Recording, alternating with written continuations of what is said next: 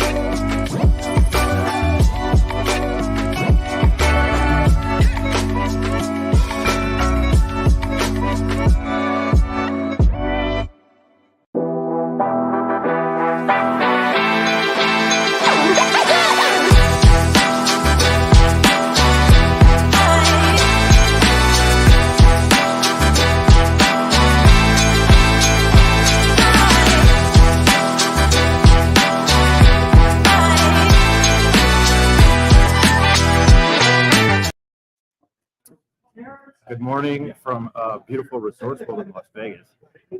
We've had technical difficulties this morning. Didn't even have power. So the old boy Rick Thompson's next to me, two-time offensive state lineman for the same part as our alma mater, the same part as Sergeants, and played for Tommy on Segura. Hope everybody's doing well.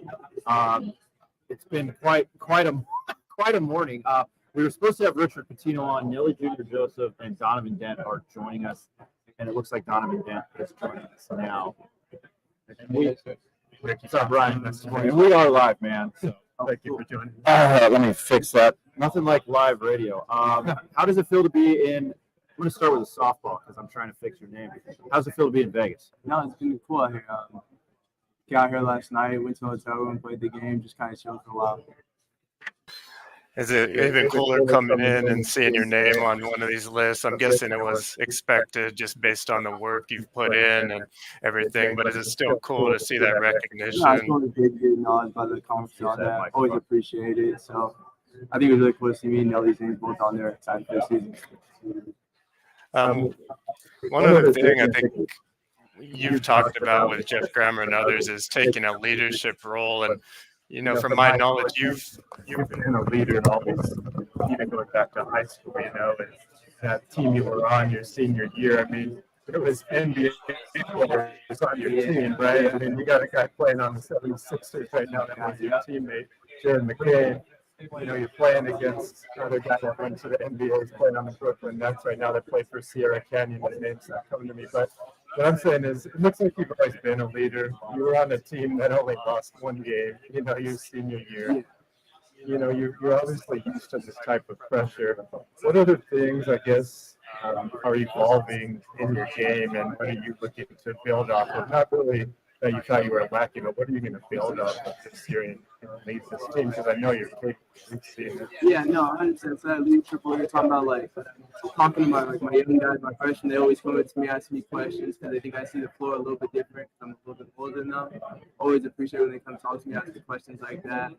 As far as, like, a skill standpoint, I think just being consistent in everything I'm doing, really, like, when it comes off to jump shots, finishing at the rim, just everything kind of the game, like just being more consistent, upping everything I did last year. I think better this year. Games, ice players, I don't know if Ronnie James Jr. was on one of those teams that you played against, but I saw him on the roster. Does that help prepare you for these type of moments now in college when you're in a sold-out arena in San Diego? No, 100%. Like dealing with all the crowd environment in high school definitely built me up.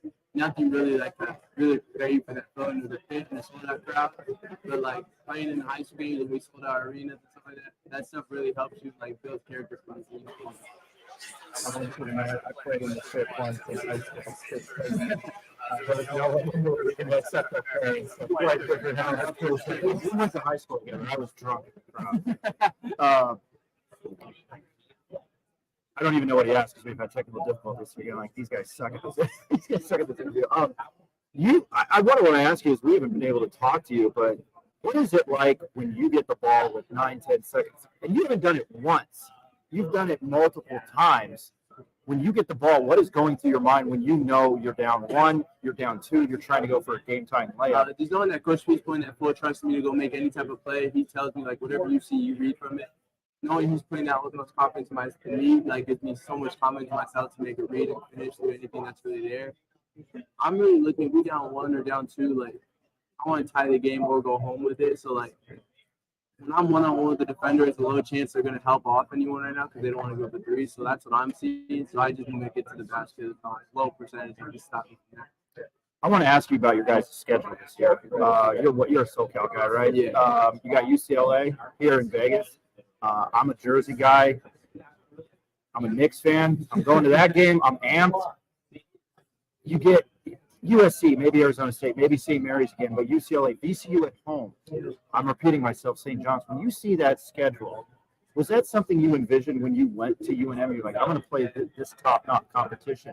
So that's the first part of that question. The second part of that question, can you give credit to Coach Pitino for building that schedule? No, 100%. And that's what we've been playing for these whole last 2 seasons. I know his first year here, I wasn't here yet. Like, they were low. We just kept building and building everything we could throughout the season that we played in. And, like, for him to schedule against all these top P5 conference teams, like, it's a great feeling. Like, that's where you come to play college basketball for. Like, non-conference are some of the most important games, so they help you get recognized. So, like, we're really excited for all the non-conference games we have, and we're just hoping to put our name out there. You're going to have a bunch of family in the games that are out in California and Palm Springs. And Yeah. you said you're going to have a family reunion. Yeah, my family already texted Peyton, our ops manager, for some tickets. Like, we need probably about like 15 plus for this Palm Springs one. She's like, I'll see what I can do. Thanksgiving, right? Yeah. So my family's actually right now a little resort. We'll have a little Thanksgiving dinner, probably with the team over, just bond through that stuff. That's awesome, man. This is cliche question, but I like hearing this answer when I talk to especially football players and basketball players, even though I was a baseball player. Is there anybody past or present that you've watched that you're like, yeah, that's my game? I know Isaiah Slatton, like it's almost impossible to mimic his game because he's one of a kind, but I love watching Kyrie Irving. Like, I love seeing how he plays. I love seeing how he finishes over people. I feel like I'm a smaller guard like him, so I kind of have to play a little bit like him. But of course, there's no mimicking his game because Kyrie Irving's one-on-one. But I always give credit to Kyrie for sure. One other player, it might be a little older, is Kyrie's godfather. I don't know if you know who Rod Strickland was. Of course. But he reminds me of you so much. His body movements, the way he was able to finish with both hands, on either side. So watch some more film of him when you have a chance, because I think not that your game is all the way the same, but when I first saw you playing, I said, wow, he really reminds me of Rod Strickland and, of course, Kyrie. But you just have a special game, and I'm wondering, this year, are you going to be a leader on the defensive side as well? We know what you bring on offense. We know what you're losing as leadership, but what is your role going to be on defense? That's actually what Coach B's been talking to me a lot about practicing. He's like, I need, like sometimes I tend to, relax on my help side. He's like, I need you to take that next step on the defensive side to be best there, too. Like, we know you can lead us offensively, and I'm not saying you're a bad defender anyway, but, that next step for you is very crucial for your piece. So I was like, by all means, I'll take it. If it means we're going to win more games, I have no problem with that. That's great. Can you talk about some of the newcomers on the team and who has impressed you thus far early in the practices and maybe some of in the spring practices? They've all been great. Like, love all the newcomers. They've all adapted to our system. They're not trying to change how we play our system. Like, they've all adapted. We want to play fast, play some defense, get out and run. Some people that are really adjusting to the flow really well. I'll give big shout-outs to all three of my freshmen. Like, it's not easy transitioning from high school to college. I think they've done a great job so far in practice. Cade going up against me, just competing his balls every night, just stuff like that. Like, they've all just adjusted really well. CJ's been great in our system. He's like catch and shoot, playing defense, just playing hard, and that's all you ever ask for from a player. Our two big men, Burima, oh my God, Burima, that's crazy. Sako and Tiki, they've just been great. They're adjusting, learning the play, still kind of trying to get them still in the flow of everything before we get our first game. But I mean, all of our newcomers, have been great. And are you looking forward to throwing some lobs to a Tiki? Oh, I know God. you already have in practice. That guy can fly based on what it's like a 40-some inch vertical. And he's 7 foot tall. You guys should see, we're doing our vert test in the weight room. Like, everyone's struggling. He's like, we had to put a weight vest on him so he could touch the top without having to touch the top. Because if not, he's just going to touch every time. So he's a great rim protector, great rebounder. You could throw the lob anywhere. He's going to get it. I love playing with him out there. I want to talk about the usual suspects, like the guys that are returning. Amzil, I almost said his name twice. Mustafa Amzil. You've got Nelly, NJJ, Drew Washington. Is it going to be a repeat performance from last year? What can Lobo faithful expect from them? We're going to take one game at a time. Never promise too much and all that. We want to play great, always do. I think the biggest thing for those three is they're going to have to take a whole another leap. And I'm excited to see what they could do. Like, we've told True, True has a big step up from his role last year. So does Mustafa. Nelly just has to pick up some of his numbers, but Nelly's been great already. So, we all know what we have to do. We all have to take a next step in our game. So we're all excited for it. You're all preseason Mountain West Conference. What does that mean to you? It means a lot. I love the recognition and all that. Me and Nelly both were recognized, so it's always great to see that. It's just a great feeling. Now we got to go out and prove it. And you guys are voted second. What does that mean to you? Same question. What does that mean to you? We want to win. Our whole goal this year is, yes, we won the tournament last year, but that's a whole other team. We don't want to just win the Mountain West tournament. We want to win. We just want to win, if that makes sense. I don't know how to explain it to you guys. We want to win. So we're excited for how they rated us and all that. We're just going to go in the mindset of one game at a time, really. Last question for you, and we're joined by Donovan Dent. Getting to the NCAA tournament, I don't want to you're in Vegas. You guys went on a magical run. Nobody in Albuquerque will ever forget that. But at least getting to the tournament and being on that floor, what is that experience like? It was great. It was an amazing experience going to March Madness, all that. We're very disappointed with the outcome, so we want to go back there this year and fix what happened last year. But, all around the experience, all the work, it's just amazing. It's a one-of-a-kind experience. He is. I just have one go more, ahead, Rick. If you had time. I was trying to prepare with something creative to ask you today, Donovan. I'm reading your profile. I noticed birthday December 2nd. Is that correct? That's my daughter's birthday. So I was just wondering, is that why you wear number 2, or is there another reason? Why number 2? Because I saw in high school you wore that as well. Does that have any significance? It's definitely because that's my birthday. It's my mom's birthday too, but in October. It's just a significant number for my family.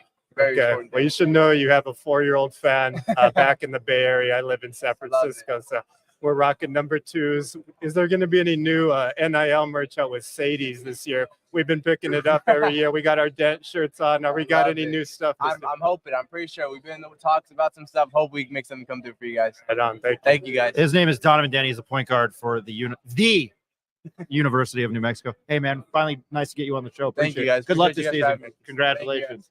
All right, we got the audio issues fixed. Appreciate that. Rick, what do you think about Donovan Dent?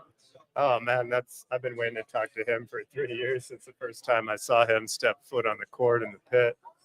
Just a special young man, not just a great basketball player. You could tell the way he carries himself. So really great. Yep.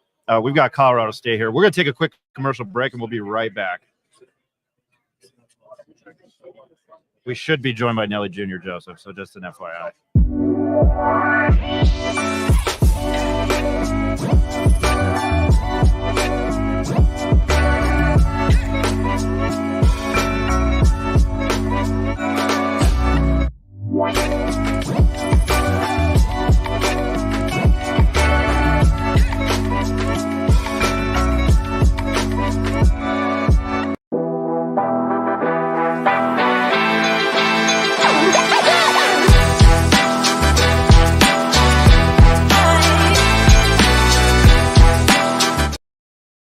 All right, welcome back. Let me fix his name. We're live at Resorts World in Las Vegas, Nevada for Mountain West Conference Men's Basketball Media Days. We were just joined by Donovan Dent and now Nelly Jr. Joseph. How you doing today, man? Good, I'm doing good. Well, first, you're on the Mountain West All Conference team. What does that feel? How does that feel for you? The excitement to see that this morning. I mean, that don't mean anything to me because I'm not sure anything like for the team yet, so it don't really mean anything to me. Oh, it's all about winning. Yes. Gotcha. You guys had a phenomenal season last year. How do you build off of that? I think we'll build up off of that by taking one game at a time, like coming to every game like it's our last game, you know. Last year, Nelly, primarily, obviously, we know you're down low, getting rebounds, blocking shots across the court. But I also saw some things that you have some ball handling ability. You have a lot of athleticism. What other parts are we going to see of your game this year that maybe you just didn't have an opportunity to expose to us yet?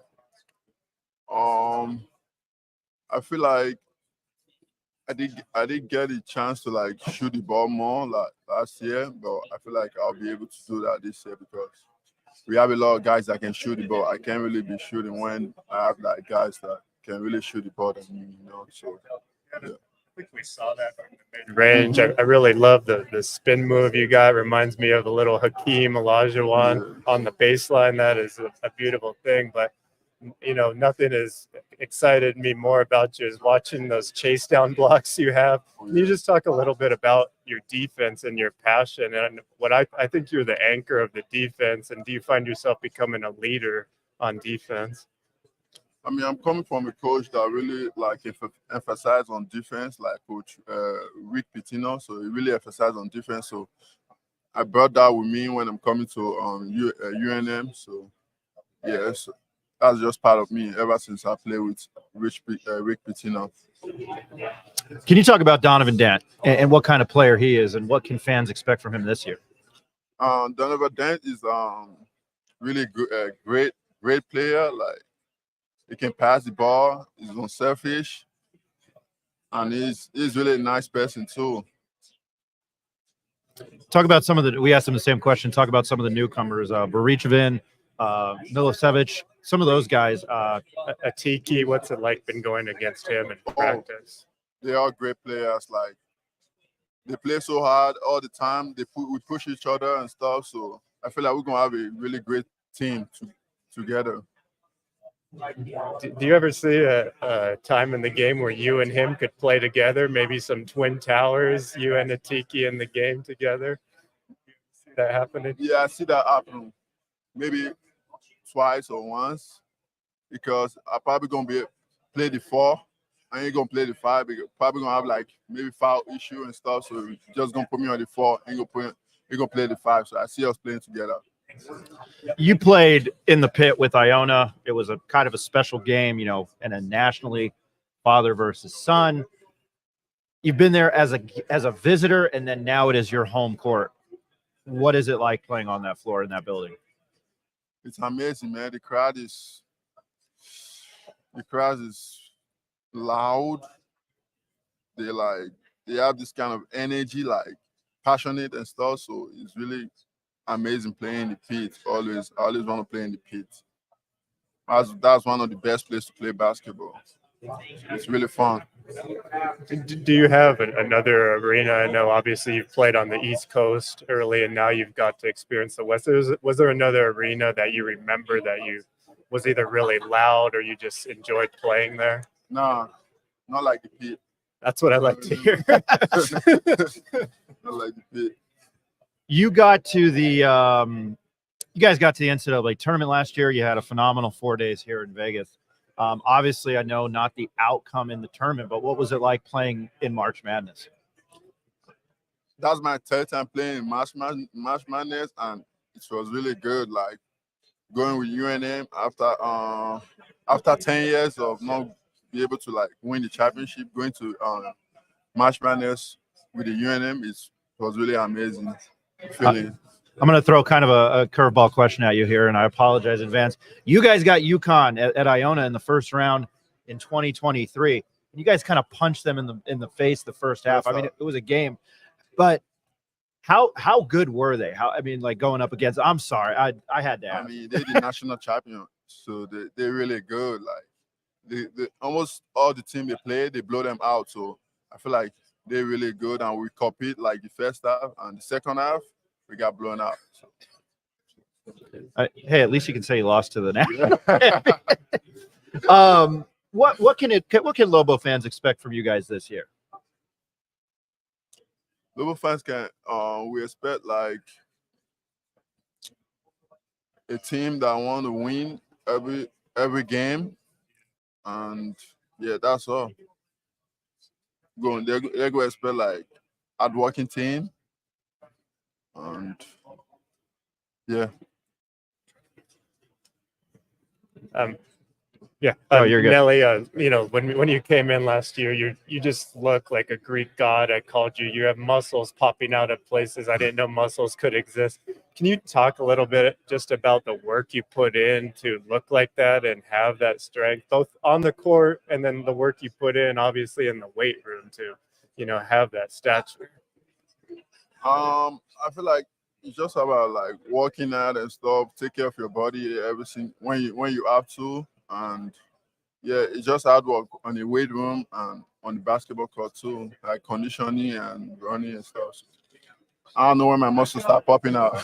You make it sound so easy. I know. But like to a guy like me, it's not that easy, No. brother. Let me tell you so. Keep whatever you're doing. That's why if it's easy for you, then keep doing it. That's why I say it's hard work. Yeah, it's hard work. Well, his name is Nelly Jr. Joseph. Hey, congratulations on making the preseason all-conference team. Good luck to you this year, and we appreciate talking to you, and we appreciate we're looking forward to watching you this year. So thank you very much. Appreciate it.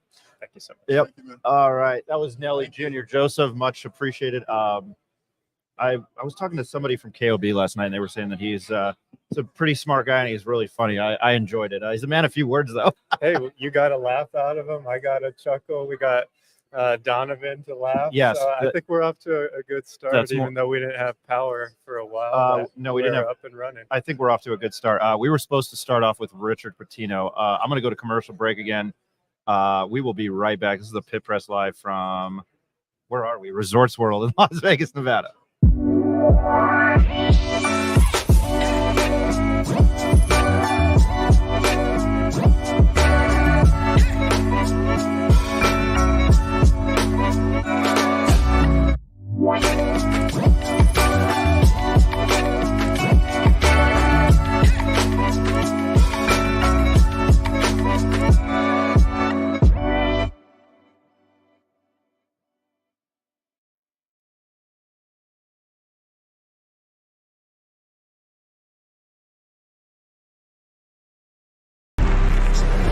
Let him cook.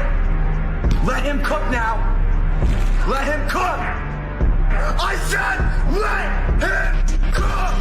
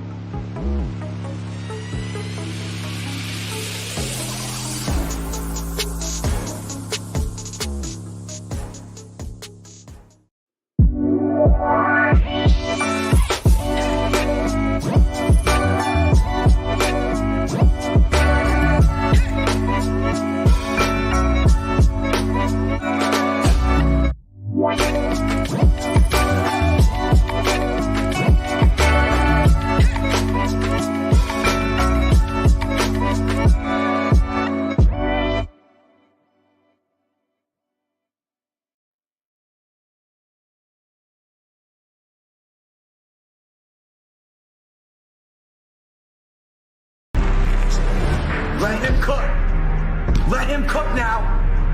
Let him cook. I said let him cook.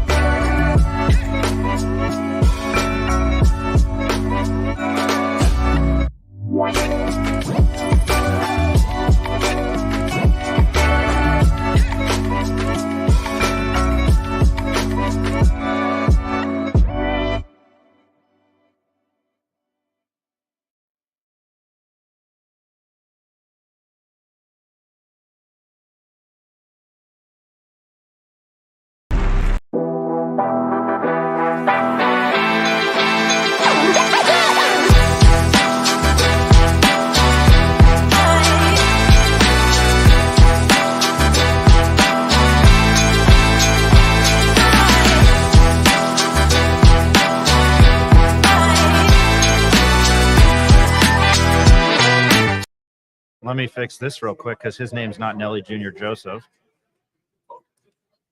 And there we go. Hey, welcome back to the Pit Press Live, joined by a very special guest and somebody that I always love talking to you, Coach. Steve Alford, the head men's basketball coach at the University of Nevada. I'll just start with the softball. How's Vegas treating you today? Oh, it's good. I mean, we can't wait to get back to Reno. Yeah, we've got a very good basketball team, an old, experienced team. So we're healthy right now. Foster's, I got a little sprained ankle that he's been nursing, but, you know, to almost be through October and those practices, if we can get through the next week and stay healthy, getting into our opener, it'd be good because this team's got a chance. Good guys. You guys kind of, I don't want to say, you know what you expect out of your teams. I think you know what you have. You guys were in the thick of shit last year with in the Mountain West, and you got to the tournament. You replace a lot of players. How do you replace somebody like Jared Lucas and Keenan Blackshear? Yeah, well, Xavier's somebody that's been in our league a long time, Wyoming, Fresno. So to put Xavier in there, he shoots the ball like Jared. So we've got a guy that, if Xavier has a good year, he'll be the all-time three-point make shooter in the history of our league. So I think we've done a good job with that. And then Keenan was a tough cover because he's 6'6", 225. And we were able to get Kobe Sanders from Cal Poly, who was averaged 20 points a game there and 6'9". So again, we're going to have a very big point guard at 6'9", and Tyler Rollison will be that beat guard that we have in the point. So I think those two guys in particular really help with that. But then a guy like Justin McBride from Oklahoma State has been phenomenal this summer, and we really like what he's doing. Chuck Bailey we got from Evansville, and then Brandon Love from Texas State. These were really good additions for us. Good age. We got 7 seniors, and the two we got with us today, Nick and Trey, are obviously all league performers, and Daniel Foster is one of those guys. He's the Swiss Army knife that can just do everything, and he's an elite defender. So this team has a chance to be an elite defensive team, and I think we're going to take that next step. That's what we've got to become. I don't know why this question popped in my head. That shot that Jared Lucas hit at Colorado State last year. Yeah. What was going through your mind? Well, what was going through my mind is we'd blown a lead, and we had won that game in the second half. We had played really, really well. We were without, if I remember right, we were without Keenan. I think Keenan did not play in that game, and Hunter had a really good game, and Jared had a really good game, but we missed free throws. Jared was a 90% foul shooter, and he missed some free throws down the stretch. So it was only it was probably only appropriate that he made the game winner from half court. But That's how it goes, right? I was more thinking about how we've blown this lead and an opportunity to win a really key road game. So I'm glad the shot went in because we played really well in that game. I can't remember if I asked you this at the UNM student newspaper because I didn't really ask more questions. And also I was like 21, 22 at the time. So you were very intimidating, but you were always a pleasure during press conferences, whether you liked them or not. Yeah.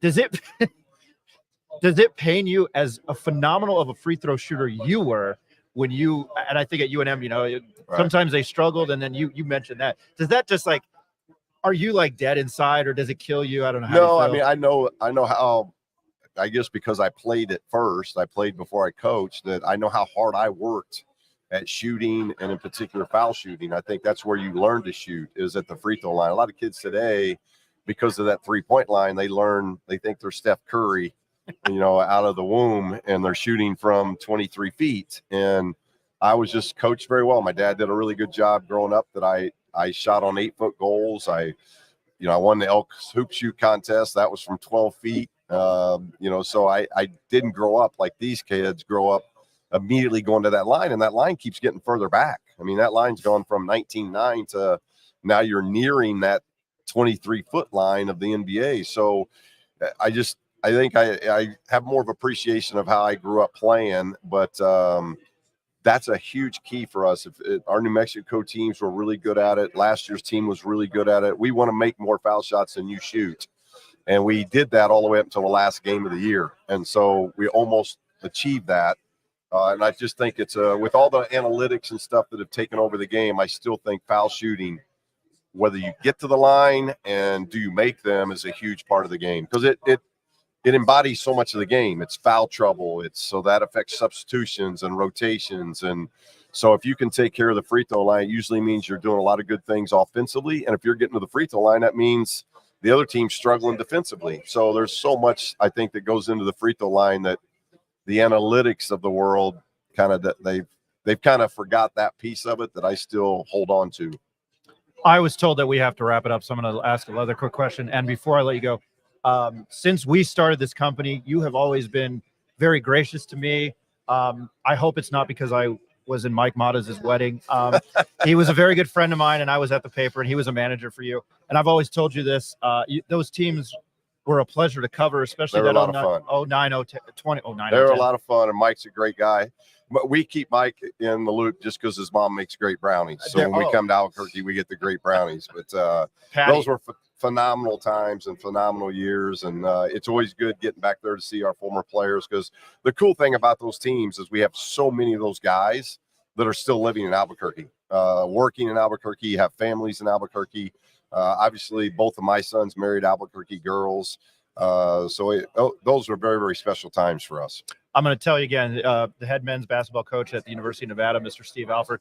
Like I said, I've always loved talking to you, and I appreciate your time. Thank you, Coach. Appreciate it. Thanks for having me on. Thank you. That was Steve Alford. Thank you, guys. I always, as you can tell, I always love talking to Steve. Jacob, you didn't get a question in there, but what are your thoughts about at least him joining us? No, I mean, he's great, obviously, right? Always enjoy talking to Alford. I have nothing against him. I know that a lot of Lobo fans or, our locals could have a little bit of a, sentiment against him for potentially leaving whenever he did. But he's a great guy, man. It's a business. He did what he had to do. And he's still a top coach in this league. He'll have them ready, as you can see. I don't, here on our sheet, you guys can't see this. Nevada's picked third, and they got one first place vote coming in the season. Oh yeah, no, you're good. You're good. Sorry, man. My bad. You good? We're live too. We're joined by Fresno State.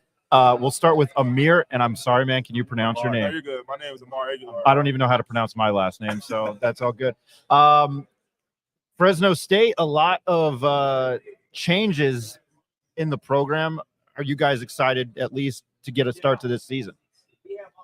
No, definitely. We're ready for the season for sure. We've been looking forward for a long time since the summer. That's the only mic we have. Yeah, sorry about that. So appreciate it. Appreciate that, Rick. There we go. Yeah, no. So Jalen, something, obviously starting your career here in the Nevada, right, and then transferring over. How was the transformation from Nevada to Fresno last year, and then what are you looking to build on this year? Yeah, just the transfer from like Nevada to Fresno. It was good, just getting like used to like the conference and stuff, like used to like the pace and everything. So I feel like the transition kind of got me ready for like this year now. Awesome, yeah. And so with your guys' Vance Wahlberg is coming over. He has his NBA experience, right? Is his game and his philosophy and your guys' stories, is he trying to implement a lot of that NBA style, or how does that look so far? Yeah, I feel like he is trying to really put emphasis like on the NBA style, just like getting up and down, playing fast, like dribble drive, stuff like that. So I feel like that's what we're trying to like go for like this season. And Amar, I know obviously last year, if I'm not mistaken, the NCAA Junior College Player of the Year, correct? I think you averaged like 27 points in a tournament coming into the last year. What do you think the transition is going to be like coming from that level to the Mountain West Conference? I don't really know too much about the Mountain West Conference, but that's definitely going to be a difference for sure. I mean, I was at junior college, now I'm at a higher level now. I think the game is going to be faster. A lot of guys are going to be stronger, smarter, so I think it's going to be a lot different. But I'm definitely ready for it for sure. Awesome. 27 points a game. I mean, what is there a secret to that, or I'm not an X's and O's basketball guy. I just bet on college basketball and lose my money. But when I hear stats like 27 points, I mean, do you emulate your game off of anybody, or how do you have a feel for the game? I don't know. It's a stupid open-ended question, but how do you have a feel for the game? Because that nearly 30 points, I don't care at what level. That's quality basketball, man. For me, it was just mainly just me. I was just locked in. I always prepare for the big moments. Anytime there's a big moment, I'm going to perform good every time. It was just exciting to be there. It was like the crowd was loving me. I mean, every time I hit a shot, you can hear the kids just roaring. It was a great experience down there in Hutchinson, Kansas. And I definitely had fun with my brothers down there. You said you didn't know anything about the Mountain West. I'm going to check you on that. 6 teams in the tournament last year. You have to at least know that, right? Or am I mean, that's when you're joining a conference like that, you got to be like, okay, there's a good shot. I mean, things are changing now and it sucks. But nearly half the teams make the tournament. You have to be excited to be in a conference at that level of competition, right? No, I'm definitely excited. I'm glad I chose Fresno State. I'm definitely ready for everything that's going to come our way this year. It's going to be a great year with Fresno State. So I'm ready for everything. And Jalen, just I'm going to come back over to you. What's the outlook on the team? How's everything molding together? Could you talk about maybe some of the new additions to the team? Obviously, you were there last year, so maybe if you could give our listeners some insight on Fresno State and kind of how everything's molding together so far. Yeah, so we basically got like a brand new team. A lot of like JUCO transfers. So I feel like everybody's like ready, like we're all dogs, like ready to compete, and like we're like the underdogs. Like no one knows about us. So I feel like that kind of like makes us like play harder. And just be like excited to play games, win games. Obviously, pick preseason 10th. We know those numbers mean nothing. However, what do you guys look at as far as you're at a conference schedule? How do you think that's going to help you guys with preparation to come into the Mountain West Conference? Oh yeah, I feel like our conference schedule is like pretty good. It's like games that that we should like go out and like get the job done and win. Just get us ready for like the Mountain West. So I feel like we should come out and like just get our confidence, like get our chemistry together while we play non-conference, and then get ready for a conference. I like to ask this because it's an easy softball question. If you guys watch the NBA, who are your favorite players? Oh, you said who favorite player? Oh, my favorite player is Anthony Edwards. Why is that? I just like his play style. I feel like we kind of similar play styles, and he gets to the rim, 3-level scores. Yeah. And I'll throw it over to you. Your favorite player? I don't really have a favorite player. I just try to admire my game off of different people, try to put it into my game. So when I step on the court, like I can just do whatever I want to do. I like that answer. I'm an old man, and I was terrible at basketball. I'm pushing 40, so I still think, and you're going to get a history education. I still think of the '94 NBA Finals. I'm a Knicks fan. John Starks went 2 of 17. They lost to Houston. I don't know why I'm telling you this, guys, but I loved coming to Las Vegas because I loved Larry Johnson. I loved the early '90s Running Rebels teams, and he had the 4-point play against I don't remember who it was, probably the Pacers, because the Knicks and the Pacers hate each other. I mean, what? And another softball stupid question from a media guy like me. I mean, you're at media day. The season starts in about 2 to 3 weeks. I mean, how excited do you guys feel to start the season? I'm super excited. Just a brand new coach staff, brand new players and stuff like that. So I'm just excited. We've been going at it in practice a lot. So, it's going to feel good, just finally like teaming up with our teammates and then going against someone else. There's kind of there's a lot of very good arenas in the Mountain West. We're from Albuquerque, the Pit. You've got I call it Fort Collins. But Viejas is dangerous. Moby, I already mentioned that. But there's kind of been an order about Save Mart that you don't want to go to the Save Mart Center. UNM went there 2 years ago, ranked for the first time forever, and Fresno State got him. It's a big arena, is my understanding. You've been there.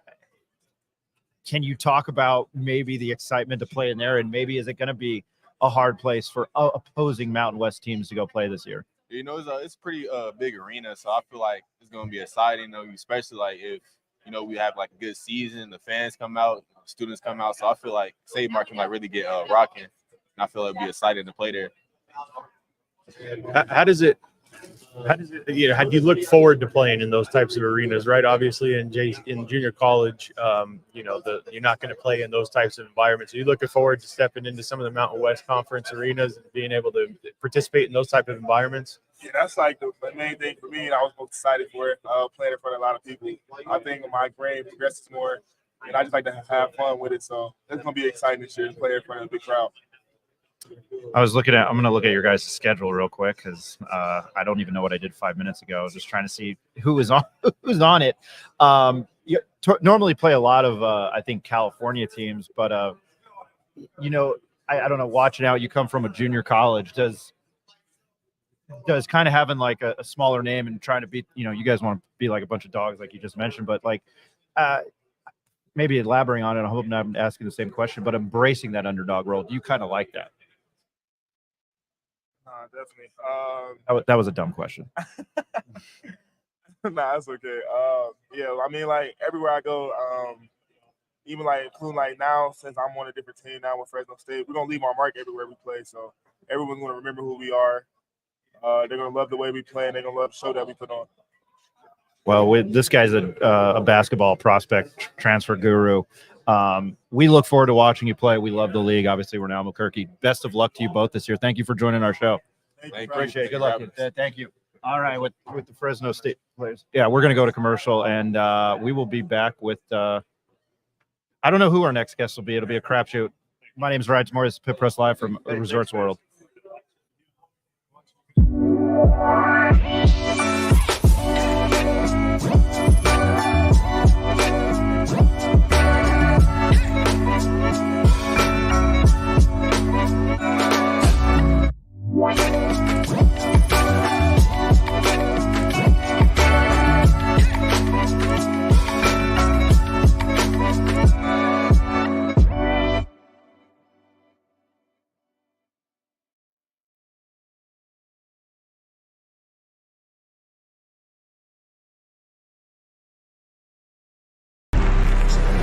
Let him cook.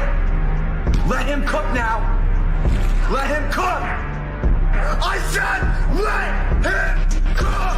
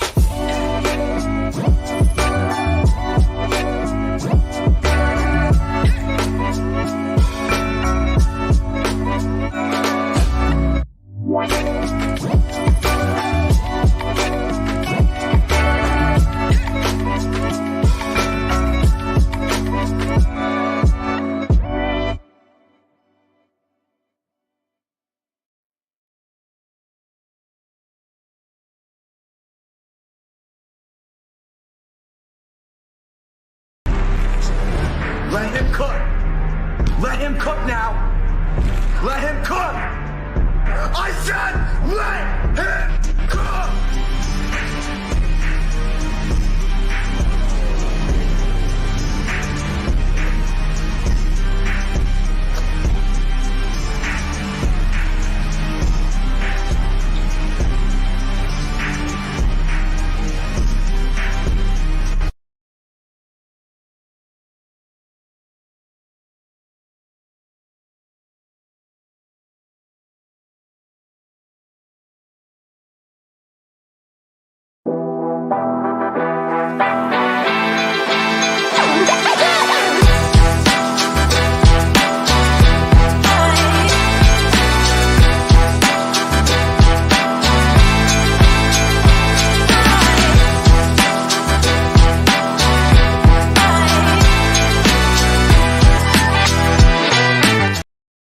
Hey, welcome back to the Pit Press Live.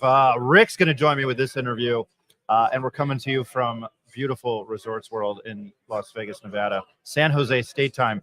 Will McClendon and Josh Aduje, who was on Utah State last year.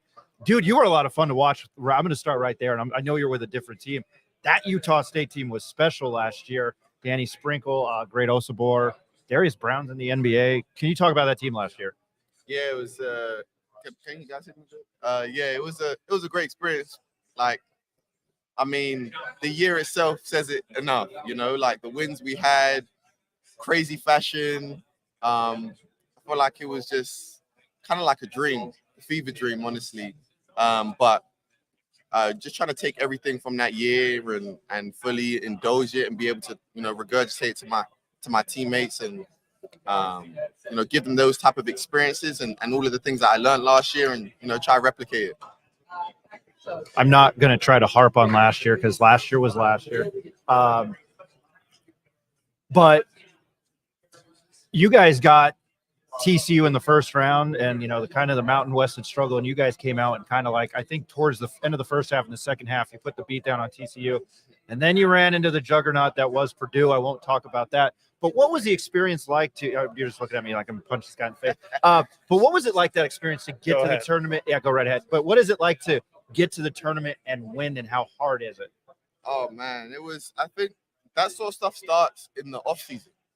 You know, we had a, you know, pretty grueling off season, you know, with our practices and stuff like that, where we was, you know, drilled out mentally and stuff like that, so that when those kind of scenarios, when we're close at the end of the game with New Mexico, come the end of the year, we managed to pull things out of the bag. You know what I mean? So, you know, it was a crazy experience. Being part of an NCAA, you know, team and then winning a game in the tournament as well is something that not many people have the opportunity to say that they've done. Obviously, I feel like if the seeding was a little bit different and we didn't have to run into Zach Edey, it would have been a different story. But nevertheless, it was a great experience, and you know, those are some things that you kind of just hold on to and keep with you for the rest of your life. Last question about last year. What was it like going up against Zach Edey? Oh man, it's a problem. The man, literally, it's a man against boys. Like, he's 7'3".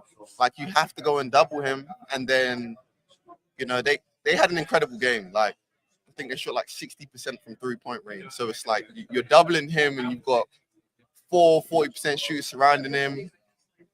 Yeah, it's a recipe for disaster. I'm an East Coast guy. My family's from New Jersey, so I'm all Big East, and so yeah. Way to go, UConn. I'm going to throw it over to Rick. You know, moving forward, looking towards this year, you decide the Bay Area, where I'm from. Welcome. It's a beautiful place. We're glad to have you in the area. We know you're going to advance your game just based on how you've done it so far in your career. And I kind of see you as taking a leadership role this year. Can you just kind of talk about what parts of your game and then what type of leadership role you're taking for this team and, you know, where you see it going this year? Yeah, I mean, you know, I learned a great deal last year, just being part of that team and getting those experiences. I was a leader in that team last year too, but just because of my age and stuff like that, my experiences in college, you know, we had a great vocal leader in Darius and great as well. So kind of taking bits and pieces from what they would do and then, you know, implementing it into this system and kind of trying to drill the young guys into what to expect with the Mountain West. And then, you know, when it comes to the basketball court, just taking more of a leadership role in that sense, playmaking and you know, trying to make plays for my teammates as well. And Will, what has he taught you about the Mountain West so far? We know you're coming over from UCLA into the Mountain West. What are you hearing, and what are you looking forward to as we're kicking the season off? So I think the biggest thing I've took away so far has just been the atmospheres that we'll be playing in. We're going to different altitudes and stuff like that, so kind of just getting prepared for that different altitudes, the different atmospheres. He come from Utah State, so he was telling me kind of about how their fan base kind of was and stuff like that, and how every game, every fan base is going to be a tough environment. So Did he tell you about coming to Albuquerque in the pit yet? Yeah, I mean, he kind of mentioned all the atmospheres and all of the how hard it is to kind of win on the road, and protecting home is a very key thing in this conference. So I think that's the biggest thing that he's instilled in me. You come from, and it pains me, the Pac-12. I'm an old man. When I think of Pac-10, I think of USC and Michigan in the Rose Bowl, not Rutgers and Washington in volleyball. But anyway, that's a stupid comment. You watch as an outsider looking in from UCLA, and you see what the Mountain West Conference did last year. Can you guys emulate? And he was a part of it. Can you guys build off of that? Do you think you can help add to that? Yeah, can you kind of explain your question a little bit more? I don't know what I'm asking. I think he's asking, do you see San Jose State coming into the picture this year with the other top teams in the Mountain West? You know, last year there was 6 teams that made it to the tournament. This year we don't know if we'll see that many, but how do you guys get in the mix to be one of those top teams? I'm sorry. That was you would have never known who got the communications degree. Yeah, I think we have a really good group this year.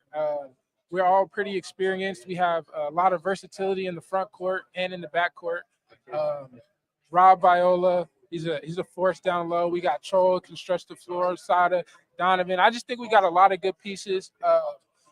We've seen we're not really picked to be in the top, so we kind of have that underdog mentality and that chip on our shoulder. So I think using that going into a game, we're going to be pretty dangerous and make some noise this year.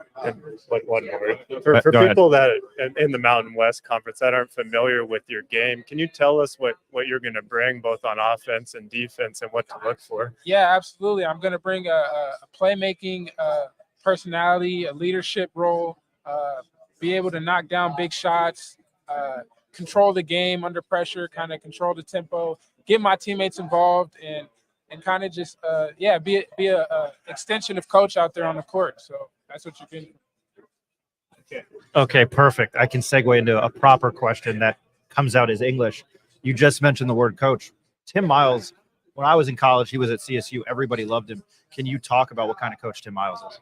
Yeah, like I've mentioned all day, Coach Tim Miles is just a coach that kind of instills confidence in you, courage. He's good at motivating us. Makes you want to play for him. It makes you want to go out there and give your all for coach. He's an opportunist, and I think we've all kind of been in a situation where we kind of haven't had the opportunity to show what we can bring. And Coach Miles is just a great guy to play under for an opportunity. Somebody told me 1,000 years ago he looked like adult Harry Potter, and every time I see him, I'm like, he looks like adult Harry Potter. You can't be putting this stuff.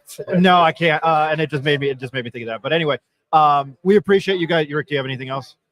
No, Josh, can you just talk a little bit about coaching? I'm sure he was a big point of why you moved over to San Jose State and what he's helping you develop so far in your short time.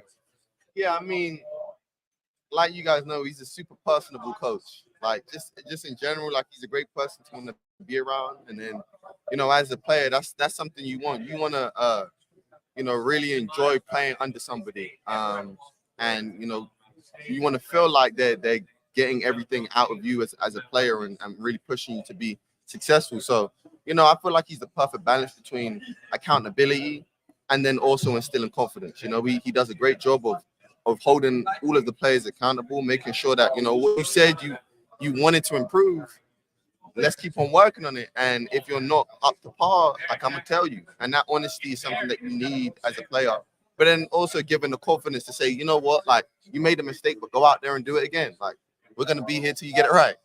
Like that sort of stuff is what you need as a player and to develop. And you know, I really enjoy that, and that was one of the reasons why I came. I really liked hearing the word accountability there. I know it's like a big word, but it's not, because I think we're not all held accountable regardless of our lives today. I really appreciate it. Will McClendon and Josh Duje from San Jose State. Thank you guys. It was a pleasure. Looking forward to watching you this year, and pleasure watching you last year. Yeah, man. Thank you guys. I appreciate it. Good luck this year. All right, that was San Jose State. We will take another quick commercial break.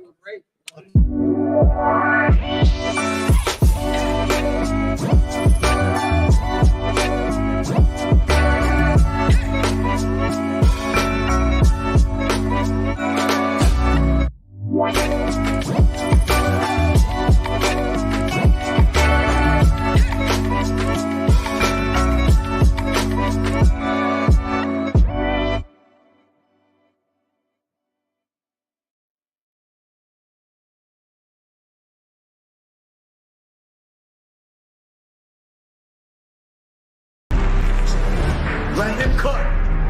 Let him cook now. Let him cook. I said let him cook.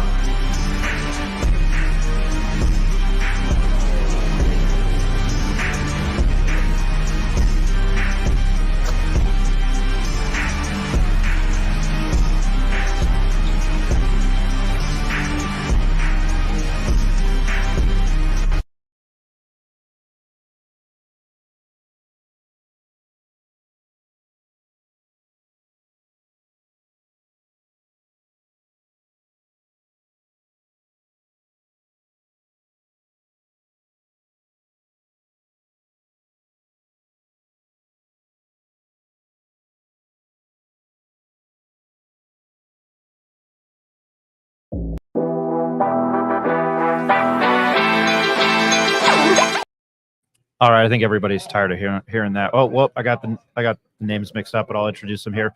From the University of Nevada, Las Vegas, to Ricky and I, when we saw the names, we were like, expletive, yeah, I won't say it on the show. Dean Thomas, make sure I got the names right because I'm losing my mind today. Dean Thomas Jr. and Rob Wally Jr. How are you guys doing today? And you just mentioned you didn't have to travel far. So that's got to be a blessing for you guys. Doing great.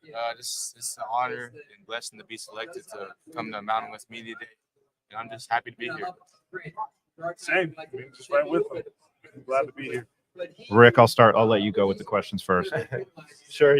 We know you guys lost some pieces from last year, but you guys are returning.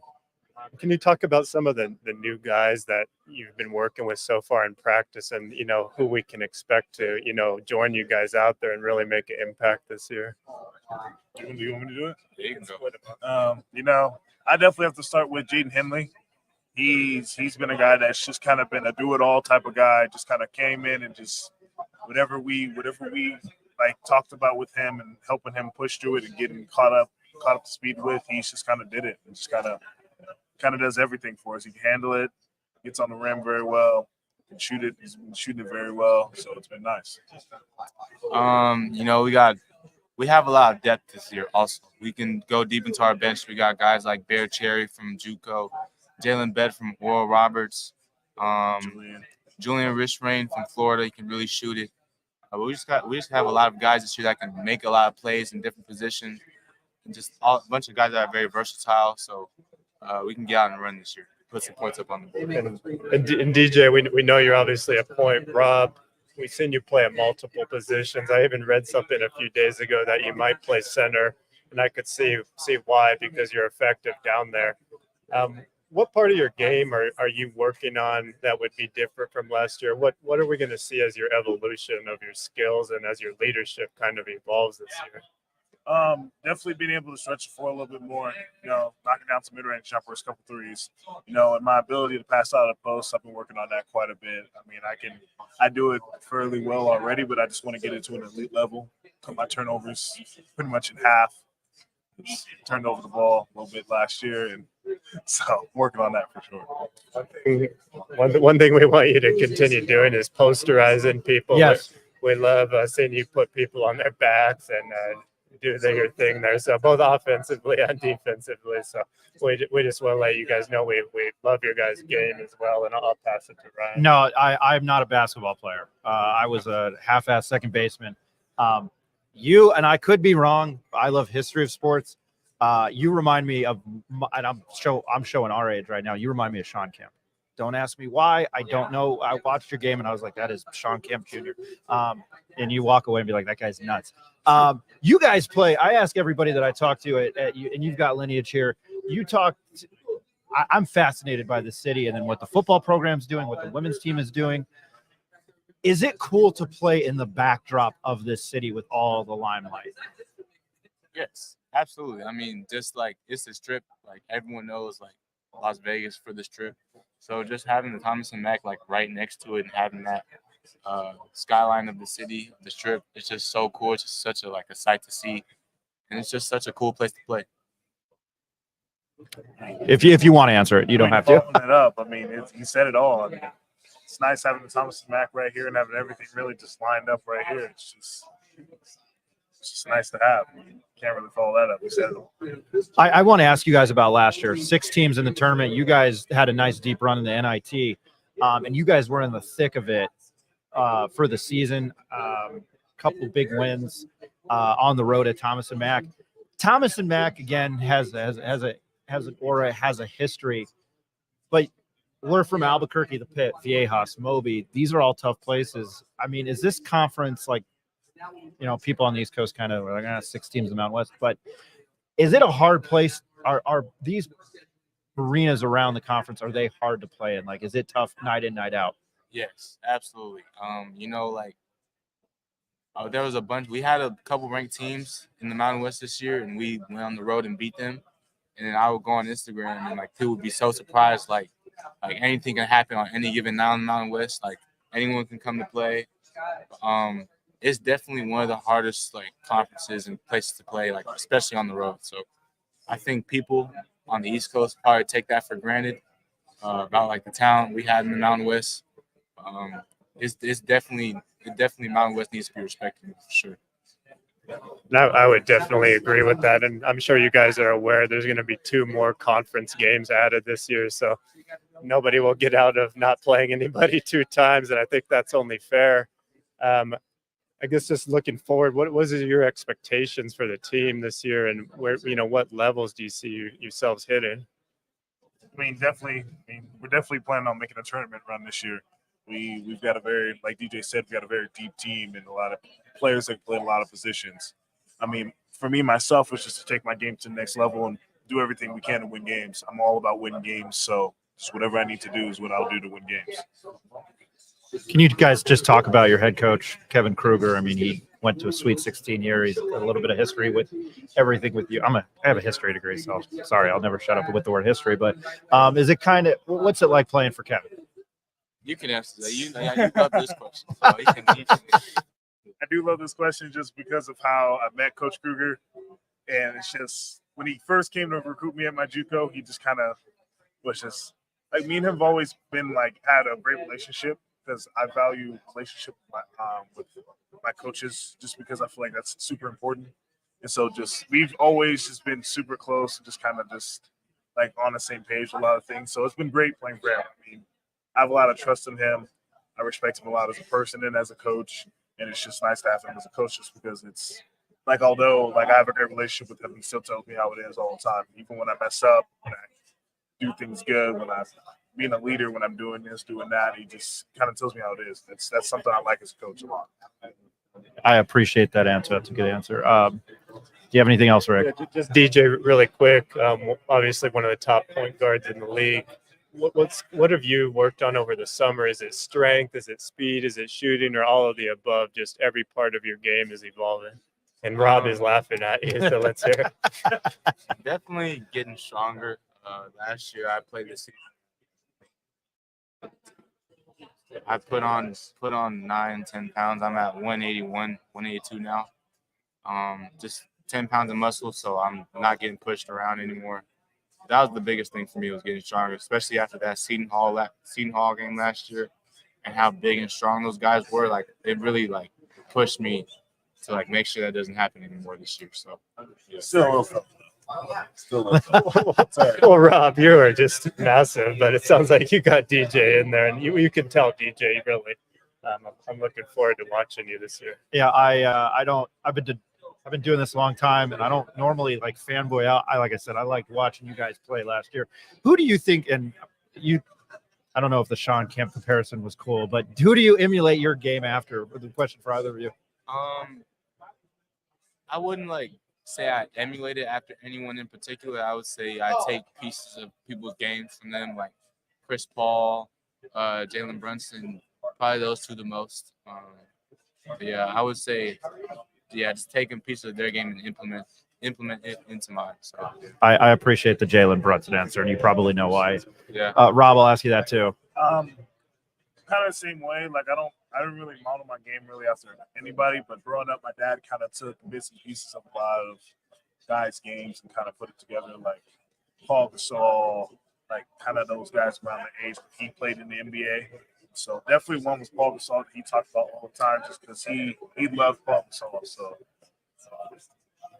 No, I loved him too. It's just interesting that's who your father wanted you to model your game after.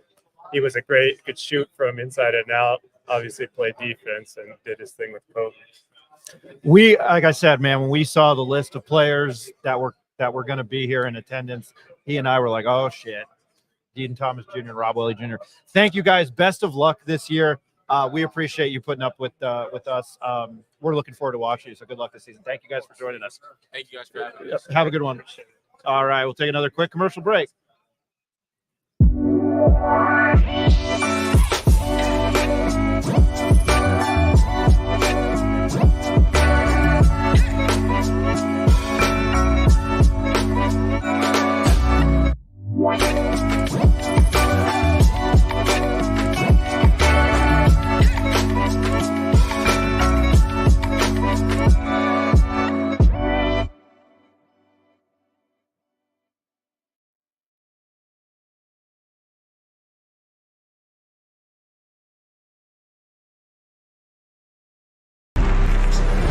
Let him cook.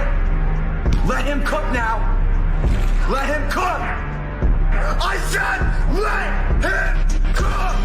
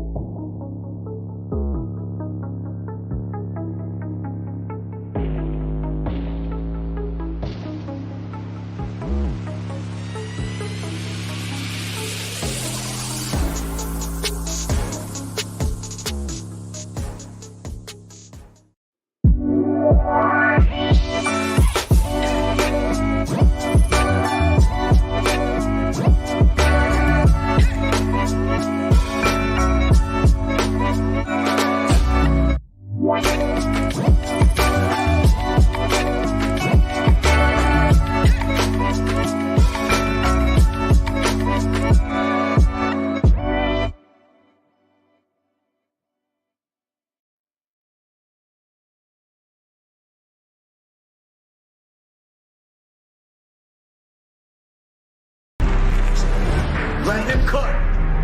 Let him cook now. Let him cook. I said let him cook.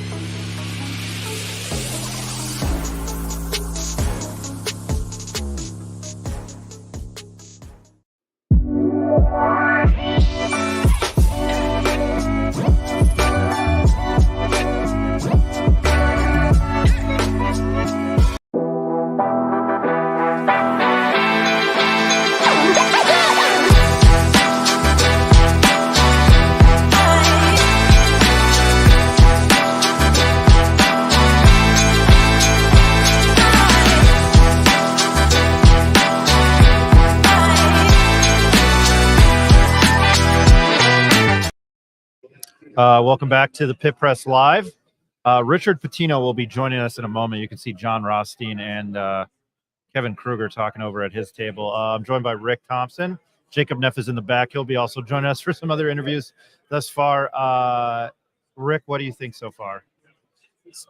Really exciting stuff, man. Getting to talk to some players from Fresno State, San Jose State, and now just UNLV, and all these guys you can tell are just great young men, and really leaders, and not just basketball players, just by the way they carry themselves and the way they're speaking. So super cool to learn more about some of their background and, where they came from to make it to this point, and then what they're looking for going forward. But what have been your takeaways? I didn't realize, I had forgotten that San Jose State got the UCLA transfer, Will McClendon, Josh Aduje, who was on was on Utah State last year. That was cool with everything that they had done. I'm going to repeat myself. We had looked forward to talking to the UNLV guys. That was awesome. They seem to be having fun with it. But when you get people at these events, I've noticed since we've been doing these, because I'd never done it as a journalist, everybody's 0-0 and everybody's looking forward to – everybody has a positive vibe and they're looking forward to the season. So that's I think, the coolest thing. And in front of us are Donovan Dent, Nelly Jr, Joseph. When this recording ends, you can go check that out. We had a little bit of a technical difficulty to start, and then we had some power outages. But we're happy to be on. It's a really cool event. It's a lot busier than yesterday. The woman was a little dead. The West Coast Conference will be here this afternoon. We are hoping to grab Mark Few. That is a legit thing. He's the head coach at Gonzaga, the legendary head coach there. I didn't think I told you that, Rick. But we're hoping to grab him because one of their creative services people is a St. Pius alum. Very cool. So, yeah. And I just kind of want to take a step back, Ryan, here, and realize that we're sitting across from John Rothstein, interviewing the same people as him, and just the work, it took you and Jacob to get here. I know we had some echo issues this morning, but we didn't even have a power cable here. Yeah. So I think all in all being said, we've made it work here. We got good interviews with our Lobo guys. I know my voice sounded like I was underwater, but I think we gotta just be happy, man. We're here. We've made it, and we're talking to the same guys that all the big boys are talking to. So I want to give you some credit, and Eric and Ed and Nick and Jacob. Everyone's really had a part in it, and I think we just need to recognize that at some point too. I've come to this thing. I came to football a year ago in 2023 by myself with all this equipment. I came with Eric last year, he was here for a day or a night, 2 days, one night. And then I came with Ed to football. But being that we cover UNM and it's a basketball school, I mean, this is as much as I love college football, I've become a bigger college basketball fan over the last couple of years. Perfect. All right. We have San Diego State at 9:50. Tim Miles at 9:42, and we're waiting on Coach Richard Pitino of your University of New Mexico Lobos, the University of New Mexico. One thing that caught me off guard that I knew, but when I heard Josh Uduje's accent, the UK accent, I was like, whoa, I forgot you're from the UK. He was one of the nicest young men I've had the pleasure of meeting here so far, though. Very personable transfer from Utah State. I really look for Uduje to make a leap this year. He played a big role last year on that Utah State team, but obviously it's going to be even heavier this year on San Jose State with the less depth they have compared to the Utah State team he was on. And I think McClendon, the transfer from Utah State, is also going to be a big-time player for Tim Miles down there. So I really had fun talking to the San Jose State boys. If you haven't seen it, the preseason media poll is like so in order. Boise State was picked 19 first-place votes. UNM got 1 and they're number 2. Nevada got 1 at 3. San Diego State got 2 at 4. UNLV got 2 at 5. Utah State 1 at 6. I think considering the Utah State turnover, they're picked 6th is kind of insane, but it's Boise State, UNM, Nevada, San Diego State, UNLV, Utah State, Colorado State, San Jose State, Wyoming, Fresno State, and Air Force. Donovan Dent and Nelly Jr. Joseph were preseason all-conference, so that's good news there. I don't know, Rick, what do you think about that? I hadn't talked to Donovan Dent one-on-one. What do you think of that? Yeah, just a really impressive young man. Is ready to step into the head honcho role this year. But, I think him and Nelly both really let their play do the talking more than their mouths, and they lead by example out there, right? And I think these guys are going to lead the way and show the younger guys what the expectation is, what steps to really follow, as these guys have been in the program each a couple of years now, with Nelly being a senior, his second year here, playing for older Pitino before, and now Donovan Dent entering his third year from California after being Mr. Basketball there. I still don't know how the hell the Lobos got him, to be honest, but thank God we did, because he is going to be a very special young man to watch this year. No, yeah, looking forward to it. I'm trying to figure out the layout here as Eric's texting me and calling me. I guess I'll ask you this, Rick. Are you shocked that Boise State's picked first? With what you know? No, based on what everyone's been saying and what we see them bringing in. Again, the San Jose State point guard, Alvaro Cardenas, is coming over to Boise and joining forces with their leaders, Degenhardt and Stanley. Right now, I think we got Coach Pitino coming over. Coach, we finally got it together. Thank you so much for joining us. Thank you very much. We're sorry for the technical difficulties. Oh, you're good. Earlier. How you doing today? I know you said you hate being here, but there's a lot of things I hate, but I deal with it. You got to do it, right? So it's no, I'm half kidding with it. I love it? No, I would love for it to go back to Zooms, but it is always great to see. The beauty of the Mountain West is there are communities and situations that really, really care. And there's fan bases that are very passionate about it. You speak to the other schools, beat writers, and so on. So that is pretty cool. So it's a good kickoff. Certainly ready to play the game. So I'm going to ask you, I didn't have a vote, but I'm a stupid media member. You're picked second. I know those probably don't, every coach I asked talk to, doesn't really matter. But when you're picked second, and then I'll ask that question later, getting picked second, you guys won the tournament last year, and the rejuvenation that you've brought to the program. What does that mean to you with the year-by-year steps you've taken with what you said you would do? I don't know how you feel about that. Well, I don't care about where it being picked, because, and I respect everybody's opinion, but it's so hard now with transfers. Like, the hardest thing for us coaches now is creating stability. Like, it's next to impossible. But the good part is everybody is dealing with it. So preseason, I'd rather be picked 7th, 8th, 9th, to be honest. But like, we'll be plenty motivated for different reasons. It won't be because of preseason expectations. It is always nice to be somewhat recognized. But I think you mentioned it. What I'm most proud of is 13 wins to 22 to 26, right? So that is, 48 wins in the last 2 years. I want sustained success. I was at Minnesota for 8 years, and we had really good years. We went to the tournament twice, won a game, won the NIT. It wasn't like we never won, but I wasn't able to get sustained success. So 3 years in a row would be awesome. And it's been a fun, thing to build, and now we got to sustain it. Can you talk about embracing what you have? I talked about it to you. I've talked with you about it last year. Your name goes millions of miles away, goes millions of miles. I can't talk today.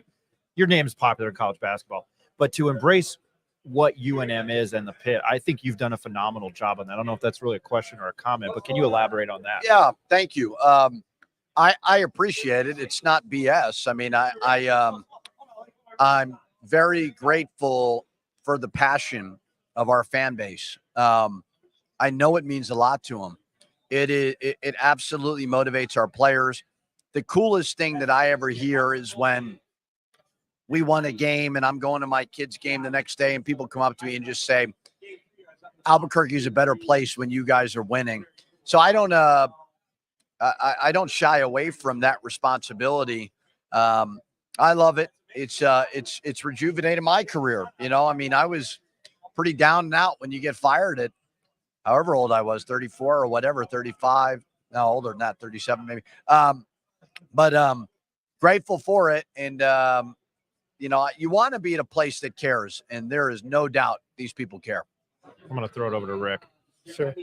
Coach, I'm tired of talking about the mountains for a minute. You were kind of talking about going to your son's games. I'm wondering, while you're growing up, you had to be around those teams that your father was coaching. And one of my favorite teams was that Kentucky team that won the title with Ron Mercer.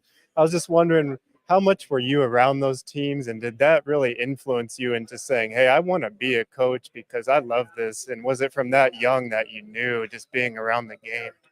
So I kind of grew up like my son Jack does, where I was around the team, a part of it.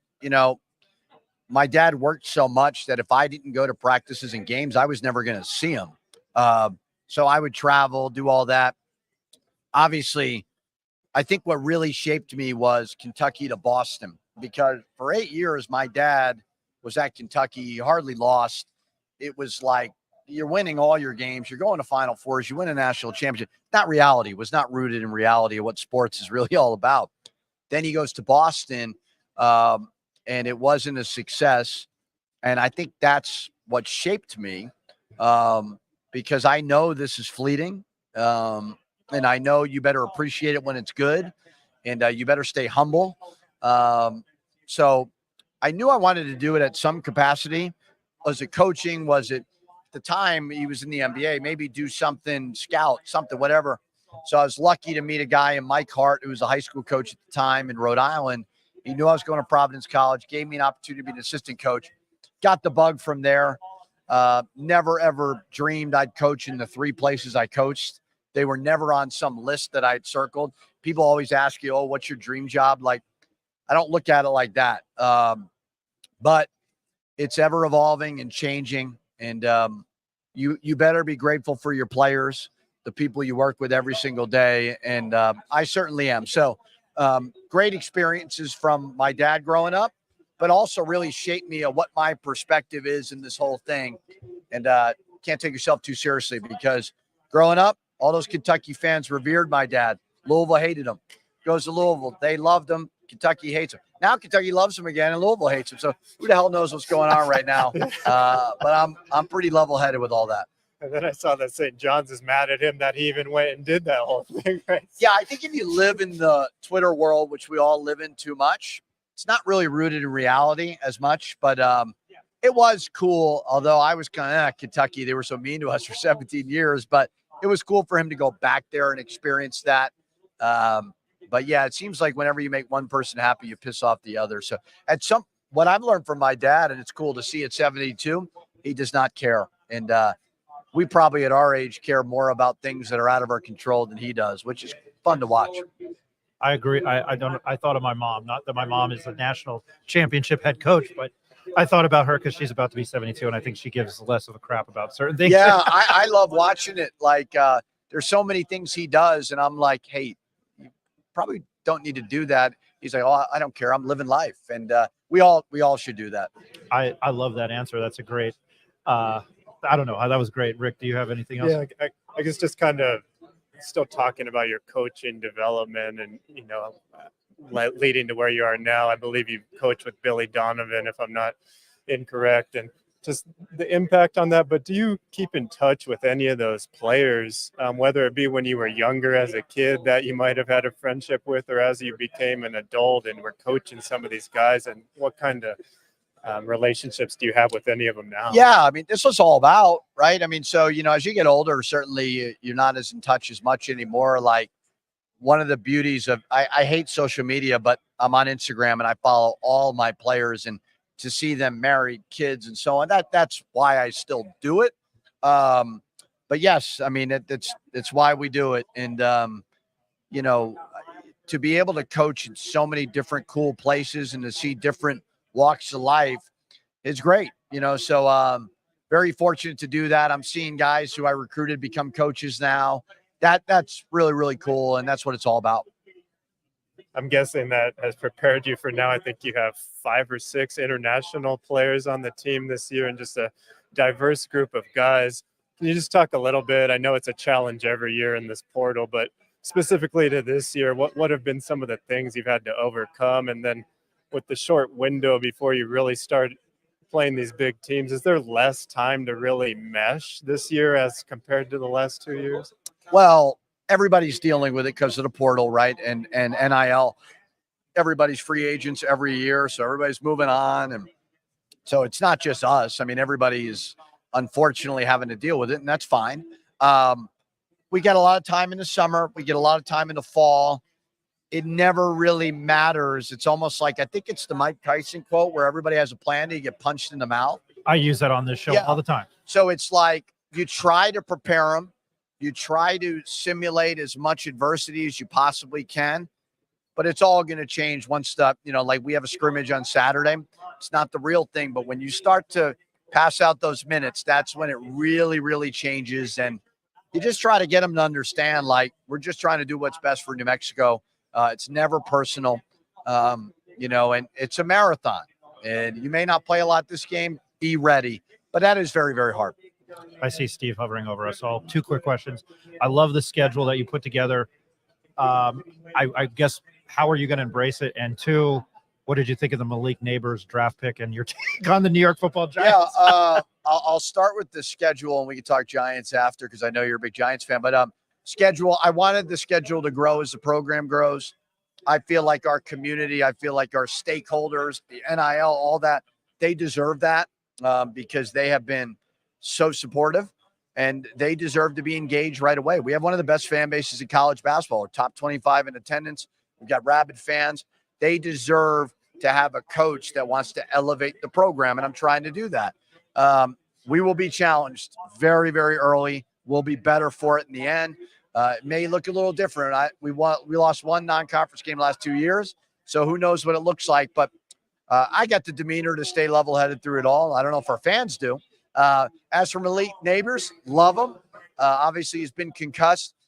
We're not as bad as what our record is. Last game kind of zapped my spirit a little bit. I turned negative after last game because the defense was playing so very, very well. But I think Neighbors, Burns, those guys are really good. Daniel Jones obviously takes the heat. I still think there's a good quarterback in there for sure. They have played much better. I got one. Go ahead. They played much better than I thought. Yeah, Last sure. final one, Coach.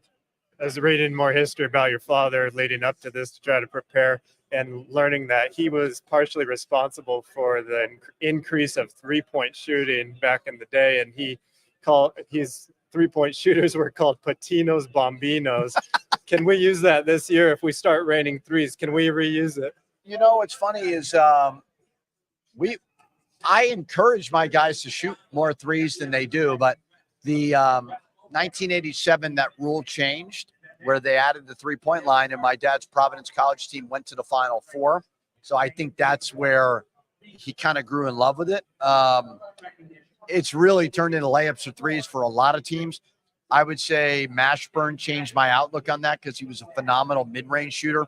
I just try to look at every guy differently and say, okay, where are you at your best? And I think I've done a pretty good job of recognizing that and putting them in those positions. So we do want to shoot the 3. We do play a fun style. And I think a lot of that is certainly from working for my dad and growing up around that like I did. He is the head coach of the University of New Mexico men's basketball team. Coach Richard Pitino, thank you for joining us for at least while you're here. It's nice to have you as a community of Dallas Cowboy fans. You in my back pocket as a fellow New York Football Giants fan. We love talking to you. Thank you for your time. Best of luck this season. Obviously, we'll be seeing you around. All right. Thank you, guys. Appreciate it. We'll be right back with, I think, Tim Miles. So, we'll go to commercial here in a second. I thought that was a great interview. I didn't know about Pitino's Bambinos. Thank you for looking that up. Yeah, his father really got them to start shooting the 3 when it came into play, and Pitino's Bombinos were born, and I will be using that this year if we have more than 2 players that can hit a 3. We don't know. We don't know. All right, we're getting Miles Bird and San Diego State.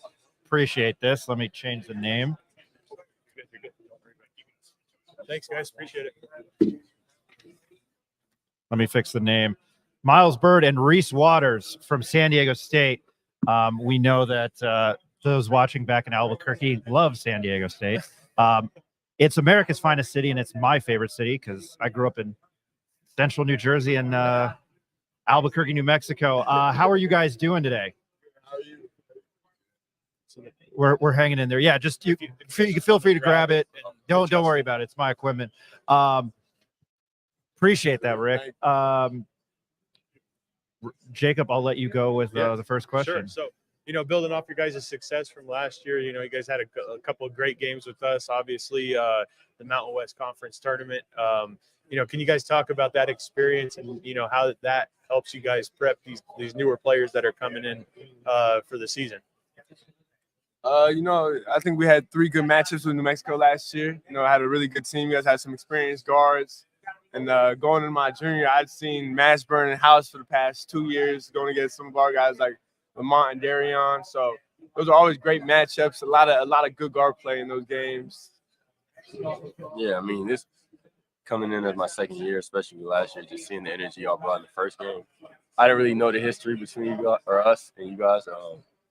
And like you said, y'all don't really like us. It's good. Like I respect. I'm an objective reporter. I didn't say not that. Y'all, but the fan bases. Yeah, sure. It's competitive. I understand it's rivalry. So.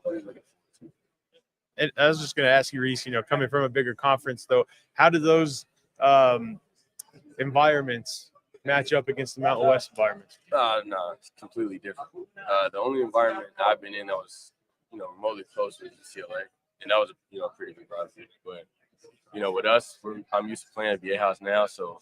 Every game is almost like a rivalry game with the amount of people that show up.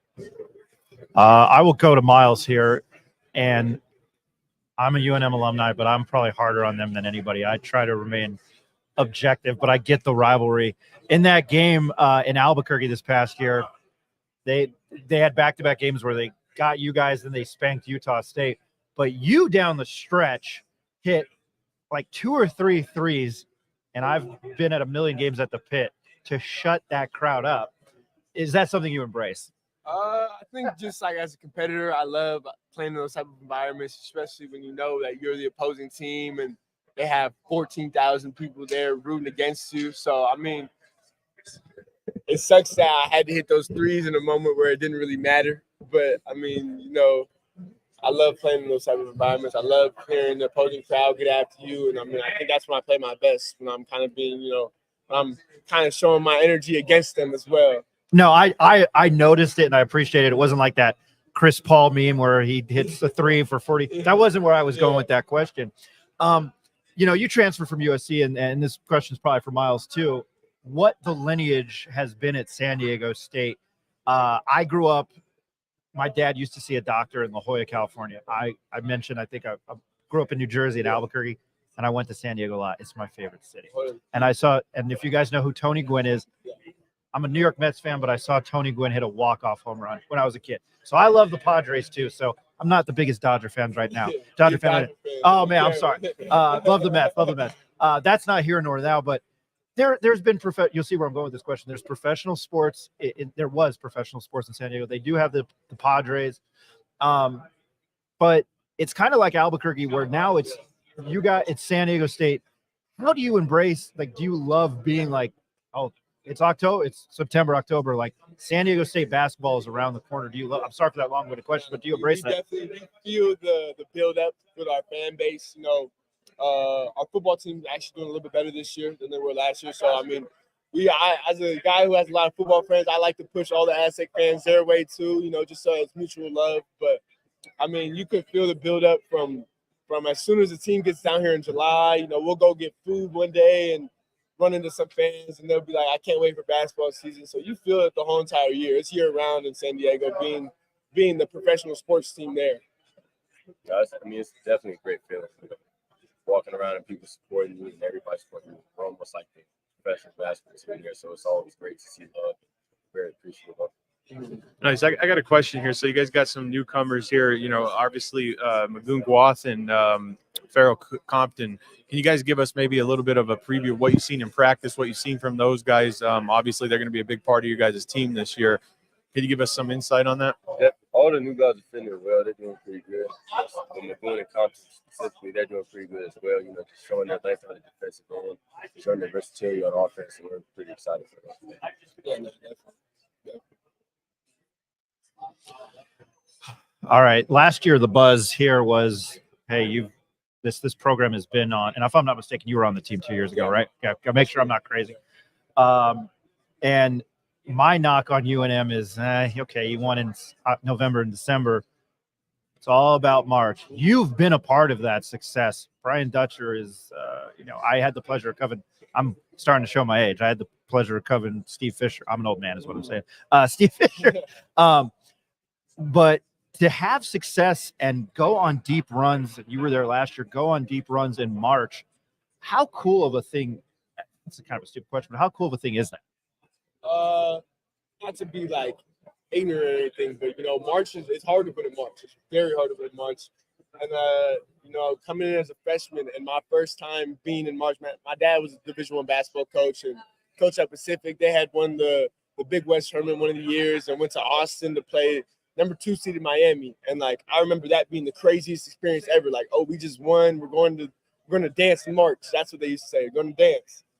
I mean, at San Diego State, it's kind of our expectation to go to March. And my first year being in March, seeing us go all the way to the national championship and seeing how the older guys on the team kind of carried themselves throughout March, I think it just gave us so much confidence for last year as well too.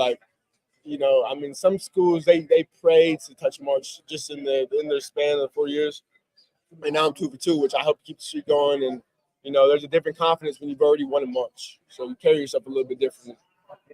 I've been in March every year I've been in college, so my expectation is to make it. Of course, it's to go far, to win a championship. But coming here to win, the expectation is to win, so we're definitely looking forward to it. So, looking over here at the order to finish, you guys they projected you to 4th. Obviously, that's got to give you guys a chip on your shoulder. However, 2 first-place votes, so you can see that there's some uncertainty or maybe some inconsistency on some of where these votes are coming in. Give us an idea of how much of a chip that puts on your guys' shoulder to outperform those expectations. Well, I think with our team and the players that we have, everybody plays like they have a chip on their shoulder because of whatever circumstance or situations they played with before. So for us, it's it's regular. We already understand that what we got to do to win games and what we got to do to be the best team. So obviously, we think we're number one. Everybody has their own opinions, but we're ready to play. Yeah, I was about to say, I think Utah State finished 9th last year in the preseason rankings, and they ended up winning the league. So, it's one of them things that, you want to see what other people think about what you guys got going on early, but at the end of the day, like we were just talking about, March is where it really matters, and we're going to be the best team possible by March. Okay. No, go ahead. I was just going to say, and for the listeners, give them an idea of what it's like for playing for Coach Dutch and how that is.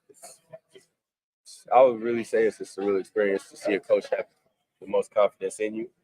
Almost times where you feel like he has more confidence in you than you got in yourself at times. But, I'm very blessed to be in a situation where my coaches give me the confidence, give me the leeway to be me. At all times, even when being me may be a little uncomfortable to other people, he's always allowed me to be myself. I love Coach Dutch for that. I think the easiest way to describe Coach Dutch is cool, calm, and collected. It's a lot easier to bounce back from a mistake when you feel like you're more mad at yourself than your coach is mad at you.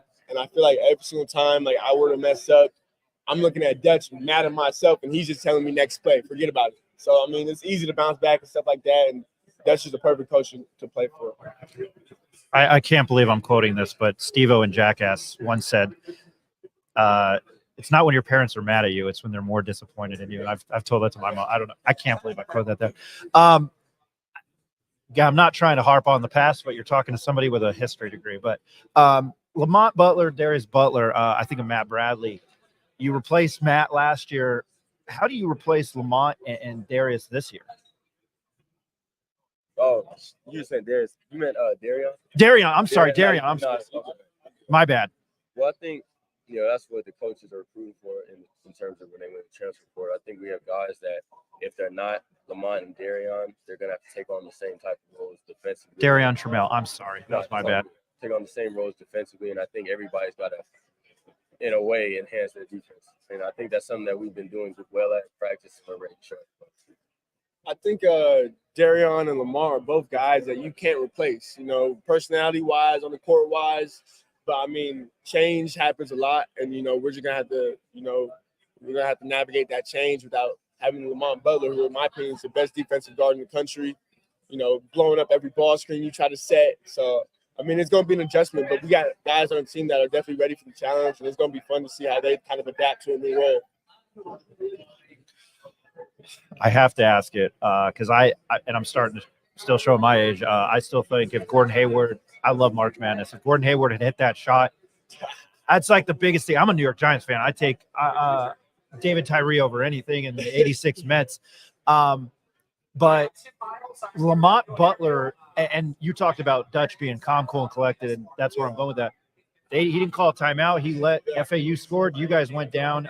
Can you just we were lucky enough to have a timeout before FAU's possession. So, I mean, I'll always be able to quote what he said in that timeout. He said, we're going to get a stop right here. Nate, you're going to get the rebound. You're going to advance to Mont, and Mont just get downhill. And so before we even had the stop, we threw our best defensive lineup on the court. I remember the announcer saying they don't have the scorers on the court. Are they going to call a timeout? We already had our timeout. We knew what we wanted to do. We knew what shot we wanted to get to. And Lamont did a great job of just getting to the shot. The rest was just a celebration. I forgot that they missed the shot. The AG Aguekaro, who's now one of our assistants on the team.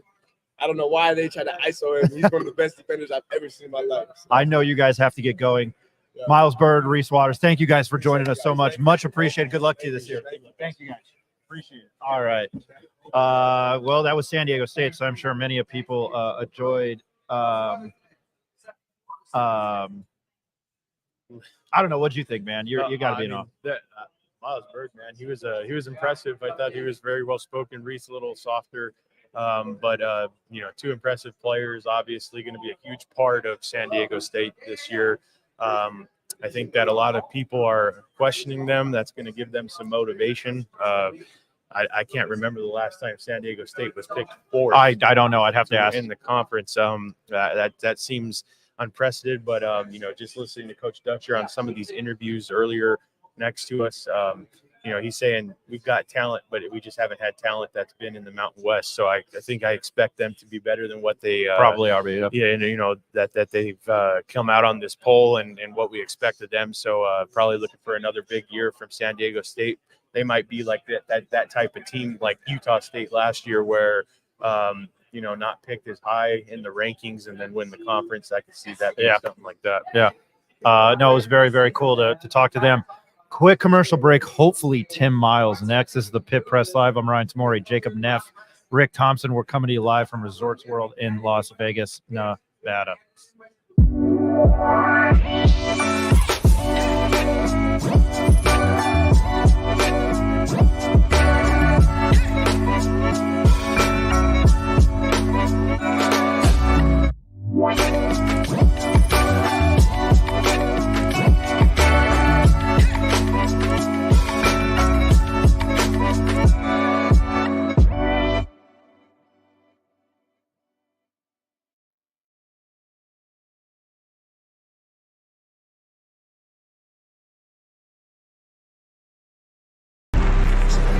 Let him cook.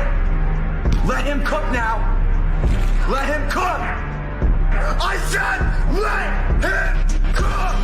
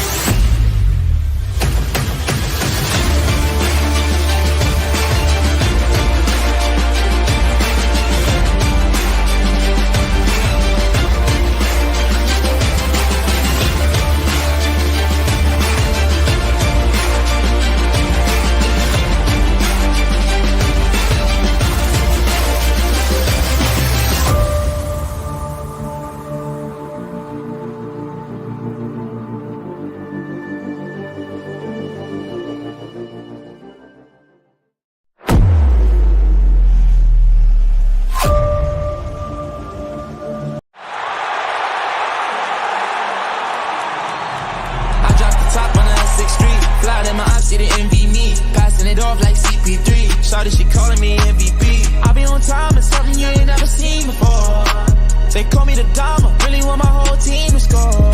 Damn, yeah, too icy, yeah, too clean, yeah, my zone, yeah, 2-3, yeah, got shooters that hit from deep, bust like Giannis, yeah, too mean, bright lights like we at the garden, on P, don't get me started, whole team walk in, we the party, if I can't make the play, I'ma lob it, if you jump, that's right on your head, had to put him to sleep, go to bed, I'm a star, drop 50 and left, from the logo, like I'm Steph, put it up, knock him down every time, going hard like my life on the line, catch me on the course, I would've down, never losing, I put it on mine, had to get out my shell, I've been laying low, they get real when it comes to the playoffs, they fight with me, going to KO.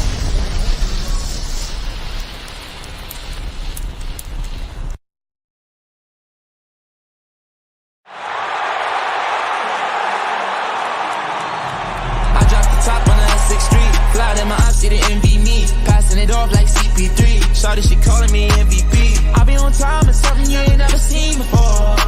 They call me the Dama, really want my whole team to score. Damn, yeah, too icy, yeah, too clean, yeah, my zone, yeah, 2-3, yeah, got shooters that hit from deep, bust like Giannis, yeah, too mean, bright lights like we at the garden, on P, don't get me started, whole team walk in, we the party, if I can't make the play, I'ma lob it, if you jump, that's right on your head, had to put him to sleep, go to bed, I'm a star, drop 50 and left, from the logo, like I'm Steph, put it up, knock him down every time, going hard like my life on the line, catch me on the course, I would've down, never losing, I put it on mine, had to get out my shell, I've been laying low, they get real when it comes to the playoffs, they fight with me, going to KO.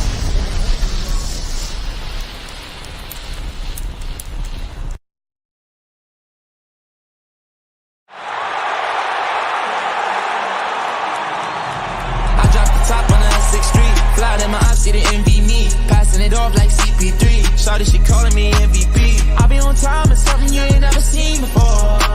They call me the Dama, really want my whole team to score.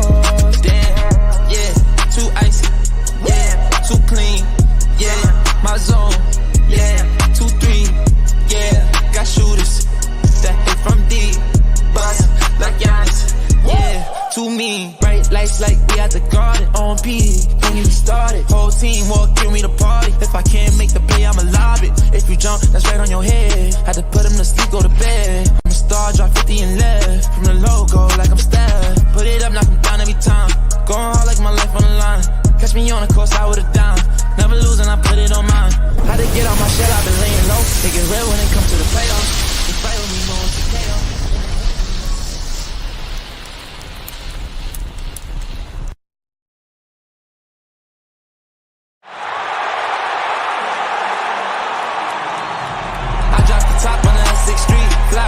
See the envy me, passing it off like CP3. Shawty, she calling me MVP. I be on time, it's something you ain't never seen before. They call me the Dama, really want my whole team to score.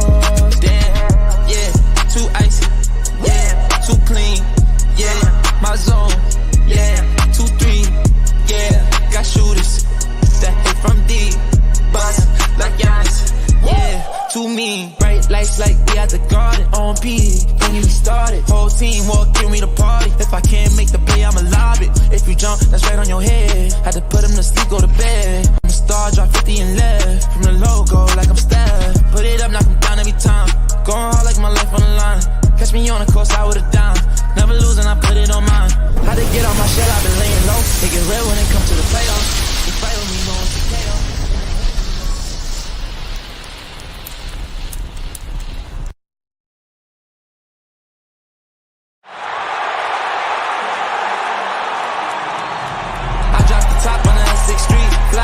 See the envy me, passing it off like CP3. Shawty, she calling me MVP. I be on time, it's something you ain't never seen before. They call me the Dama, really want my whole team to score. Damn, yeah, too icy, yeah, too clean, yeah, my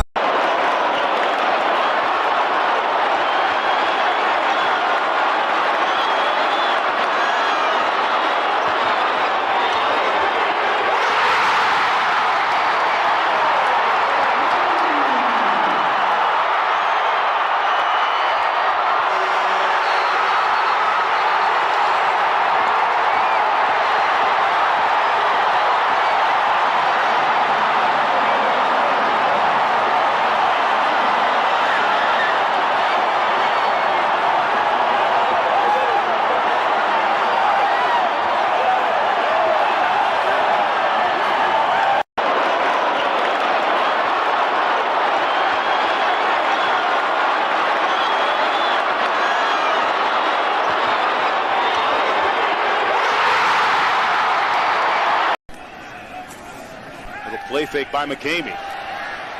Looking downtown. Touchdown! Basket!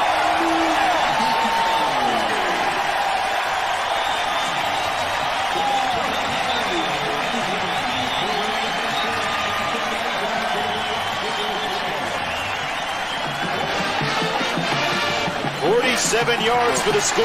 Here's what they're in 22 personnel, 2 backs, 2 tight ends. And it's McCamey to basket. That's it. Now watch. Gordon does a pretty good job. He doesn't get his hands on him. He fell that little stutter. I like what he's doing, but he's got to keep his eyes on the receiver. As soon as his head. 2 backs and 2 tight ends. Play fake to Moore, looking up top for basket. Got him behind his man. Flag down, the catch is good at the 1-yard line.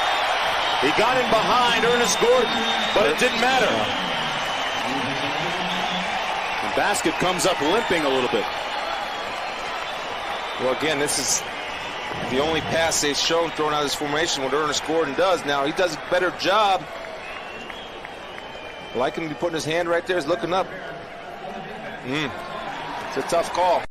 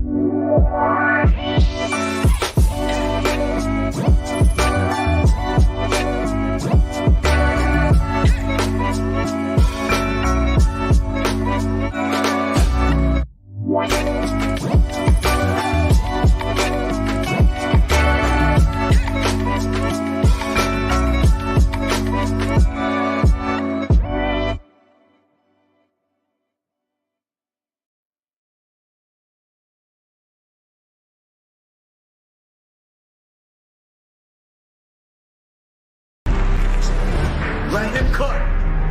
Let him cook now. Let him cook. I said let him cook.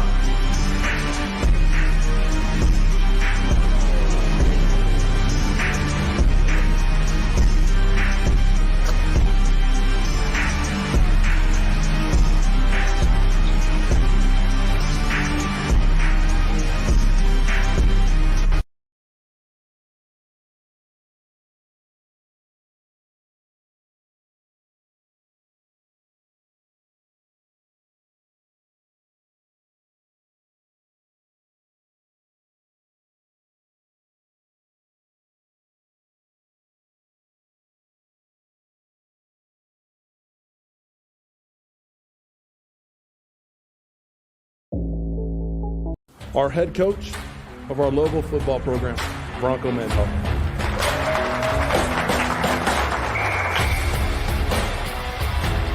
The details themselves with the right preparation can separate you from mediocre competitors that don't do that.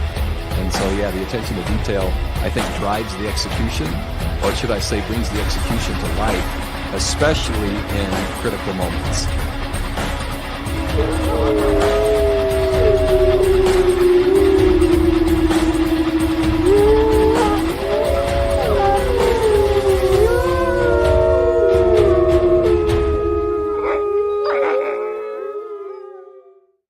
our head coach of our local football program, Bronco Mental.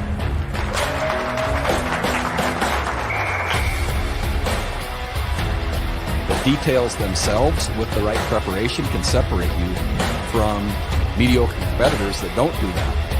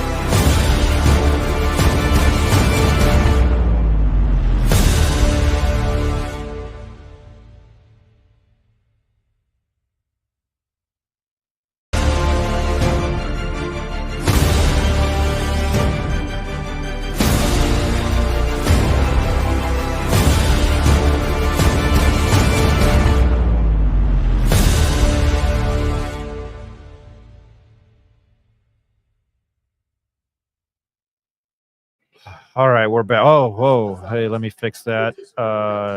222. Let's move that up. No, We are here. Well, we're here at Resorts World. That's not Miles Bird. That's John Rothstein. I just asked Mr. Rothstein to come on, and he said, "Sorry, I have my own job to do," which I can understand. But I want everyone here to know that I tried to get him on. I applaud Ricky for that. Hey, I'm Ryan Tamori, Rick Thompson, Jacob Neff's over there. We are. Hey, Jake, you want to join the show for a little bit since we don't have anybody? Yeah, here. All right. There we go. You can move it, man. You're part of the show. What have you taken? Well, I've already asked that. Rick, I'll start with you. What do you think about Hawaii becoming a full-time member? Wow. I like it, man. They're working on building a new stadium. I believe that's going to be ready. The Aloha Bowl around 2027 or 2028. And that whole area is really going to be an entertainment district. I was out in Honolulu a couple months ago, and I'm going to be there in 3 weeks. And I've visited where the stadium is, and it's really run down right now, but they use that area as a flea market area during the week. And I'm not just saying a flea market like we see at the state fairgrounds in Albuquerque or whatever. That we're talking a flea market that goes around the entire Aloha Stadium. And it's full of great stuff. That's why I bought that shirt for you, Ryan, a couple of months ago. But they're going to build a brand new complex there that includes like condos, living, shopping, a gathering park space, and room for this flea market. So it's really going to be just a gathering space for the whole community and not just specifically for sports.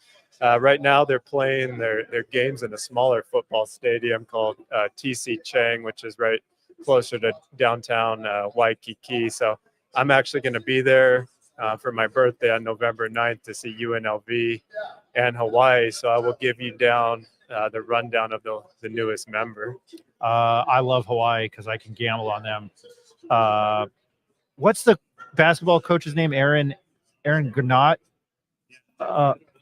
Other basketball coach's name. Hold on. It's a weird way to spell Aaron. Hawaii men's basketball coach. When I see it, it's like French.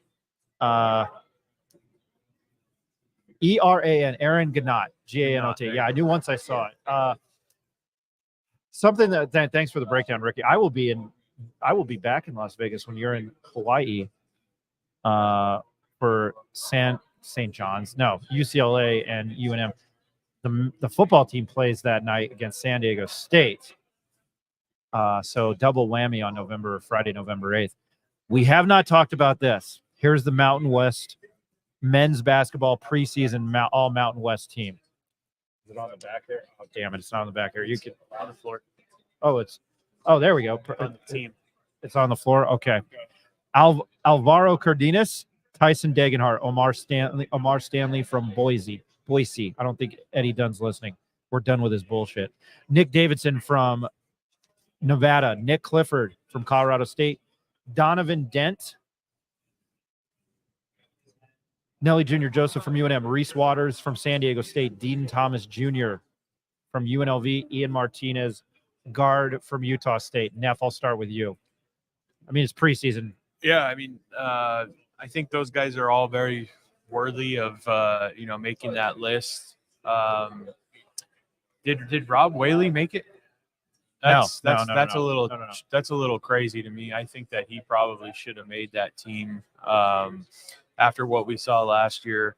But overall, a solid list of players there. I think the Mountain West this year is as deep as it's ever been for talent. I mean, I think Will McClendon has a real good chance of being somebody at San Jose State. I mean, you can look at his stats at at UCLA. He only averaged 2 points a game, but he's a special talent. I just don't think he had the chance at UCLA. He'll have a better chance in this conference. Josh Udije was great. Yeah. Those are probably two of the most personal guys we talked to today, outside of Donovan and a couple other players. I think Miles Bird was pretty personal too. Word, yeah. But those guys, I think San Jose State, looking at the way that they were ranked, I think they're not getting as much credit as that they're as well as I think that they're going to play. I could see that team being one of the teams that's at the bottom, ranked at one of the bottom of the conference and actually gets into the mix. Just based off of some of the talent that they brought in. I mean, Josh is obviously going to bring in that experience that he had at Utah State last year.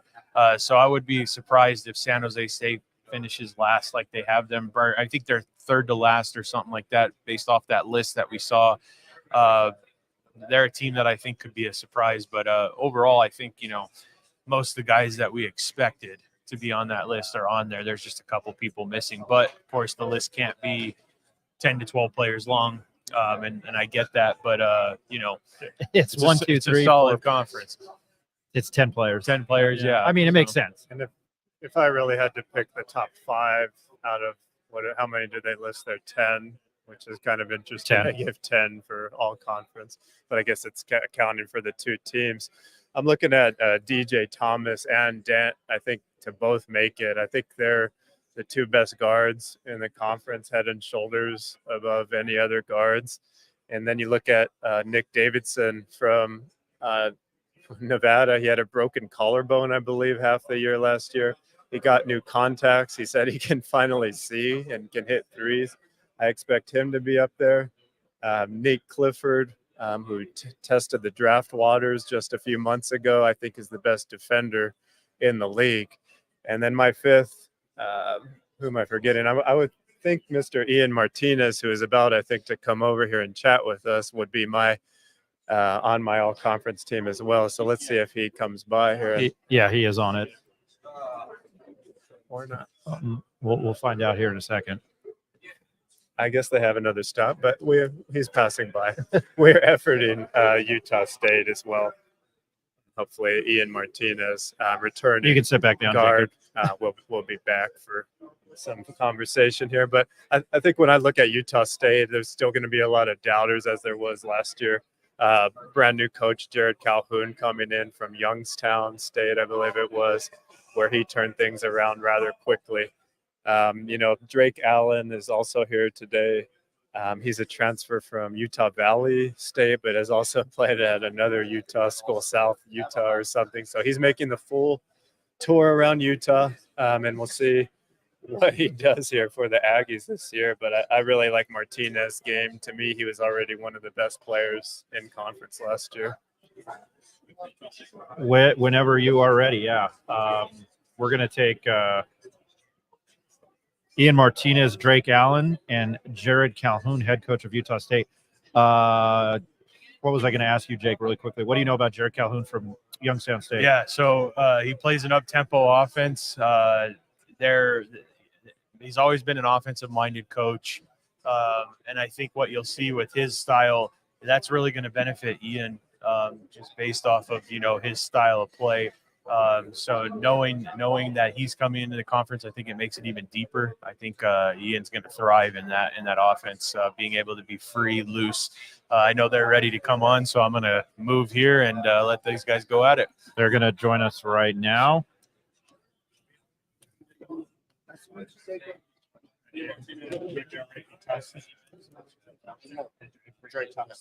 How's it going? We're live. I'm Ryan Tamori. We're live on YouTube. Yeah.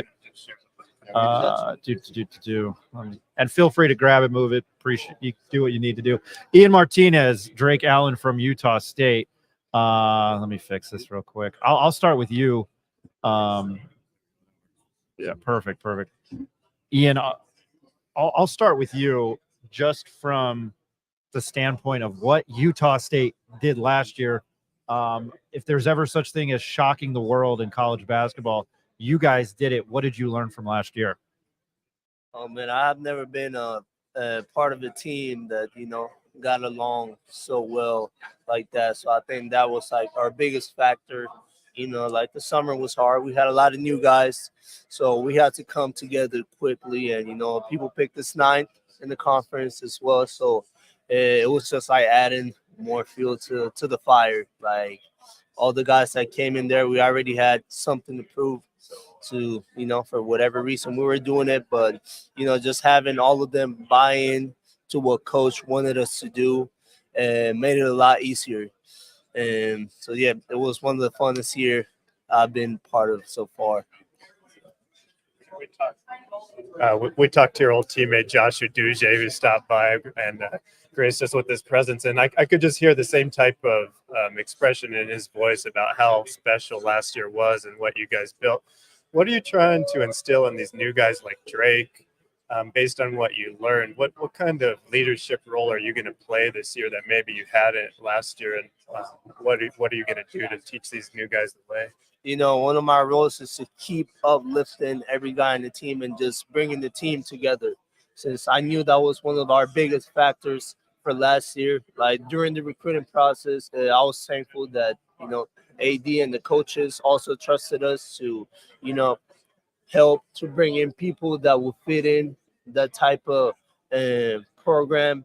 And, we have great guys like Drake, who's one of our captains right now, who help us and, just move towards that goal where we just bring everybody together and we have guys that buy into what coach wanted to do. And that was the main thing. And, yeah. I guess then Drake, I know you've only been there a short time, and last year I'm guessing since you were playing at a school in the state, you were following fairly closely. What did you see from the outside looking in, and what made you want to be a part of what they got going on there? Yeah, I think that Utah State's always been a place that basketball wise, it's a great place. The culture, the history, the fans, the support that they have. Who doesn't want to be a part of something like that? But I watched almost every one of their games. The togetherness that they had, like you talked about, they had a lot of close games, a lot of situations where it could have went bad, it could have went good. A lot of times it went good in their favor, right? But I think that's because some people say luck, but I think it was their togetherness that maybe might have gave them some luck, right? Maybe, but I think it went their way because of, the culture and how well they played together. Those of us that aren't as familiar with your game, I think playing at Utah Valley State and maybe South Utah before that. So you've taken the whole tour of Utah now. What do you bring into the team, and what do you see as your role this year? Yeah, I think that, a little bit of what, Darius Brown had last year, but I'm a little bit different. I think there's that leadership aspect on the court that I'm going to be the bridge from Coach Calhoun to the guys. But also, being able to lead a team in big situations. It's kind of the start that I want to have. I'm a pass first point guard, which makes it easier when you got guys like Ian and Mason. We got Aubin who's coming in. We got Dexter, Fish that's coming back. It makes my job a lot easier just to be able to spray the ball and trust those guys. So that's kind of what we're looking forward to. I just got to give a shout out. The platform we use, it went down on X. We're back up. So I'm sure if you're watching on X, sorry about that. We're joined by Ian Martinez and Drake Allen from Utah State. You switched from Danny Sprinkle, the success. going to beat that like a dead horse, the success last year. But Jared Calhoun, up-tempo style at Youngstown State. I'm not a basketball guy. I love watching that. How have you kind of embraced that already? And it kind of, I think, maybe emulated, what you guys ran last year. Yeah, I like it. I think it fits my style of play. I like to play fast, get in transition, and it's just kind of a read the game kind of style as well, which he has tried to teach us and develop within us. Just go out there and hoop. It's not really like a system. Like, oh, we're gonna do only this and that's it. That's what we're gonna try to play with. No, it's more like, you got just 5 guys out there that know how to play the game. So it's been, more enjoyable. You just go out there, more freedom, I would say, which helps the players with the confidence. So it's been great, especially with as deep of a team that we have this year. I think it's going to be very fun. You guys were picked. We asked the same question to every player, but you guys were picked, I believe, 6th. It doesn't matter, but last year, I don't want to say lightning in a bottle. I'm sure that some on the outside have felt that way. Does that put a chip on your shoulder that you've been there and you've done that and you're like, we're better than that? I mean, I wouldn't say I have a chip on my shoulder or the team does because of that. I mean, it's really just because of the goal that we have and what we think our mission is for the team, what we try to accomplish every day. So it wouldn't be necessarily because of we got pick 6. Gotcha. Dumb question, but you're on the preseason All Mountain West Conference team. What does that mean to you? I mean, it means a lot. I mean, as a kid who came from Costa Rica, basketball wasn't very big. This is just a different type of environment. Just to have that honor, people and thinking, that I can make that, it feels awesome. But to be honest, I don't get it, I really couldn't care less. I just want to win with the team, and I enjoy my time with the guys. So that will bring more enjoyment to me. If we can win another conference and make March Madness, I'm most definitely going for that. You have a question, Rick? Yeah, maybe. I don't know if it's the last one, but Ian, I just want to give you some kudos. I love watching your game. You can shoot from the corners. I saw you. Did you win the dunk contest the other night, or did you come up one short? No, I won. Okay, that's what I thought. Based on the picture, I said, I don't know why the Lobos didn't have a dunk contest because, my Lord, he is up there. But I guess, have you prepared the new guys just for what the conference play is like and any talk about what it's like going in these other arenas, where you're kind of the villain walking into this place and everybody dislikes you and kind of mentally prepping them for what it's going to be? Yeah, I've tried for a lot of those guys. We have a good mix of the young guys, old guys as well. And so, just coming into practice, we battle out every day and just to try and keep our composure. And the guys know, so we've been working a lot on that too. The big thing was Spectrum Magic, and I love asking the players this in this conference, night in and night out. How hard is it to go? And you're going to probably learn. I mean, you haven't been to a Mountain West Conference road game, but the Pit, Viejas, throwing Spectrum Magic out there. Moby's hard. Thomas and Mack is legendary. Night in and night out. Is it exciting going on the road? And is this a tough conference to play in? Yeah, it definitely is very tough, to go on those places. Like, the Pit is crazy. You got a bunch of different spots. You really got to come out with the mentality of, this is really a war. And, you got to go out there and give it all because, it's hard. It's hard. You're at a disadvantage, really. So you got to do more when you go out there to those places. I asked Josh Adeji this. You guys got into the tournament last year. The rest of the conference, wasn't so hot. You got a pretty good. You got a pretty good TCU team. I think you punched them in the mouth in the second half. I know we won't talk about Purdue, but to get to and Zach Edey, I might ask you what it was like going up against Zach Edey, but to get there and find a win and get to the weekend, what was that like? We was just hungry for it. Like, we had not gotten the win over, I think it was like 20 plus years. And after all the stuff that we had accomplished throughout the season, it was like, we're going to go out there and we're going to get it. Like, people are not expecting it once again, like just what happened with the regular season. So it's no different to what we had done earlier during that year. We just had to come out with the right mentality. Yeah. I have to ask about Zach Edey. What was it like playing against him? I I mean, I had already played against Sac when I played in the Big Ten, and yeah, it's a pain in the butt. It's a pain in the butt. It's just the game plan is. I mean, we came up with different game plans in Maryland. It was just tough to deal with them. And then at Utah State, I mean, when we played them, it was just hard. They were making a lot of shots too, so it was not only Edie. It was it looked like the team was just in sync, to be honest, not missing anything. So it's so hard to play against him. He's so physical, it's so big. There's not much you can do. It doesn't matter, but any consolation, I've got East Coast roots. I was UConn all the way. I forgot what Costa Rica. You brought that up. How did you find your love for the game of basketball?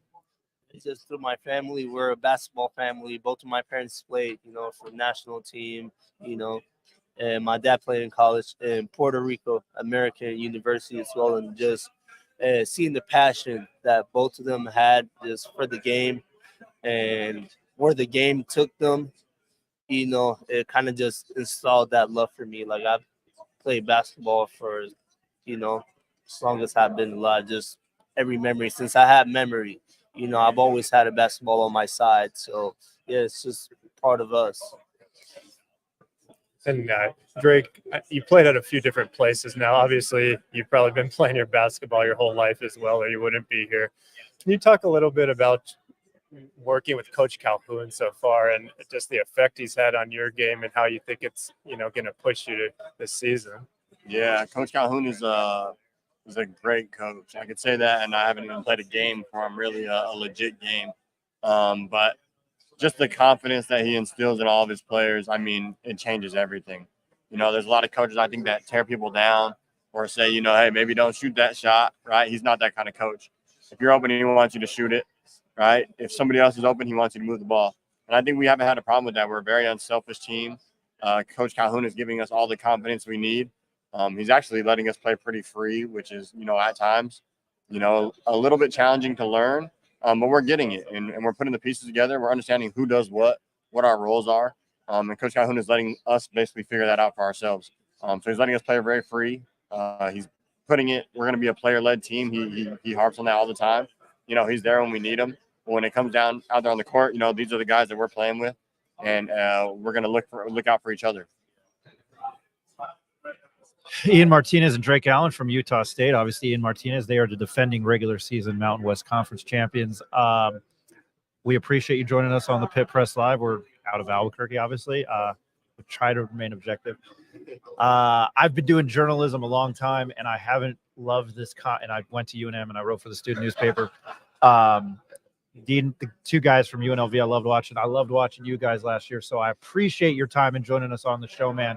A lot of fun to watch. I wish you both the best of luck this season. And I apologize. We weren't trying to steal him from the show from him. You guys don't realize this is the guy right here. This guy right here. Yeah. I kept asking him the questions. I was like, this guy probably hates he deserves the question. This guy right here deserves it. We wish you the best of luck. We look forward to seeing you in Albuquerque. Thank you guys. Good luck this year. Appreciate it. We know you're a guy too. Thanks, man. Appreciate it. That was Ian Martinez and Drake Allen of Utah State. I think Ian Martinez was probably up there as one of the guys we wanted to talk to, Rick. I thought that was a really definitely. I think he's one of my top wing players in the conference.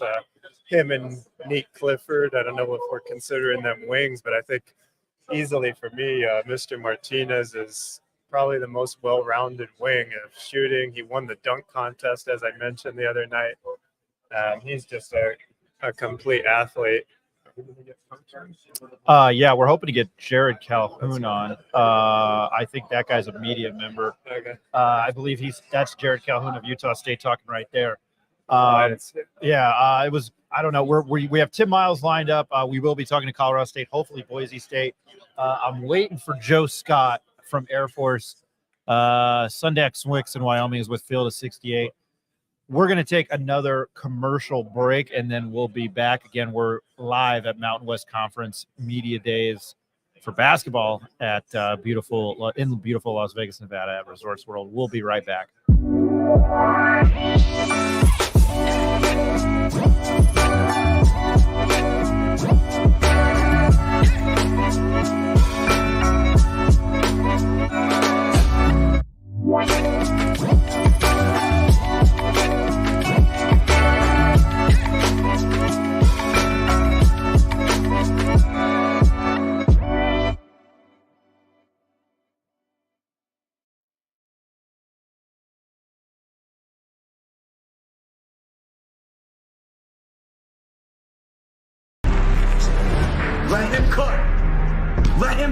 now. Let him cook.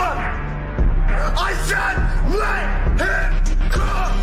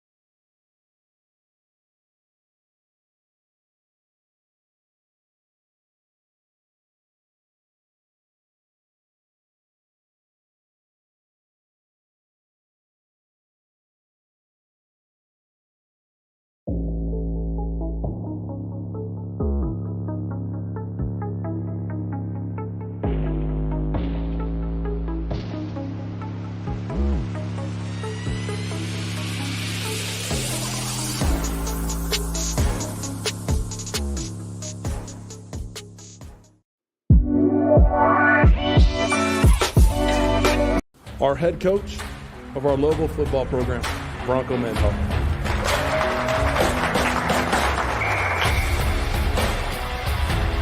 The details themselves with the right preparation can separate you from mediocre competitors that don't do that. And so, yeah, the attention to detail, I think, drives the execution, or should I say brings the execution to life, especially in critical moments.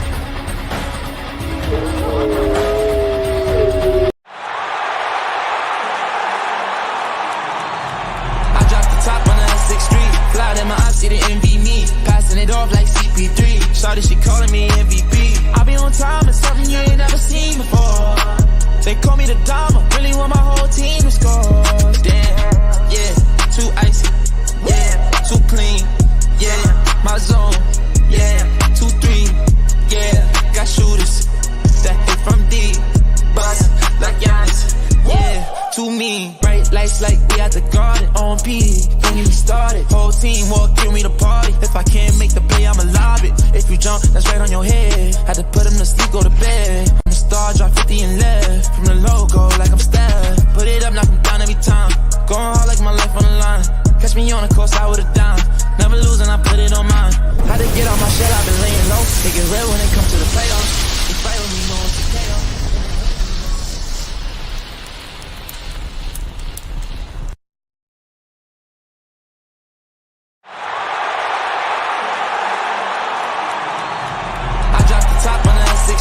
Fly in my eyes, see the envy me. Passing it off like CP3. Shawty, she calling me MVP. I be on time, it's something you ain't never seen before. They call me the Dama, really want my whole team to score. Damn, yeah, too icy, yeah, too clean, yeah, my zone, yeah, 2-3, yeah, got shooters that hit from deep, bust like Giannis, yeah, too mean. Bright lights like we at the garden, on P, when we started, whole team walk through me to party. If I can't make the play, I'ma lob it. If you jump, that's right on your head. Had to put him to sleep, go to bed. I'm a star, drop 50 and left. From the logo, like I'm Steph. Put it up, knock him down every time. Going hard like my life on the line. Catch me on the course, I would've dimed. Never losing, I put it on mine.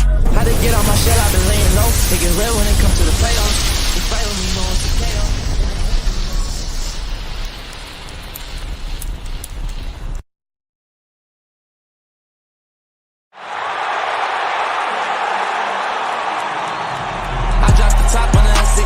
Fly in my eyes, see the envy me. Passing it off like CP3. Shawty, she calling me MVP. I be on time, it's something you ain't never seen before. They call me the Dama, really want my whole team to score.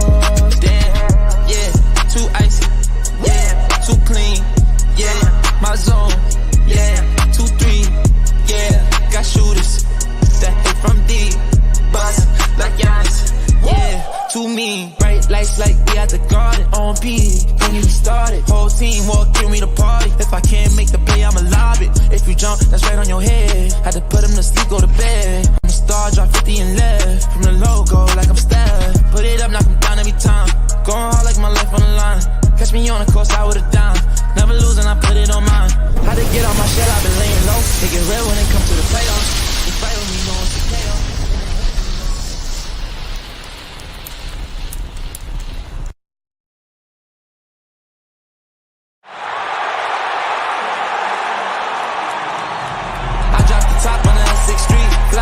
She didn't envy me, passing it off like CP3. Shawty, she calling me MVP. I be on time and something you ain't never seen before.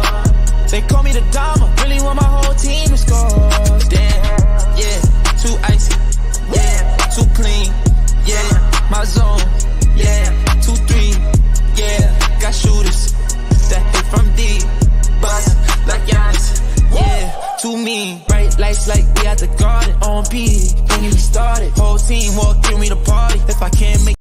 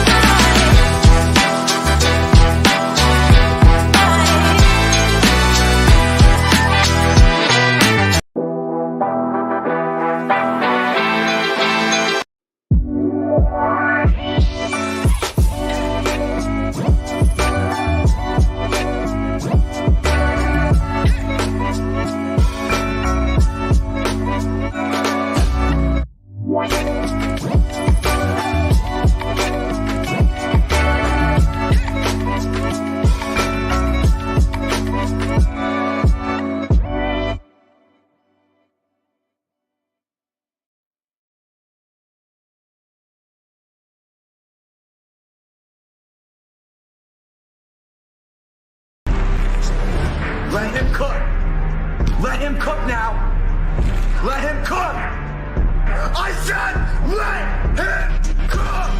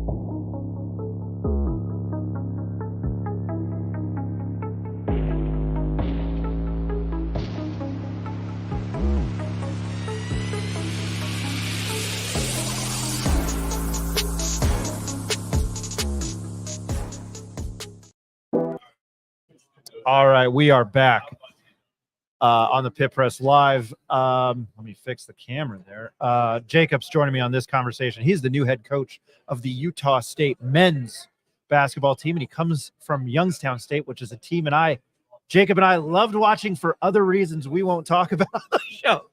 His name is Jared Calhoun. Coach, how are you doing today, and how excited are you to be in the Mountain West Conference? Let's talk about those reasons. What did you like? Our great defense, or was it the no, offense? we love the high scoring offense. You like scoring, maybe for overs and unders, and but you have to give credit to two guys in Albuquerque, New Mexico, that found. You guys know the game. You're studying the game. You're studying analytics. I love that. Is it called analytics? I don't know. It's numbers, right? Numbers, Everything's numbers. Yeah. We're just going to tell you. We would look at Youngstown State. You guys ran the horizon was fun to watch last year, and then Oakland, what they did in the tournament, and now his name escapes me. That's not here nor there. But can I go back to that question? How's the Mountain West Conference treating you? How's Logan? Sorry to get off topic. Logan's been great. My family and I love it. I've got 3 little girls living there. My son lives back in the Cleveland area. It's just been overwhelmingly positive from a roster standpoint. It's been great. Right. I think as a coach, you walk into a situation, you have to assess it, and then you have to quickly get to work. The first thing we wanted to do is retain our players. We were able to do that. Certainly we lost a couple really good ones, but I think so many people dwell on the guys that leave that you really got to concentrate on the guys that stayed. And we've got some really good ones. We have 5 kids decide to stay. And then we were able to attack the portal and get some high school guys as well. So it's been really, really good. And then from a personal standpoint, I think the people of Logan are some of the most caring people that I've ever been around. And it's it's a special place. It's a college town. They love the Aggies, but just the way they treat you is top notch. Yeah, I wanted to talk about, I know obviously you had some great environments over there in the Horizon League. What are you looking forward to with some of these environments that you're coming into in the conference? You got the Pit, Viejas, Spectrum. How do those, To be honest with you, I'm really not looking forward to going to any of those places. It sounds like a real nightmare, walking into the Pit with 13,000 people screaming and yelling at you. 15, okay, whatever it is. But no, I mean, I think as a competitor, you want to go against the best. You want to play in a great basketball league. Richard Pitino, Steve Alford, Nico Medved, Dutch. I mean, the list goes on and on. Coach Miles, Coach Kruger. Just got great respect for these guys and what they've been able to accomplish. And then from a player standpoint, to be able to, try to stop a guy like Den or a guy like Degenhart, right? Like it's a challenge. And I think that's what any competitor wants. I'm looking forward to it. And I don't think you realize, what you're walking into until you go into some of those places. But I've watched a ton of tape. I think I've probably watched New Mexico 7-8 times. I've watched, Boise State a ton, UNLV. I've watched all the teams play, but it's going to be different, obviously, in person. I wanted to ask you, obviously, like you were talking about the players coming in rather than the players going out. Can you give us some, our listeners and the Mountain West Conference a preview of what you could expect from like a Tucker Anderson and a Drake Allen and what those guys are going to do? Yeah, I think Drake Allen, positional size, 6'5", tremendous athlete, jumps out of the gym. He can post you. He can drive the ball by you. If he makes threes, he'll be one of the best point guards in the league. He's really good. He's an underrated guy. Dayton Albury is a jet. He's got Dent type speed from inline to inline, coming from Queens, average 17 a game. Tucker Anderson has been plagued with a few minor injuries. We need to get him to get going here the next 2 weeks. 6'8", 6'9", shot 40% from three. Dexter Akano, I think, from Oregon State, is going to have a monster year. Versatility, average 12 a game in the Pac-12. And then I think Alban Gadaretsky down low is going to be really, really good. Was part of a Stetson team that won, the conference tournament, went to the NCAA tournament. Wonderful kid. So we got a lot of guys through the portal. I think Ian Martinez is going to have a special year. Mason Falslev just getting better and better. I think Carson Templin's got a chance. And then we got one of the best freshmen, I think, in the conference, and Isaac Davis. Nobody, for whatever reason, talks about him, but he's a top 100 player in the country for a reason. He was supposed to go to BYU. There's a coaching change. He's a man. I mean, he's 6'7", 260. He's a monster down there on the block. So we're excited about him. And Jordy Barnes is another guy I think could be really good in the future for us. So I like where our roster is. I think we got a real chance. I wanted you kind of elaborated on Ian Martinez to retain somebody like that and his experience last year. He's getting preseason. That I keep saying this doesn't matter what, even though I didn't have a vote, it doesn't matter what us media people think. Oh, you don't get a vote? No, I don't get. I'm not important enough. Who does vote on this, by the way? I mean, I've been here now for 2 hours and I've asked that question. It doesn't. We have this poll released and it doesn't seem like anybody knows who picked these guys. Well, I know BJ Rains and then Jeff Grammer. You can poke fun at Jeff Grammer. When you get from the Albuquerque Journal, I lost my train of thought there. But when you retain somebody like Ian Martinez, can you elaborate on him and what have you seen? Maybe on tape, and what have you seen in practice? Yeah, well, I've been doing this for 13 years as a head coach, 20-something, just around the game. I've never seen a guy change from the time I met him to now. Leadership, just demonstrating great leadership every day, communication. I think he's a big-time player. I think he can score at all levels. He can get to the rim, mid-range, and shoot threes. When you can do that, you have ability to isolate people, come off ball screens, draw that sort of attention. He's going to make and take a lot of big-time shots for the Aggies. I think it's his time. I think he knows that. I think he's ready for it. So to retain him was big. Just coming back to these votes, right? This was a great topic for last year. Obviously, they were voted 9th last year, ended up winning the conference. This year coming in at 6th, retaining a lot of that talent, like you said, bringing in a lot of great players as well. And you can see from this list, I'm not sure if you've looked at it, but one first-place vote And then if you look at this voting list, it's very spread out, and the points are pretty tied in right here in the top 6. You know, what kind of chip does that put on your shoulders, Coach, coming in, knowing that you're taking over a team that won the Mountain West Conference last year? Yeah, I mean, I don't really put that, like, until you tell me who voted on it, I can't really comment. Like, do they even understand basketball? Do they understand analytics? Do they understand? Have they watched tape on every one of my guys? Do they realize the value that they can have in this league? Probably not, right? So they just look at, okay, what is coming back. Obviously, if I had a vote, you know, you're looking at Boise State as a ton back, right? Obviously, Coach Pitino's got a lot back. There's certain players and certain names, but, you know, you look at last year, Great Osabor walked right into the Mountain West and dominated from start to finish and was the MVP of the league. So who has another guy like that? We don't know. I think to be determined. I think the next 2-3 weeks, we're all going to know who's really good and, you know, who has potential to be great and all those sorts of things. So I think today is more about awareness about the season coming up, right? Get the fans excited. It's about these players doing these interviews. It's about talking points for everybody that covers the Mountain West. You know, the Mountain West is a unique, awesome league that deserves a ton of attention, right? These kids deserve it. It's not about Coach Kruger or Coach Pitino. It's about Den and it's about Martinez. And, you know, to me, if you make it about the players, that's what this is really about. But as far as a poll, I mean, you look at it about a day and then that thing goes away. And then, you know, you start to play games and figure out who's good and who's not.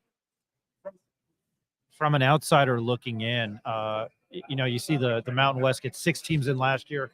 San Diego State was the national runner-up 2 years ago. From an outsider looking in, maybe in the Midwest, what did you know about the Mountain West Conference, and how did it like strike your chord? I guess watching. From Favorite league in the country.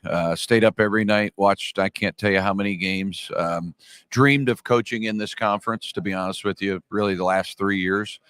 So I paid big time attention to it. I realized the high level play. I watched the conference tournament, watched all the games on CBS, FS1. I can't tell you how many games I stayed up and watched. So I have great respect for it, you know, and it's obviously changing, right? In the next 2 years, there's going to be major change once again inside the league and also the Pac-12. So it's just crazy times in college sports, that's for sure. How have you migrating from Youngstown State to, you know, a school that's going to the Pac-12? How have you kind of viewed the ever-changing world of college athletics? I think you have to be on the forefront, whether you're, you know, an athletic director, whether you're a commissioner, you have to be on your toes. You have to be ahead of the curve. And it's the same thing in coaching, right? If you're not fundraising and you're not out there trying to grow your collective, you know, you're going to get left behind. And I think that's one thing over the last 4 or 5 years, every area of college athletics has changed, you know. So for us to go to the Pac-12, to be in a conference with Gonzaga, which I consider maybe the best school on the West Coast, one of the best schools on the West Coast for basketball consistency over the last 20 years, to be jumping into a league with them, I think it speaks volumes about the direction of our program. So I'm excited about it. I mean, when you see what Mark, you mentioned it, what Mark Few's accomplished, I mean, how can you kind of answer, I guess, my next question, but does it step up your game? You're like, you know, I want to emulate that. I want to do what Mark Few's done there. Well, I think everybody strives and, you know, follows, you know, the guys that have done it at a high level consistently and how they get there, right? Like Coach Few has done it a lot of different ways. You know, he's built that brand, and I think it's something we can do at Utah State. You know, going into the Pac-12, you know, we should be able to recruit 5-star recruits. I've said all along, we want to win a national championship at my opening press conference. And, you know, you have to get the talent to do that. So you have to recruit relentlessly every day to be able to do that. And we're doing that, and we're getting great talent. To me, the sky's the limit at Utah State with the fan base, the league we're going into. It's going to be high level basketball. We already kind of talked about the arenas, and I'm going to use Spectrum because I'd love to go see a game there. are you anticipating your first full like Spectrum Magic game? Can you not wait for that? Have you thought about that? Yeah, I mean, I was out here as an opposing coach.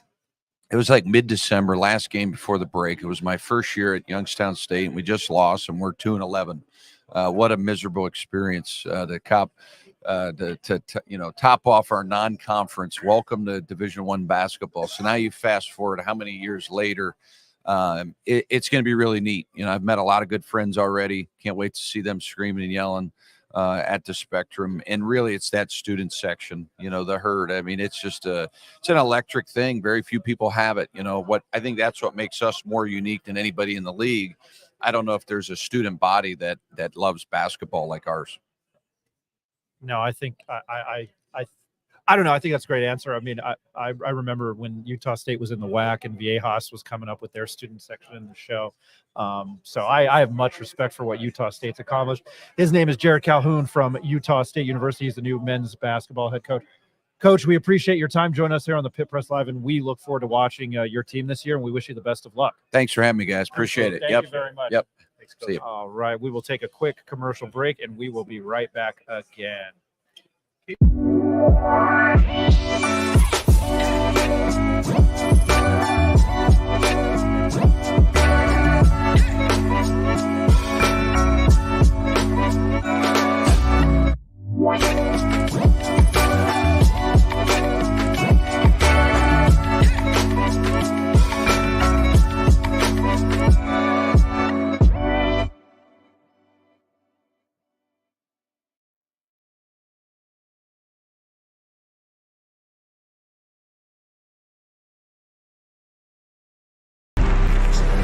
Let him cook.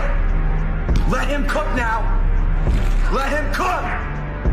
I said let him cook.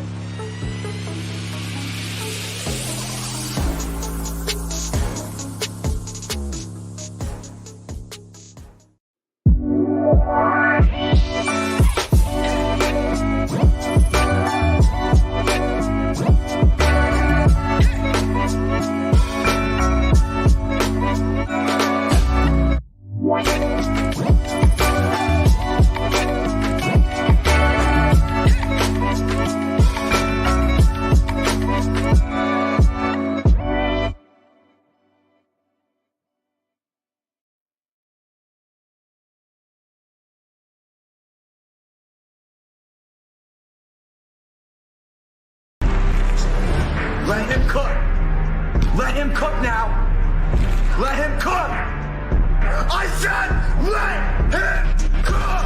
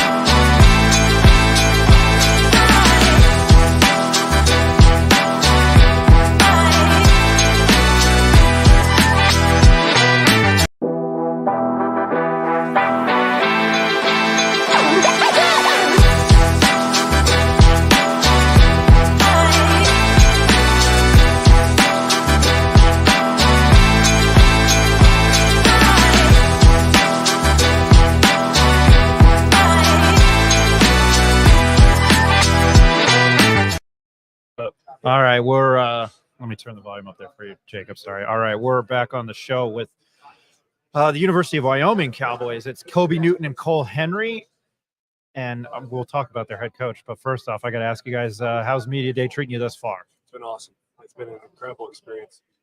You won't meet two guys that are more happy to be here than us. We're just taking it all in. We're older guys, been in college for a while, and this is the last ride for us. So to be able to get the year started with a weekend in Vegas is it's pretty cool. It's my first time in Vegas too. I'm a small town kid from Iowa, so don't get to do a lot of this stuff very often. Yeah, exactly. Like you said, we're just grateful. I'm just grateful to be here. I don't belong here. That's my mentality. I'm just really happy to be here. So No, don't say that. That's my. I don't deserve. Yeah, we don't deserve to be here. I will. You've been at Wyoming. You came off the bench last year. Just talk about playing at Wyoming. Kind of, topsy turvy. And a couple of years ago, you guys were, perennial top 25 team. But you've seen a lot of change. I will ask you about Sundance Wicks and his energy first. What kind of coach is he? He's energy. It's not a myth. It's the truth, especially when you meet him in person. And you hear all these stories about him, whether they're good or bad. You hear all these stories about him. But when you meet him in person, it's a whole nother level of just energy and enthusiasm. And he takes that every day to practice. He takes it to every film session. He takes it to every team meeting. Doesn't matter what it is. It's on. He's on. It's turned on. Whatever it is. And if you don't match his energy, he'll drain you quick. And so I think it was good for me. It's good for a guy like us. Guys like us who've been in college for a while, to kind of have that spark and that jolt going into our last year, into our last college year. So I think it's been nothing but great for us. You're Cole. You're a graduate transfer from Northern Iowa, Missouri Valley, right? I'm having a brain fart. Yeah, he and I on Thursday nights we gamble, but it's big. Of course, yeah. I love taking a $20 bill and flushing it down the toilet, because that's the epitome of what sports gambling is. But we love the Big West Coast Conference. Love Missouri Valley. I can remember Wichita State, a billion years ago. But that's a great conference to watch. Can you just talk about your time at Northern Iowa and what that experience was like? Yeah, Northern Iowa was my dream school growing up. Being a small town Iowa kid, it was Iowa State, Northern Iowa, wherever I could end up. And ended up playing for Purple and Gold for 5 years and loved it. I really grew as a person. Met my fiance there. Met a lot of my best friends there. A lot of the guys in my weddings from there. My experience was something that I wouldn't trade. That being said, I'm very happy to be here, and I can feel the difference here, especially with Sonny. The energy that he brings is what, like Kobe said, the spark that I needed to finish my career. Playing in the Missouri Valley, you saw it last year. The top 18 points per game scorers all transferred high major. So if you can make it in the Missouri Valley, you can make it anywhere. And that's kind of the chip on the shoulder I'm taking into this, because I'm not the highest production player in my career, but I'm excited to show some people that not only I, but this team, that we belong in the Mountain West, and we're going to make some big moves here.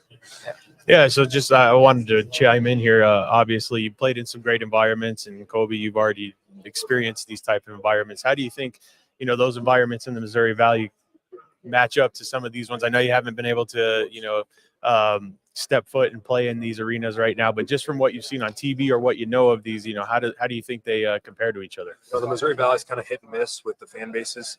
It's more about success. If you play the top teams in the league, every game you play is going to be sold out. Some big arenas too. Missouri State holds a lot. Our matchup with our rivalry with Drake was huge. But from what these guys are saying, some of the places we're going to play this year are rocking. They're crazy. And I know Laradise is going to be crazy with the energy Sonny's bringing, so our home game's going to be awesome. But, playing against the Lobos and playing Utah State, I've heard great things about those places. So I'm so excited. And I haven't been to a lot of those states. I'm from Iowa. Haven't been out west. First time in Nevada, first time in Las Vegas. Never been in California. So I'm excited to play in those. I just can't wait to get it started. What drew you to Wyoming? Sundance Wicks. That's all I've heard about the last. He recruited me at Green Bay first. So when I entered the portal, he just called me and said, let's finish your career out the right way. I want to be a coach too. So he knew that, and he wanted to mentor me in that way. So when he made the move to Wyoming, I was very surprised when he wanted me to come with him, but also so happy, and wouldn't want to be anywhere else. I have to ask this with the Iowa connection. Do you side with the Hawkeye or the Cyclone?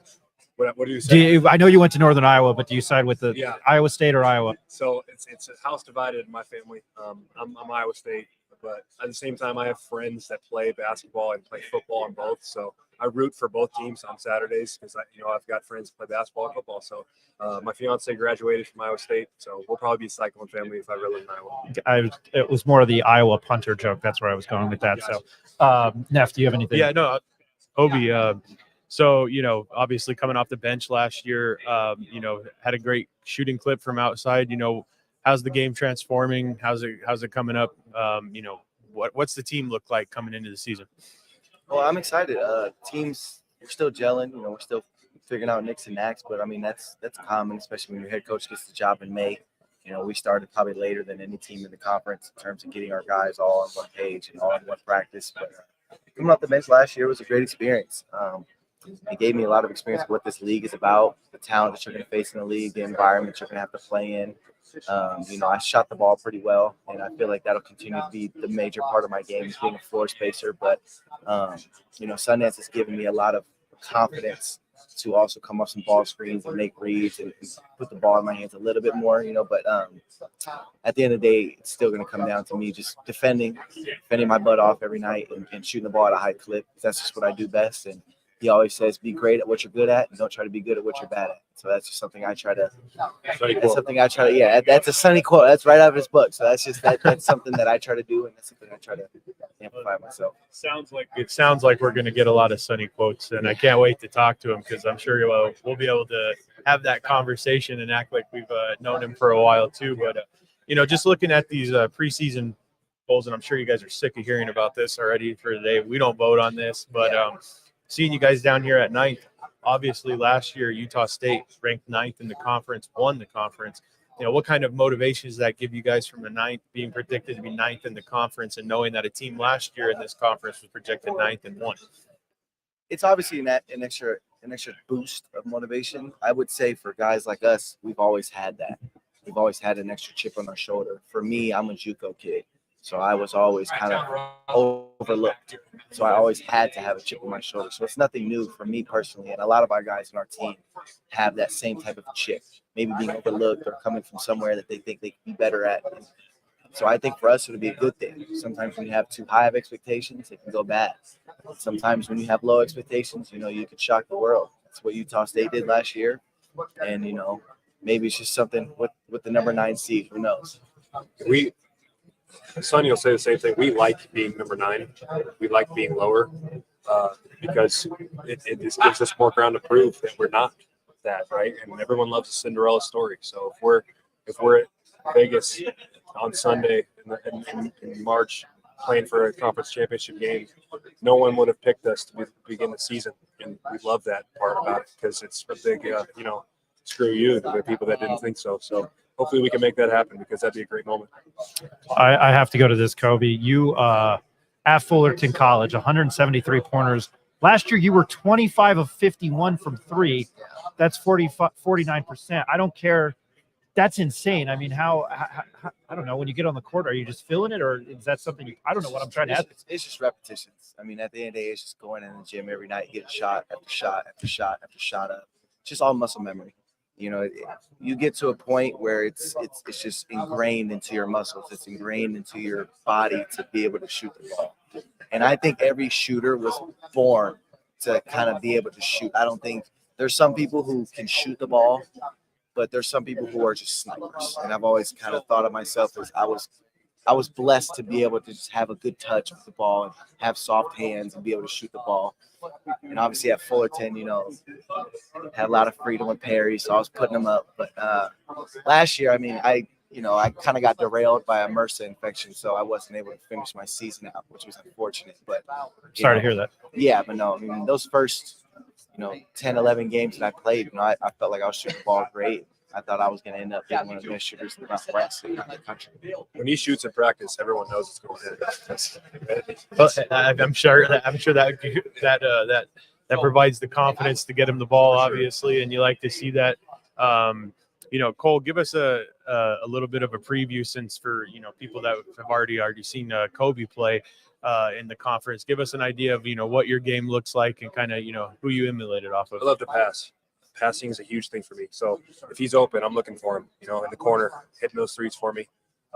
Passing's kind of been my skill that I've kind of, like Sonny said, be good at what you're great at, so passing kind of came from football. I played quarterback in high school, and I was able to read defenses on the field, and it kind of translates to basketball, and I've always said I would rather have 10 assists than 20 points. It's the same amount of points, but it just makes me feel better. So I'm kind of an undersized big strength-wise, so I kind of use some speed to get around bigs and make those passes, get my guys open shots. So that's what people might see. Not an undersized quarterback though, huh? 6'9". Very oversized quarterback there.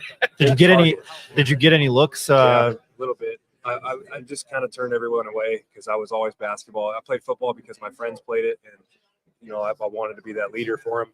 We didn't really have a backup that was going to get us our school to win, and I wanted our school to win, so I kept playing my senior year after I committed to Northern Iowa. But yeah, I don't know. I love football, and I got some looks, but I wanted to play basketball. I don't mean to harp on football, but how do you fall into being the starting quarterback? That's, I think, a great story within itself. I don't know. I went to a small school, so I was the tallest, through the farthest. So I just kind of kept with it throughout my high school career, and it worked out. We won district, and we had some good games. So it was fun.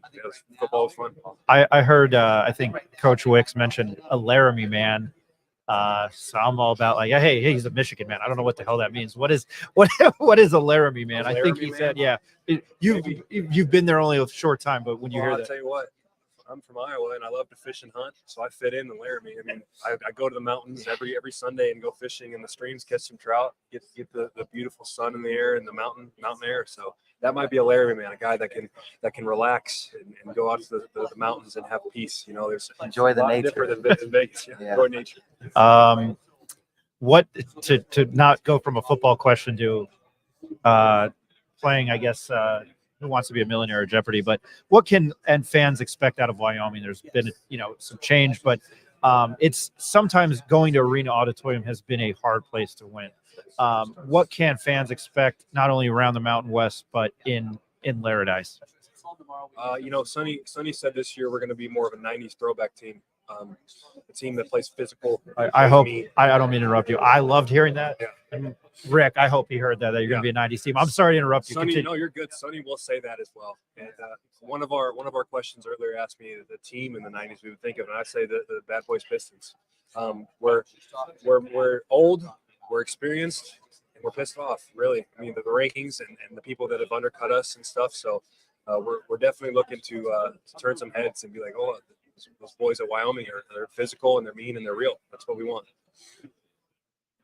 Kobe, I'll throw that question to you. I couldn't have said it better myself. It's always a tough place going to a place where it's hard to breathe, especially those teams coming up from sea level in California. It's tough.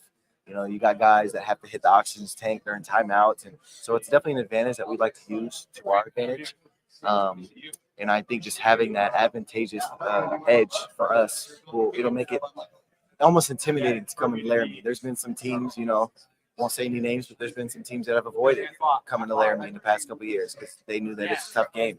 And, to each its own, but I think it's an advantage that we need to use, and that it'll be a big thing for us to use to go forward to win games, especially big games, against some of the top teams in the conference, stealing one, Have you been in Arena Auditorium when it's been like raucous? Because the rockiest I've ever been was when we played Colorado State last year, and that was the Phantom 11-point comeback in 55 seconds. Right, that's right. Yeah, so that was probably the craziest game I've ever seen or been a part of or watched.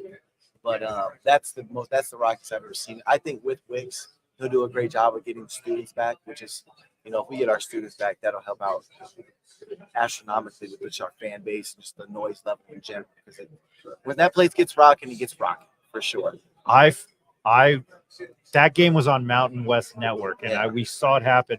Can you kind of take us through what happened there? I mean, it was all chance. To an extent, you don't practice being down 11 with 55 seconds. You might practice being down 4 or 6, but being down 11 and coming back in 55 seconds, it's just something straight out of a movie, to be honest. And it's not like we could have prepped for it. We got lucky. Colorado State missed some free throws. They missed some box outs on free throws, which allowed us to extend the game. And so, it was definitely being on the bench. Obviously, I was in my boot, had my IV in and everything. But I mean, it was it was a crazy moment. And, you know, I almost didn't even react until the last play. So I was like, there's no way this is happening, right? There's no way we're about to come back down from 11 in 55 seconds. But I mean, it was an unbelievable night. Again, I'll say it again, probably the craziest game I've ever been a part of or seen. And so, I mean, it was just a once in a lifetime experience, something that you only see once in a lifetime, almost a unicorn. I appreciate that answer. Who do you guys emulate your game off of? I'll end on that. I'll start with you, Kobe. That's a tough one. I've watched so many people throughout my life. I try to base different parts of my game off of different people. Shooting wise, I've always tried to be a lot like Ray Allen, just with this movement. Reggie Miller with his movement off the ball and just being a threat, you know, without the ball, you know, not needing the ball to be a threat. And then when I have the ball, just having good footwork, solid footwork, and I would take that after Kobe. I'm not saying I'm a player like him, but like my footwork, my fundamentals, I always try to really base it on my fundamentals because of Kobe. He was such a fundamentally sound player. I always try to emulate my game after that. But I'll say Reggie Miller. I looked right at my buddy Rick because we're pushing 40. Thank you for saying Reggie Miller or Ray Allen and not the guy who plays in Golden State. He lives in the Bay Area. All right, for you, basketball and football. What quarterback did you? Quarterback. Gosh, I was a pocket passer. I wore 8 for Marcus Mariota, but I couldn't run like him, man. I mean, my mom cringed every time I took a hit, so I tried not to run for her. She didn't want me to play my senior year, but football, I don't know. There's nobody else. Brock Osweiler, 6'8". I guess I could say him, right? I like that answer. But basketball, I don't really know, man. I can shoot, but I don't. I haven't in my career. I haven't been asked to. At Northern Iowa, wasn't asked to. I was just asked to facilitate the ball.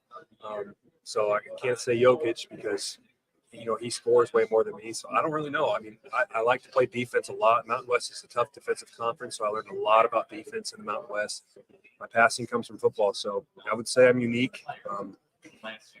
Before I got injured, I had a good knee. I was John Collins, who could jump a lot. He can pass a little bit, but I can't jump like that anymore. So getting older now, maybe I'll say Larry Bird on his way out.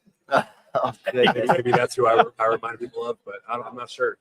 All right, I'm going to say this. I learned a lot about both of you right now, and I'm not blowing smoke up your asses. This was by far one of the better conversations we've had today. We appreciate it. We watch the conference religiously. I'm an objective reporter, so we cover UNM, so I enjoyed the conference as a whole. I hope it's good. I wish you both the best of luck this year, and it was a pleasure talking to both of you. Thank you guys for having us on. Cole Henry and Kobe Newton from the University of Wyoming. And maybe we'll get your head coach, crazy head coach. Thank you guys. Best of luck. Appreciate it. Thank you. We'll take another quick commercial break. That was Kobe Newton and Cole Henry from Wyoming. Much appreciated it. That was a better conversation than I thought. We'll be right back again.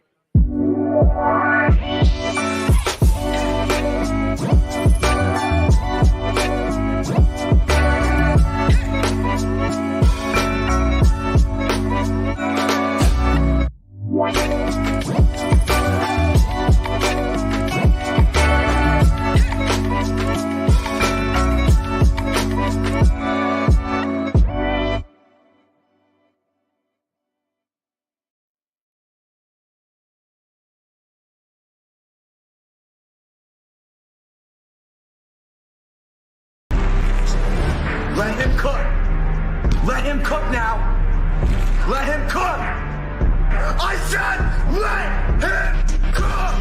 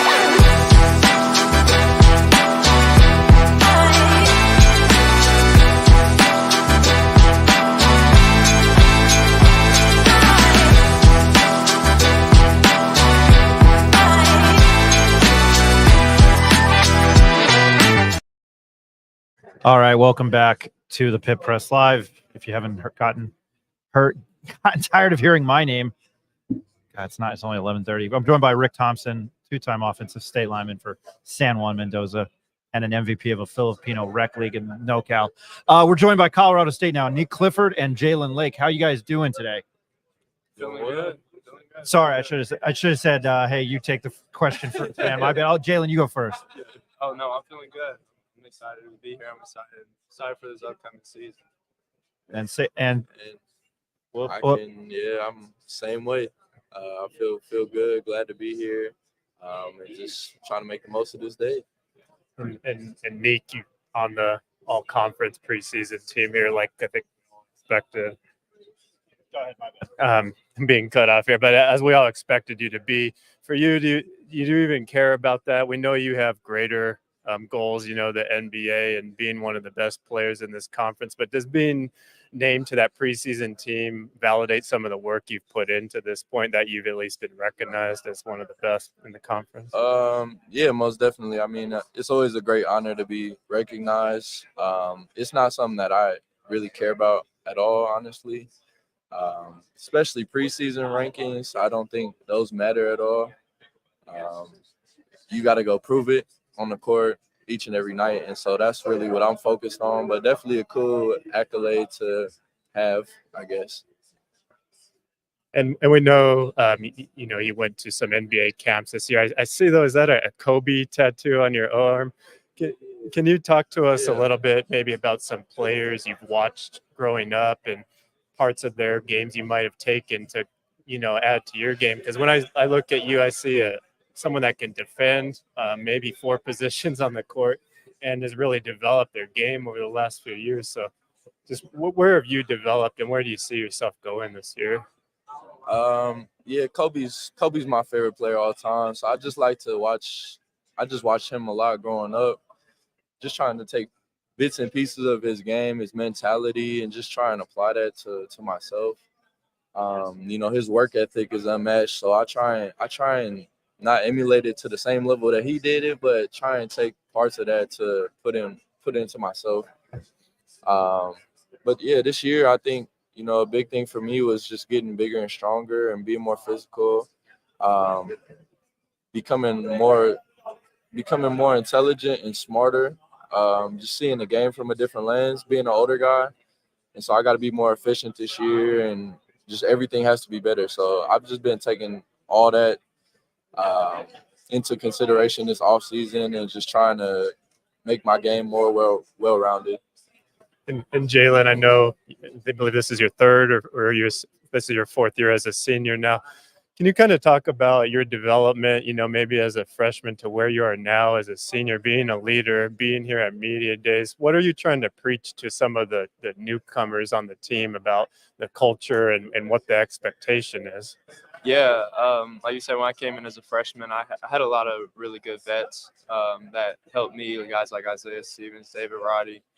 They were great players and some of the best leaders that I've been around. And, I just try to take so much from what they taught me and try to duplicate that and try to help the young guys as much as possible and, push buttons that, to get them to work hard, kind of how they did with me, making sure guys are in the right spot.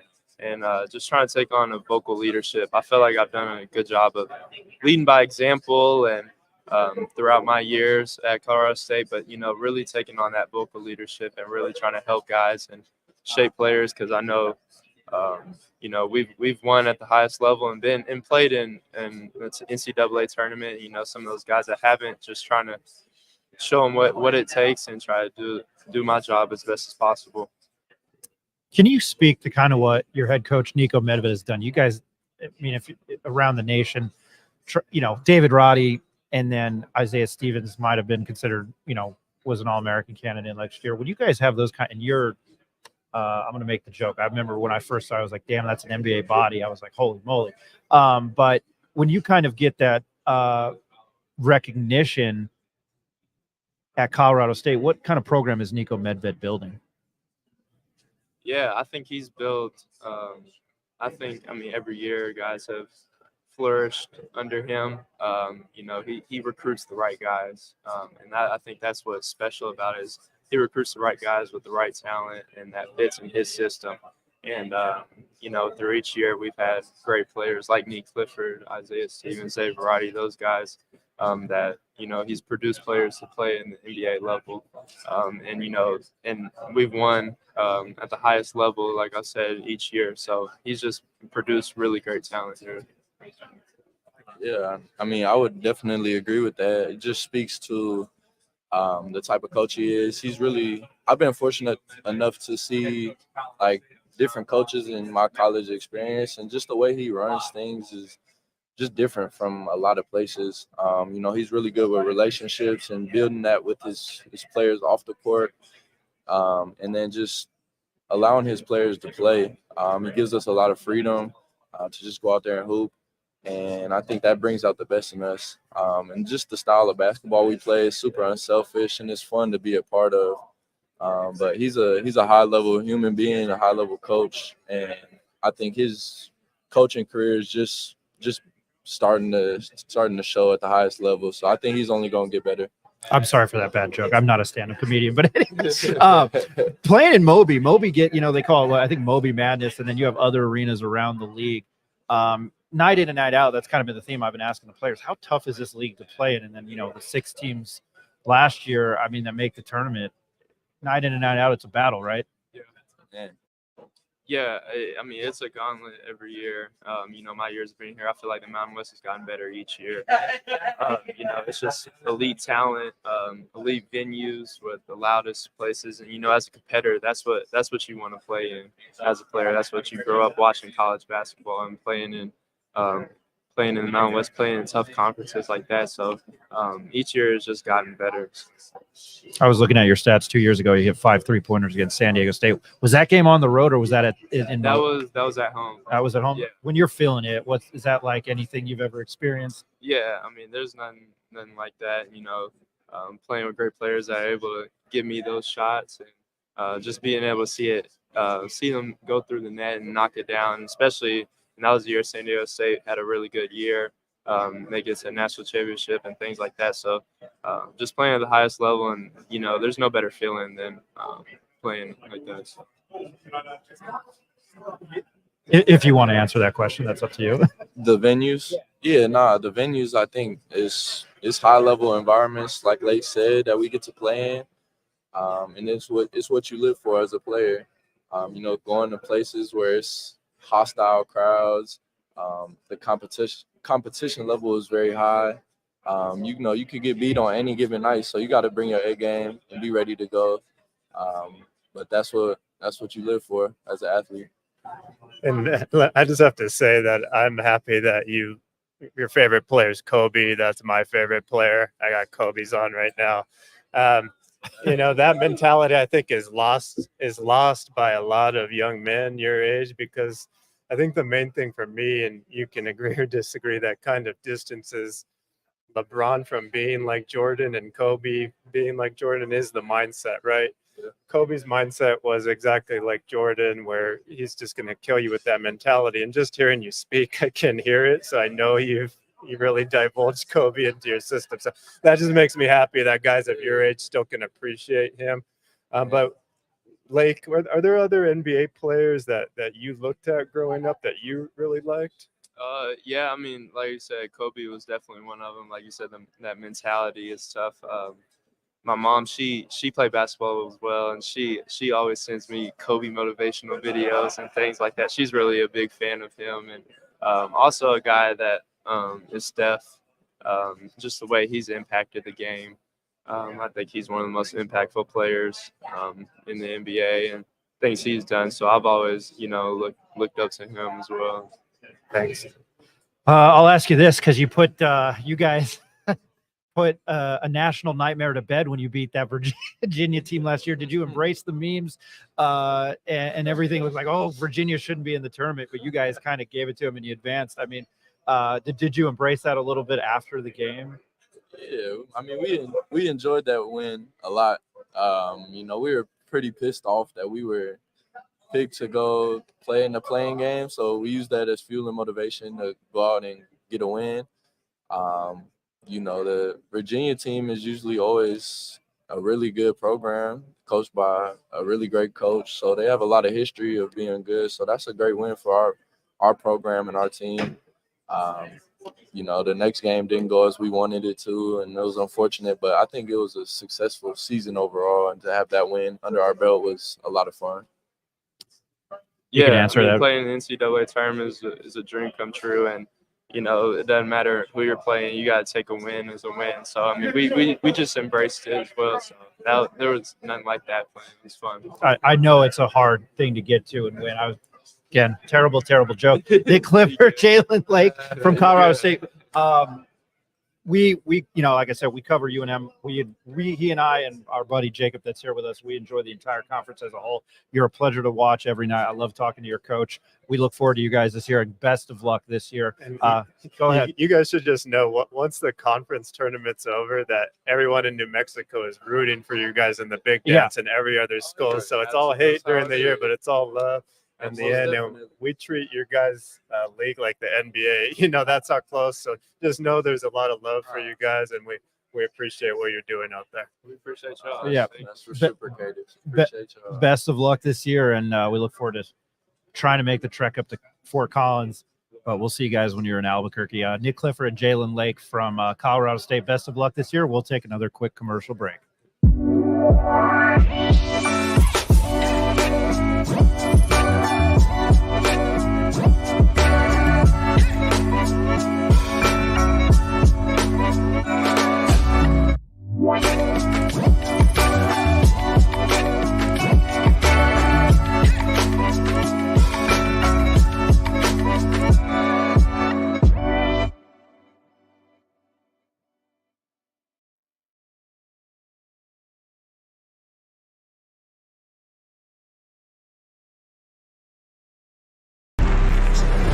Let him cook. Let him cook now. Let him cook. I said let him cook.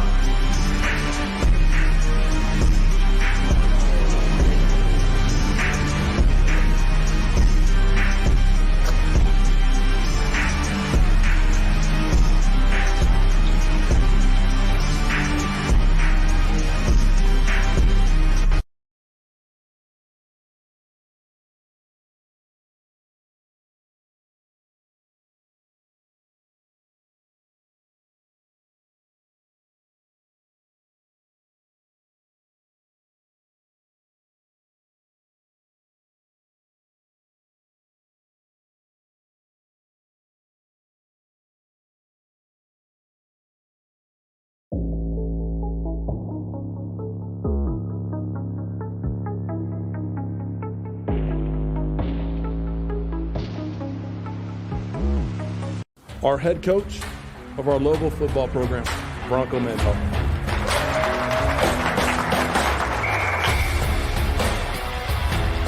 The details themselves with the right preparation can separate you from mediocre competitors that don't do that. And so, yeah, the attention to detail, I think, drives the execution, or should I say brings the execution to life, especially in critical moments.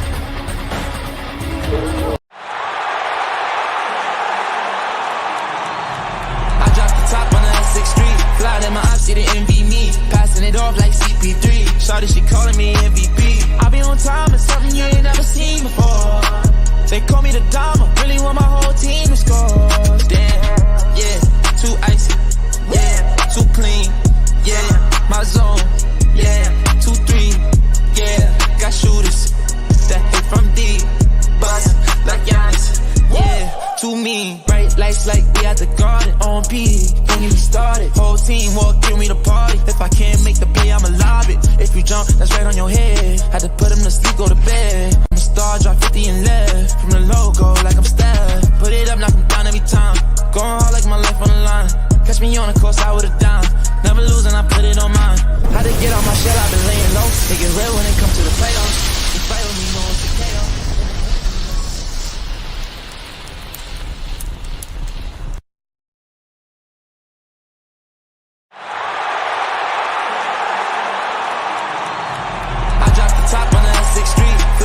See the envy me.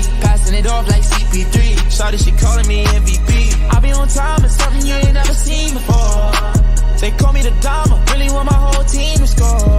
Damn, yeah, too icy, yeah, too clean, yeah, my zone, yeah, 2-3, yeah, got shooters that hit from deep, bust like Giannis, yeah, too mean, bright lights like we at the garden, on P, when we started, whole team walk in me the party, if I can't make the play, I'ma lob it, if you jump, that's right on your head, had to put him to sleep, go to bed, I'm a star, drop 50 and left, from the logo like I'm Steph, put it up, knock him down every time, going hard like my life on the line, catch me on the course, I would've dime, never losing, I put it on mine, had to get out my shell, I've been laying low, they get real when it comes to the playoffs, you fight with me, no one's to KO.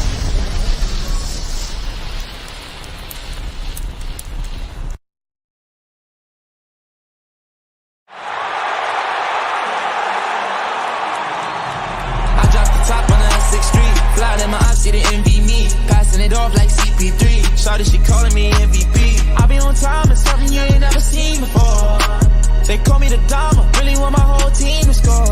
Damn, yeah, too icy, yeah, too clean, yeah, my zone, yeah, 2-3, yeah, got shooters that hit from deep, bust like Giannis, yeah, too mean, bright lights like we at the garden, on P, when we started, whole team walk in me the party, if I can't make the play, I'ma lob it, if you jump, that's right on your head, had to put him to sleep, go to bed, I'm a star, drop 50 and left, from the logo like I'm Steph, put it up, knock him down every time, going hard like my life on the line, catch me on the course, I would've dime, never losing, I put it on mine, had to get out my shell, I've been laying low, they get real when it comes to the playoffs, you fight with me, no one's to KO.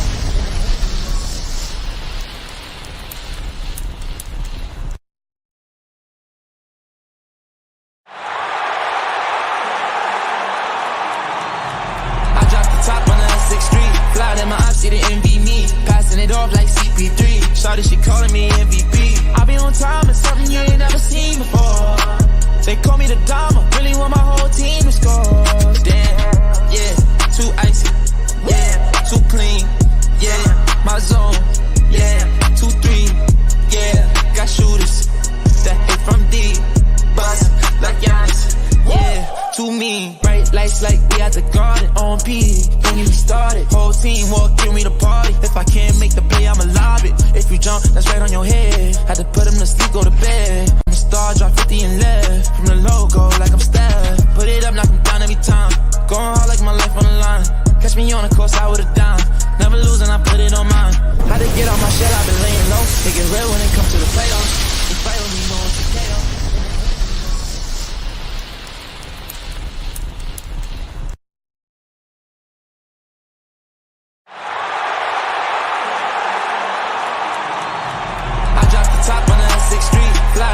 See the envy me, passing it off like CP3. Shawty, she calling me MVP. I be on time, it's something you ain't never seen before.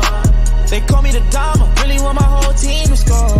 Damn, yeah, too icy, yeah, too clean, yeah, my zone, yeah, 2-3, yeah, got shooters that hit from deep, bust like Giannis, yeah, too mean, bright lights like we at the garden, on P, when we started, whole team walk in me the party, if I can't make the play, I'ma lob it, if you jump, that's right on your head, had to put him to sleep, go to bed, I'm a star, drop 50 and left, from the logo like I'm Steph, put it up, knock him down every time, going hard like my life on the line, catch me on the course, I would've dime, never losing, I put it on mine, had to get out my shell, I've been laying low, they get real when it comes to the playoffs, you fight with me, no one's to KO.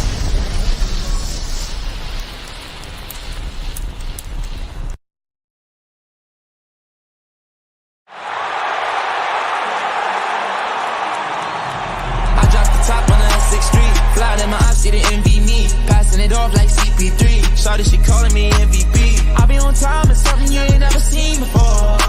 They call me the Dama, really want my whole team to score. Damn, yeah, too icy, yeah, too clean, yeah, my zone, yeah, 2-3, yeah, got shooters that hit from deep, bust like Giannis, yeah, too mean, bright lights like we at the garden, on P, when we started, whole team walk in me the party, if I can't make the play, I'ma lob it, if you jump, that's right on your head, had to put him to sleep, go to bed, I'm a star, drop 50 and left. From the logo, like I'm Steph. Put it up, knock him down every time. Going hard like my life on the line. Catch me on the course, I would've dimed. Never losing, I put it on mine. Had to get out my shell, I've been laying low. They get real when it comes to the playoffs. You fight with me, no one's a KO.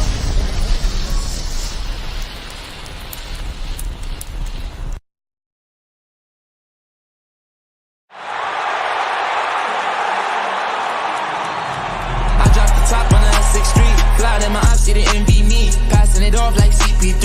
Shawty, she calling me MVP. I be on time, it's something you ain't never seen before. They call me the Dama, really want my whole team to score. Damn, yeah, too icy, yeah, too clean, yeah, my zone, yeah, 2-3, yeah, got shooters that hit from deep, bust like Giannis, yeah, too mean, bright lights like we at the garden, on P, don't even start it, whole team walk through me to party, if I can't make the play, I'ma lob it, if you jump, that's right on your head, had to put him to sleep, go to bed, I'm a star, drop 50 and left, from the logo, like I'm Steph, put it up, knock him down every time, going hard like my life on the line, catch me on the course, I would've dimed, never losing, I put it on mine, had to get out my shell, I've been laying low, they get real when it comes to the playoffs, you fight with me, no one's a KO.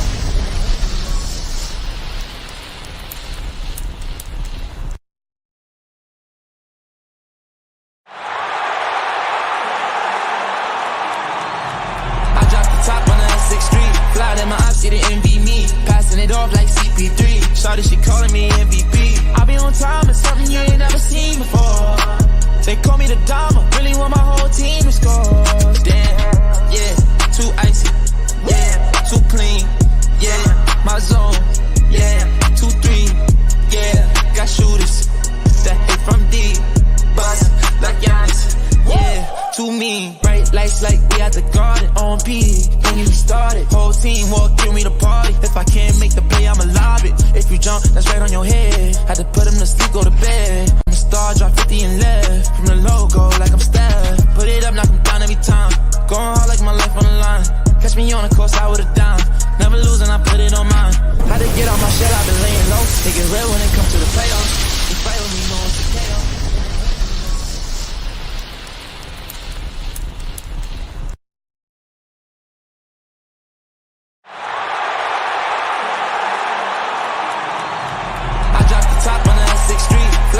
See the envy me, passing it off like CP3. Shawty, she calling me MVP. I be on time, it's something you ain't never seen before.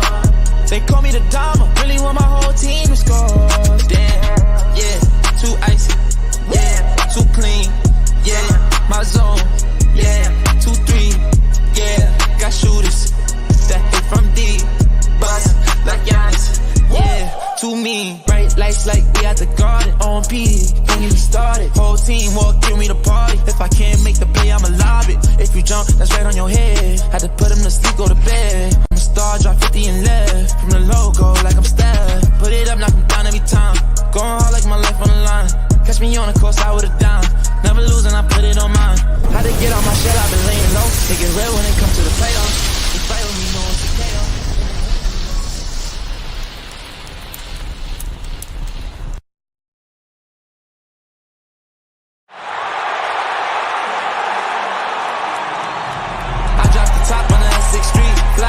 See the envy me, passing it off like CP3. Shawty, she calling me MVP. I be on time, it's something you ain't never seen before. They call me the Dama, really want my whole team to score.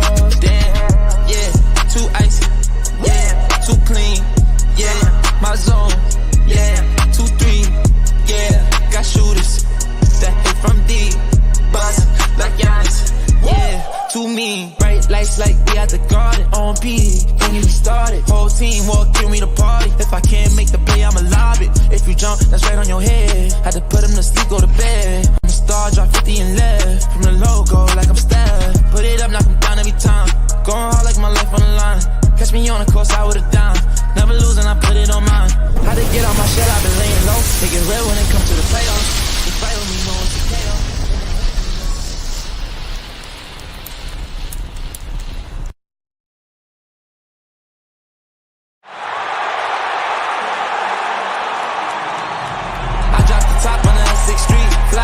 See the envy me, passing it it off like CP3. Shawty, she calling me MVP. I be on time, it's something you ain't never seen before. They call me the Dama, really want my whole team to score. Damn, yeah, too icy, yeah, too clean, yeah, my zone, yeah, 2-3, yeah, got shooters that hit from deep, bust like Giannis, yeah, too mean. Bright lights like we at the garden, on PD, don't even started. Whole team walk through me to party. If I can't make the play, I'ma lob it. If you jump, that's right on your head. Had to put him to sleep, go to bed. I'm a star, drop 50 and left. From the logo, like I'm Steph. Put it up, knock him down every time. Going hard like my life on the line. Catch me on the course, I would've done. Never losing, I put it on mine. Had to get on my shit, I've been laying low. They get real when it comes to the playoffs. You fight with me, no one's a KO.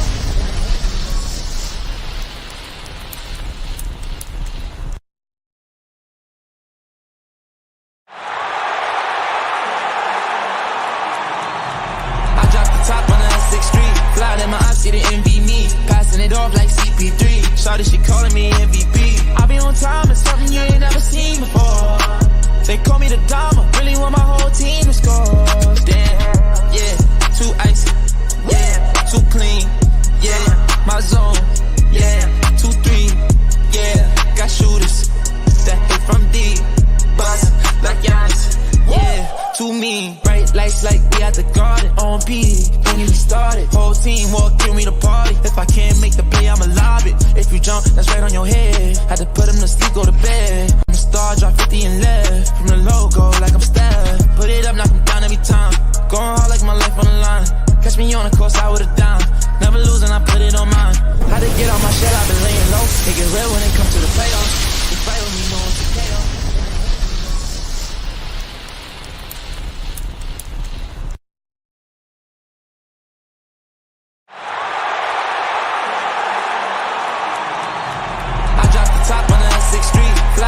See the envy me, passing it off like CP3. Shawty, she calling me MVP. I be on time, it's something you ain't never seen before.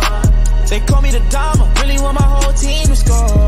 Damn, yeah, too icy, yeah, too clean, yeah, my zone, yeah, 2-3, yeah, got shooters that hit from deep, bust like Giannis, yeah, too mean. Bright lights like we at the garden, on PD, don't even started. Whole team walk through me to party. If I can't make the play, I'ma lob it. If you jump, that's right on your head. Had to put him to sleep, go to bed. I'm a star, drop 50 and left. From the logo, like I'm Steph. Put it up, knock him down every time. Going hard like my life on the line. Catch me on the course, I would've done. Never losing, I put it on mine. Had to get on my shit, I've been laying low. They get real when it comes to the playoffs. You fight with me, no one's a KO.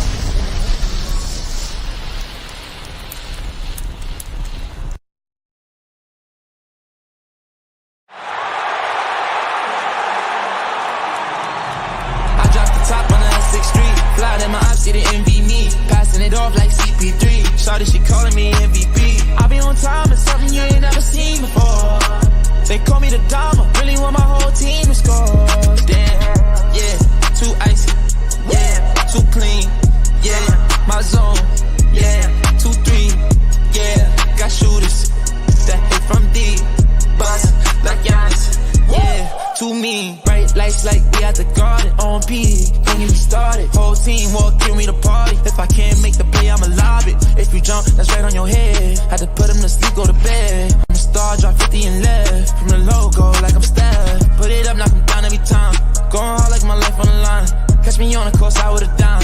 Never losing, I put it on mine. Had to get on my shit, I've been laying low. They get real when it comes to the playoffs. You fight with me, no one's a KO.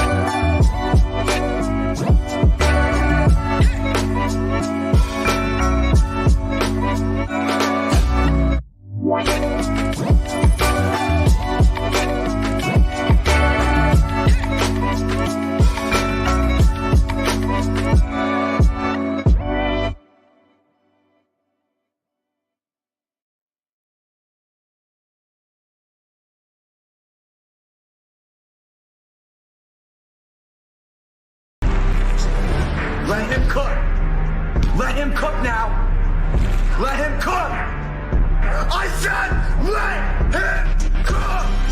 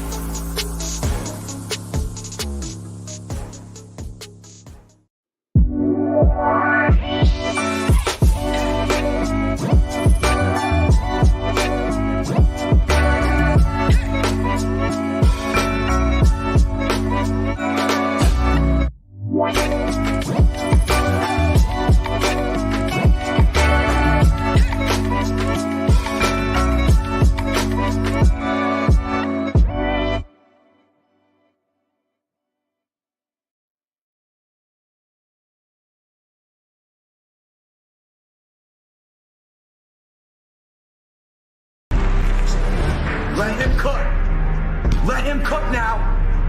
Let him cook. I said let him cook.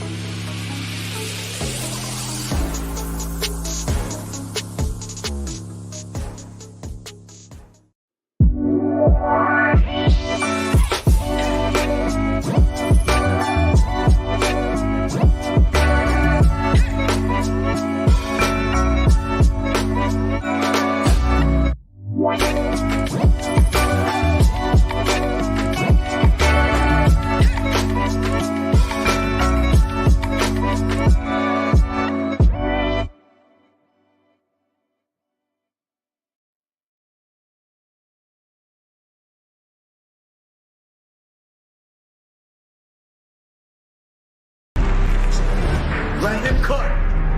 Let him cook now. Let him cook. I said let him cook.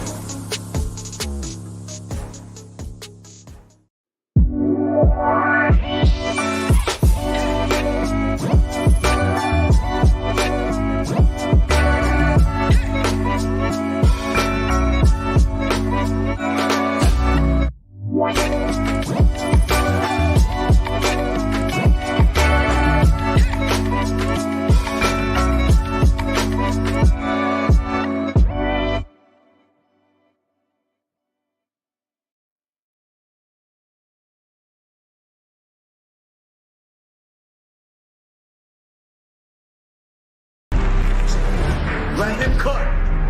Let him cook now. Let him cook. I said let him cook.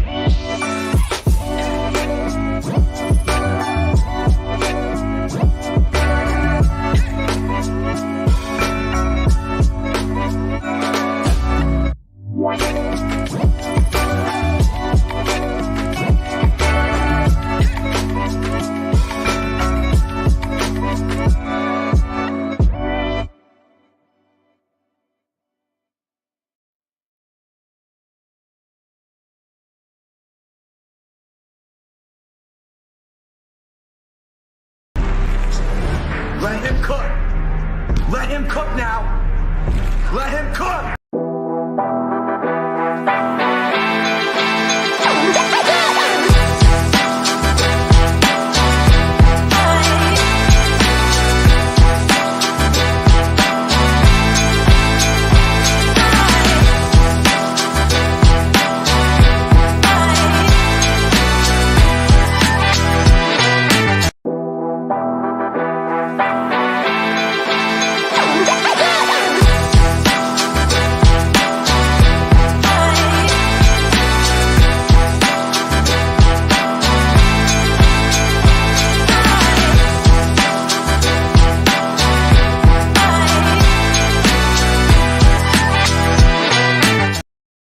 All right, welcome back to the Pit Press Live, and one of our commenters, Ice Baby.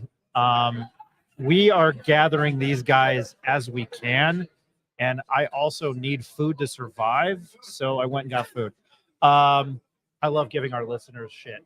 We're joined now by two players from the Nevada Wolfpack, Trey Coleman and Nick Davidson. How you guys doing today? Pretty good, pretty good. How about yourself? I have a little bit of food in me, so I'm not as hangry. I had the pleasure of covering Steve Alford at UNM back in the day when he was there. I think he's a pleasure to talk to, but again, I don't play basketball for him. What's it like playing for Coach Alford? I mean, it's fun. You know, he's obviously a player's coach because he's been there and done what we're trying to do. So it's pretty cool, you know, getting experience from him. Yeah, great coach, good guy to lead us everywhere we go. But like Trey said, I mean, everything that we want to do, he's been there and done that, whether that be professionally, runs in tournaments, championships, he's been there and done that. I mean, is it kind of cool to know his lineage, his lore, playing for Bobby Knight, Indiana, and then I know you mentioned national championship, but to have that success, can you elaborate maybe on that a little bit more? Absolutely. I mean, what Indiana basketball is like in the water over there. It's everything they eat, sleep, and breathe. But to see him kind of carry on that tradition from Coach Knight and tell us like stories about him, I think is really awesome. And it's a good testament to what a good coach he is. I was just going to ask you guys, so, you know, obviously you lose your backcourt from last year, your main guys from Lucas and Blackshear, and now the front court, you guys are, you know, the returning starters, probably more of the leaders on the team. Can you give the listeners maybe an idea of what the team looks like coming into the season, how things are going, and in your preparation for 2-3 weeks from now? You know, I think it's going really well. You know, obviously losing Keenan and Jared, but we got good replacements in Kobe and Xavier Dussel. You know, Xavier being a Mountain West guy, you know, coming from Fresno and Wyoming, I think he'll fit in very well because he knows how we are. And then Kobe being a 20-point scorer last year, I think he'll fit well being a 6 to 8 point guard. Yeah, and I was just going to ask you. I mean, it seems like every year Nevada rolls out with like a 6'6" or above point guard, right? How versatile is that to have somebody like Kobe at what I think he's 6'9" point guard? I mean, what kind of matchup problems does that create for other teams, and how tough is that for them to defend? I mean, it just makes it extremely tough. Him being our point guard, you kind of typically use your shorter guys to guard their point guard, but when you have a 6'9" dude that could just shoot over you, post up, space it out to three, it's tough. And when you put a big on him, it's going right by him too. So very, very tough mismatch, and it's going to be a great addition to our team. You guys I'm asking every player this because you guys played in the Mountain West. You know how tough it is every night. Nevada, sometimes Lawler Event Center is rough to play at. Is it cool night in and night out to have such stiff competition? It makes you better yourself. Can you talk about the rest of the league and what it means to play in it? Yeah, the crowds, in most places in the Mountain West are really good. So, just being able to be in a conference like this and know you're going to get everybody's best shot every time you step on that court is, it's a great thing to have. And I mean, I too can speak to the environment. We have a great conference. Everyone seems to show out, and it's kind of cool hearing that your guys' perspective on Reno as well, because Pitt's obviously, formidable place to play, very loud, very, rowdy, gets rowdy in there. So awesome.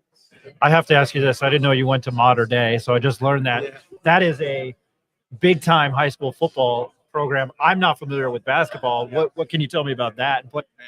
Playing basketball there? Playing basketball there, been playing for Coach McKnight, who's been there since the 70s.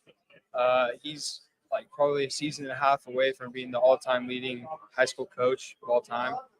But I mean, it really was crazy because in our basketball gym, we have 3 Heismans now, 3 Heisman trophies in there because we have John Huarty, Matt Leitner, and Bryce Young, who I actually went to high school with at the same time, Bryce, when I first transferred there. But it really is a powerhouse for all sports. We got crazy women's volleyball, women's basketball.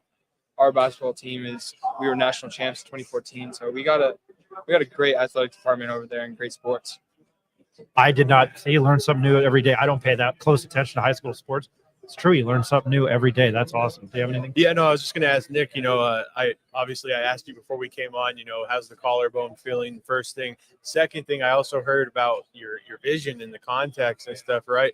How's that all working out? And, what was the issue with that last year? Yeah. So, as you get older, your eyes change, which I'm starting to see. Yeah, I don't even have my glasses on right now, but it's I'm blind as a bat without them. It's like when I wake up in the morning, I'm like, where am I? But yeah, it's slowly started to change. Last time I got it checked was senior year of high school, so 3 years since. And then Coach Noodles noticed he would draw the names of the plays on the board, and sometimes that film I'd be squinting really hard to kind of see. Like after season, when I was just in my sings, you should check your eyes. Like I think there's something wrong there, and lo and behold, my prescription changed quite a bit. So. Yeah. I mean, that's you're coming from 2 guys that can't see without their glasses. So I'm sure as in basketball too, obviously that's not helping, but glad to hear that all those issues are resolved. Yeah. You get your best version of yourself this year. Have you ever seen the movie Major League? Is this the one with the old pitcher? Charlie Sheen, and he has to get glasses in it and he figures it out. They figure out midway through the movie, like he's a phenomenal pitcher, but the reason he's outside the zone is because he can't see it. They show him stuff and he's like this, and then they go and get him. That reminded me of that. That's very cool. I to the Utah State guys, I brought up, hey, you made the tournament, you got to win, and then then you ran into the buzzsaw that was Purdue. Yeah. You guys got to the tournament. It was an insane game. Sure, it really, really sucked. But just to get to the tournament, how hard is it? And what's the competition like? I mean, the Mountain West I called it the gauntlet of death last year. Dayton was a very good team, but what was that experience like in at least getting there? It was a good experience. Obviously, it didn't end well or how we wanted it to, but it was a good experience getting there because, you know, in the Mountain West, it's a cutthroat league. So, you know, any game you drop, it could be that game that didn't get you in the tournament. So, you know, just understanding how hard it is to get there and how hard you have to work and, like, how hard you have to pay attention to the details is, you know, it's just big for us coming back. Yeah, I would agree. The year before that, we were one of the bubble teams, literally the last team in the tournament. So come Selection Sunday, it was nice to not necessarily be on pins and needles, have a camera crew so that we know we're in the tournament. So it's definitely it was a different experience, I'd say, being able to play in an NBA arena, but also like comforting at the same time because we've been there before the year prior. We saw what to like change to make what we need to do, and we did it for what was it, 27 minutes? Yeah. 27 minutes. And then just kind of fell apart. How good was that Dayton team? I mean, because they gave Arizona kind of a hard time in the second round, but how good were they? I mean, you got to give them their respect. Obviously, they beat us, and they are really, really good 3-point shooting team, which they showed in the last 7 minutes of the game. But yeah, we just really got out of character in that game, and we allowed the bleeding to keep going, and Yeah, I mean, they had an NBA player on their team, Right. And then I was looking at the scouting report, and I see 50% 3-point shooters, 40% three-point shooters, and I was like, wow, this is no joke. And I mean, we were handling them until got out of character. Yeah, I was going to ask, how was it playing against Deron Holmes, and his versatility, right? I mean, obviously you guys are versatile as well. We're not trying to harp on this. Yeah, no, I mean, just, what was it like playing against somebody like him? Yeah, great. I mean, great player. We obviously knew we had a good scout for him. I felt like we executed that well, but sometimes it doesn't go your way.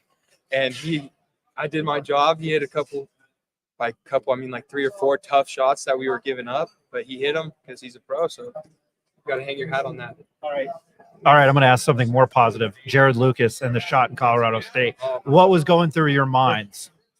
So we were actually up, and then Jared, being the shooter he is, he actually missed some free throws. He missed 3.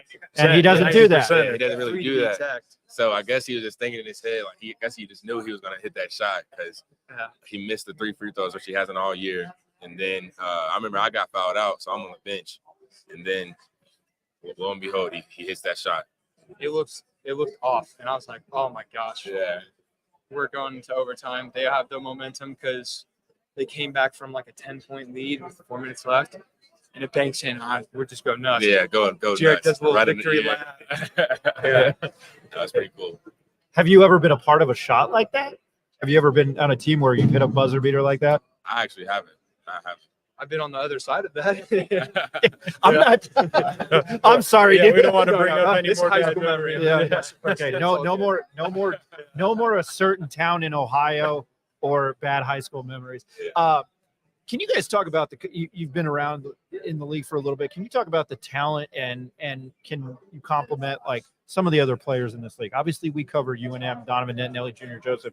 You've got Tyson Degenhardt at Boise State.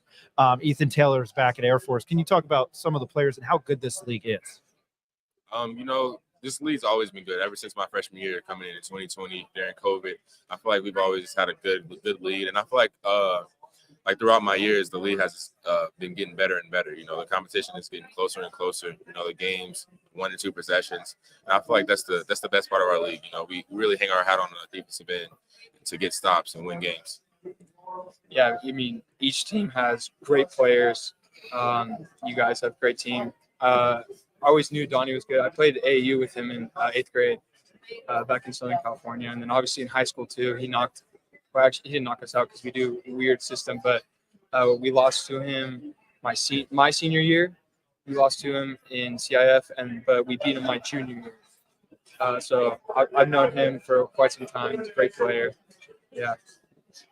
Do you obviously watching him play, he's got to be exciting for you to watch. Yeah, it's super cool to see guys that you grow up with having success at the next level. You always root for them, even until you play them, of course. So no, and Rick was telling the Colorado State guys, are the UNM fans, once they, at least I'll use this last year as an example, once they won the tournament, the whole conference was backed, and I think with everything with Selection Sunday.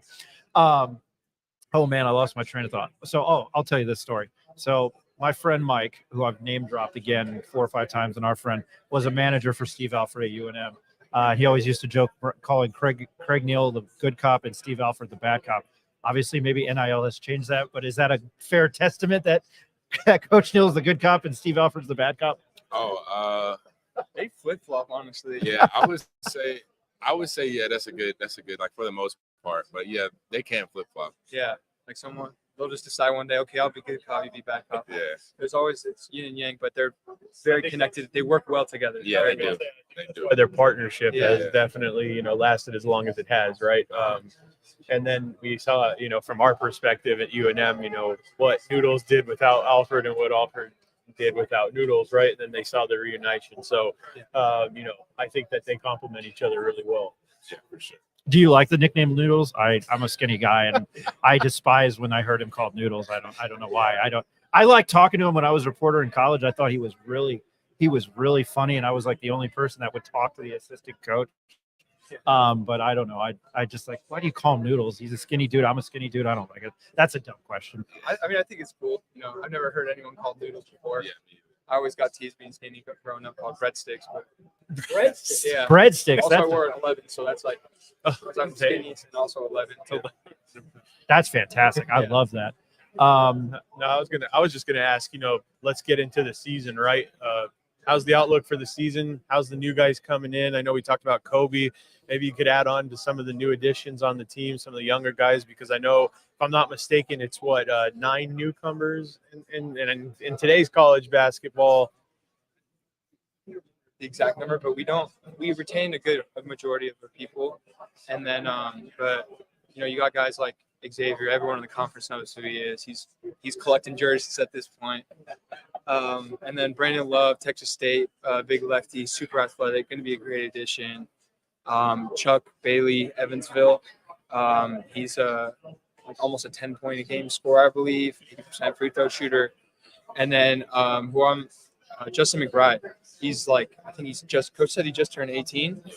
I thought he just turned 19, but super young dude, super talented, highly touted in high school, came from a good program at Oak Hill. So I think he's going to be a sleeper this year. He's a real good player, got good feel for the game. And then you got guys like Tyler Rolson, who gave Keenan backup minutes last year. And then Amir Robinson, who didn't get to play much, but great team guy. And he's stepping up in practice, knocking down threes, giving us what we need on defense.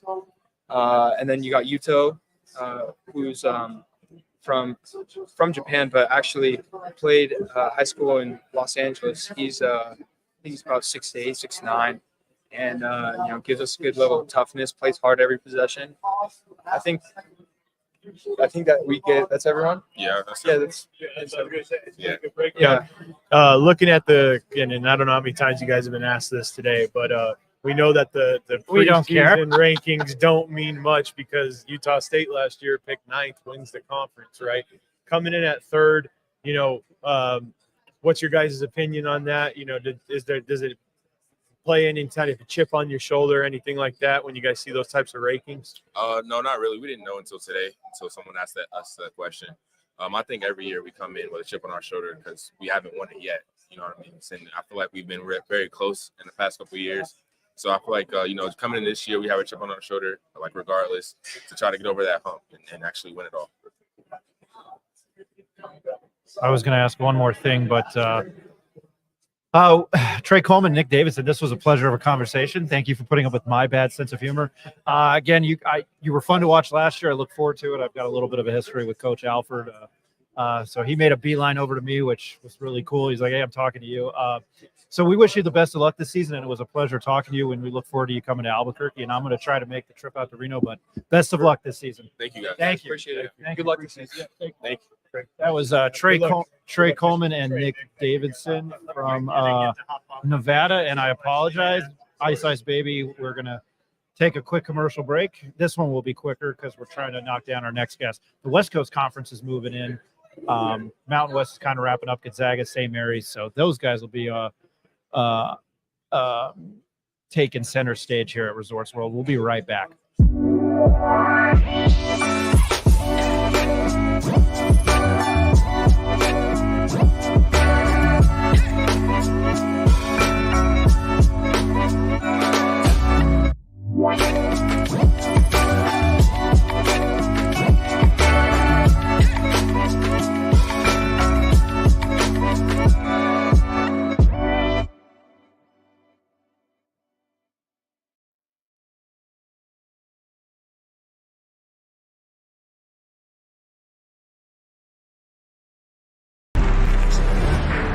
cook.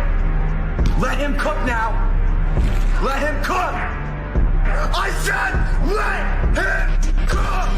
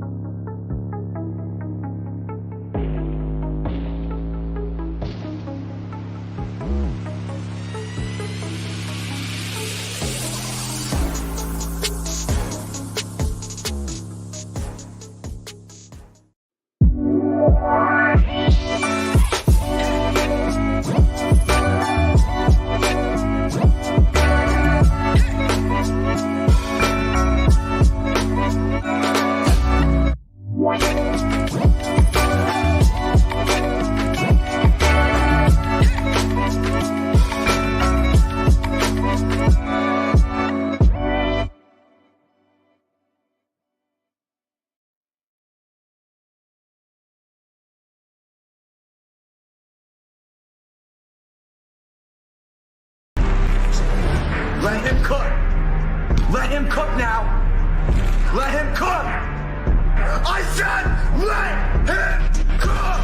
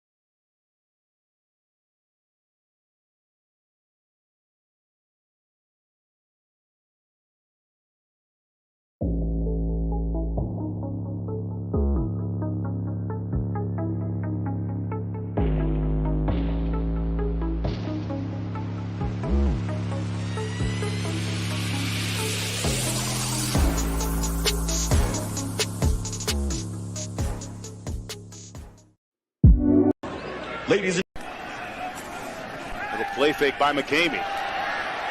Looking downtown. Touchdown! Basket!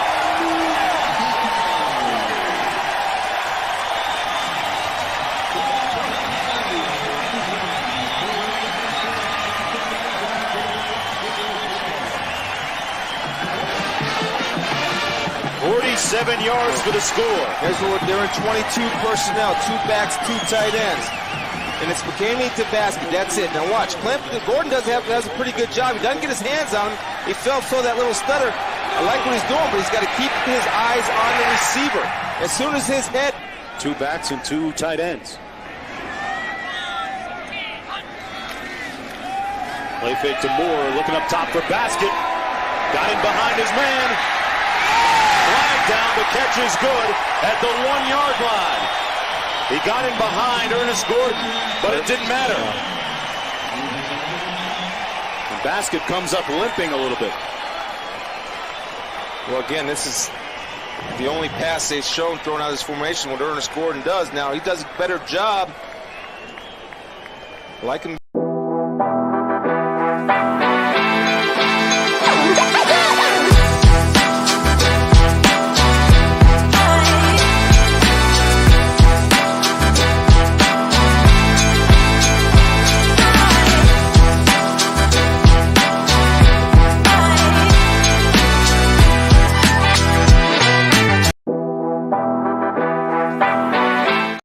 Welcome back to the Pit Press Live. I'm incredibly happy to talk to this gentleman because I thought he was one of the best conversations I had last year. And he's a Jersey guy like my parents, and I live there. He is the head coach of the Air Force men's basketball team. His name is Joe Scott. Coach, how you doing today? Doing well, winding down. It's been a busy day, right? You guys know, nonstop, which is good. Keeps you busy. I don't know if we're busier than the coaches and players, but I'm tired of talking. It's true. I'll be quite honest with you there. I see you retained Ethan Taylor, and I know you've discussed some things with being at the Air Force, being in the academy. But what is the outlook for the Air Force team this year? Well, I mean, we have 5 seniors, and we haven't had that since I've been back. So, along with that, we have a really good junior sophomore class. We took a trip to Canada during the summer, 5 games, 10 practices, and the purpose was to sort of merge those 2 groups, the 5 seniors and the sophomores, and sort of like what I see from my team right now. I see it, the most together team we've had since I've been back right now. Now, obviously, you got to sustain it. But I like what we have. I like the fact that we have those seniors. We have some size that we're going to play differently and play with that size a little bit more. And, you never know until you play outside competition, until you get, but I do know we're doing those right things because our seniors are really sort of, grabbing onto it, latching onto it. And that's what you find when you have seniors, because we've been together for 4 years, and they know whatever we're, even if it's a little different, it's really not. And they're showing that because they're sort of leading the way with it. And, hopefully we're going to see us continue to grow instead of as we got over the last couple of years, within one game or game to game, 12-0 run. It's 2 minutes that just take us out of a game. Another game, it's 2-8-0, 2 1 in the first and 1 in the second, so we've shown the ability to do it. We haven't shown the ability to sustain it, and that's going to be the key. And hopefully the fact that we have 5 seniors is going to really help in that regard. I mentioned Ethan Taylor. What kind of leader is he? I mean, he's doing a really good job. I mean, Ethan, he's prime example of what it means to have a senior at Air Force. And I'll see again as we go through the year. Last year non-conference, I said to him last year, I want you to just shoot the ball. I want you to shoot threes. I want you to shoot the ball. I get mad at him when he doesn't shoot. So you'd like to be that player. And as that's the case, last year non-conference, he took 12 attempts per game non-conference. 12 3 attempts a game non-conference. Got in the Mountain West play, shrunk to 6. Why? Well, we know, tougher comp, long year, scouting reports. They're doing everything they can to stop you. I know we got to see growth. He's still room for that growth this year. And I think as a senior, he knows that, and he's embraced it. And he knows that's what he's got to do to help the team because we're better when he's shooting threes. And I'm not even saying making them. I'm saying catching them and getting them off. And I pick them because I know they're going to win more than other guys, So, and then that makes other guys be in their role a little bit more. And that's what makes a team. And hopefully he's going to show the wherewithal, the sustainability, the consistency in being able to do that all season, not just in the non-conference. Yeah, I was just going to say, Coach, I know you're probably sick of talking about this as well, because obviously with the NIL, you're working at a disadvantage from everybody else. So you lose somebody like Reedus from last year, who steps into that void to, that hole that you have potentially with losing Reedus on this current team. And if you could give the listeners maybe a perspective of who fills that void on your team this year. Well, I mean, I don't know, like anytime, I don't know if you fill the void left by somebody, what you do is, and from a coaching standpoint is, okay, what do we have to do to build this team in the best possible manner? And what we're doing is, I got these 2 sophomore big guys, Wes Silahusky and Caleb Walker, 7 foot and 6'9", 240, and they're really coming along and they've really improved. And that's going to make me move Bo Becker somewhere else. And Luke Carney's a 6'7" guy who can shoot, who played, at the end of last year. So we're going to replace him by sort of playing differently and playing in a way where we're playing more guys in multiple positions, more guys being able to play with each other. And I think that's a big reason why this team is a little more connected, because they see that. They see that more guys can play together and we have more there. Now, I know it's right we see it in practice, but until you play against other teams. But I know our players know it's right because I see the seniors sort of embracing it like that. They know because we've been together for 4 years. And that's when you know there's more room for growth because it seems like the players are sort of taking ownership of it. And anytime the players start to do that, that's when you know, wow, the team has a chance to keep getting better. I want to talk about maybe how good this conference was last year, how it was night in, night out. But I also want to bring up one of the bright spots you had last year, going down to Albuquerque, getting that win. What do you recall from that game? Well, I mean, like you said, the league is unbelievable. Every game is unbelievably hard for us. Like I talked about, our ability to play 40 minutes consistently is what we got to get better at. We've shown, and you bring up, an instance where we've shown we have it. Having it for all 40 minutes every game, we've shown no, we don't. And that's the key to our season. And to your point, we went down to New Mexico and we showed that we have what it takes. We have the makings to go into the pit, and as they're playing really well and it's sold out, and be able to win the game. We did the same thing. We went to Vegas, who was really, really had a great sort of last 20 games. And we went there and we, destroyed them. So we, like I said, all it shows is, and our players know this, that we have sort of, there's something there. It's a whole different animal to now it's 20 games. Now it's a whole different animal. Mountain West play 20 games, 40 minutes. There's not one easy one. For us, I don't think there's an easy one for anybody. You know what I mean? But for us, there's certainly not an easy one. So that ability, sustainability, consistency, toughness that's required, that's what the Mountain West challenges you on, and that's our number one challenge. But everything we're doing is to address that. Mute myself. Are you happy with the league going to 20 games in the conference? I mean, I personally wasn't, just because I think those are two opportunities for somebody, and everybody's different. As we're in the same league, everybody's different. Everybody has a challenge to maybe get a home game. Everybody has a challenge. Nobody will go play somebody there, but 2 extra non-league games gives you the opportunity to schedule the way that you need. And that's different for, say, a New Mexico, than a Wyoming, than a San Diego State, because those are 2 opportunities where, somebody goes and gets the kind of game that's going to help them. Like for us, all we did was add 2 other games where I know they're 2 unbelievably hard games, so, but albeit we're all equal. So the advantage there is everybody's equal because we're all playing the same 10 at home, same 10 on the road. Whereas last year and the years past, there was a scheduling, I'm not going to say inequity, but the schedule was different in that this is who you played twice. This is who, or I only played once. So now it's just, it's just what it is. And again, I just think it's going to be not harder, but, now we got 20 of them of the gauntlet instead of 18. I don't know if I'm going to gather you don't listen to our show on a weekly basis, but I called it the Gauntlet of Death. I called the conference the Gauntlet of Death last year. This is why I like talking to you. It's the gauntlet. I mean, it's just game after game.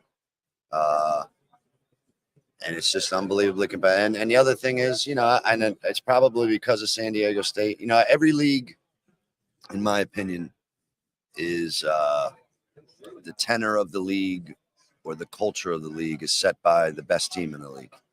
When I was here the first time, it was Utah. Utah dominated the Mountain West.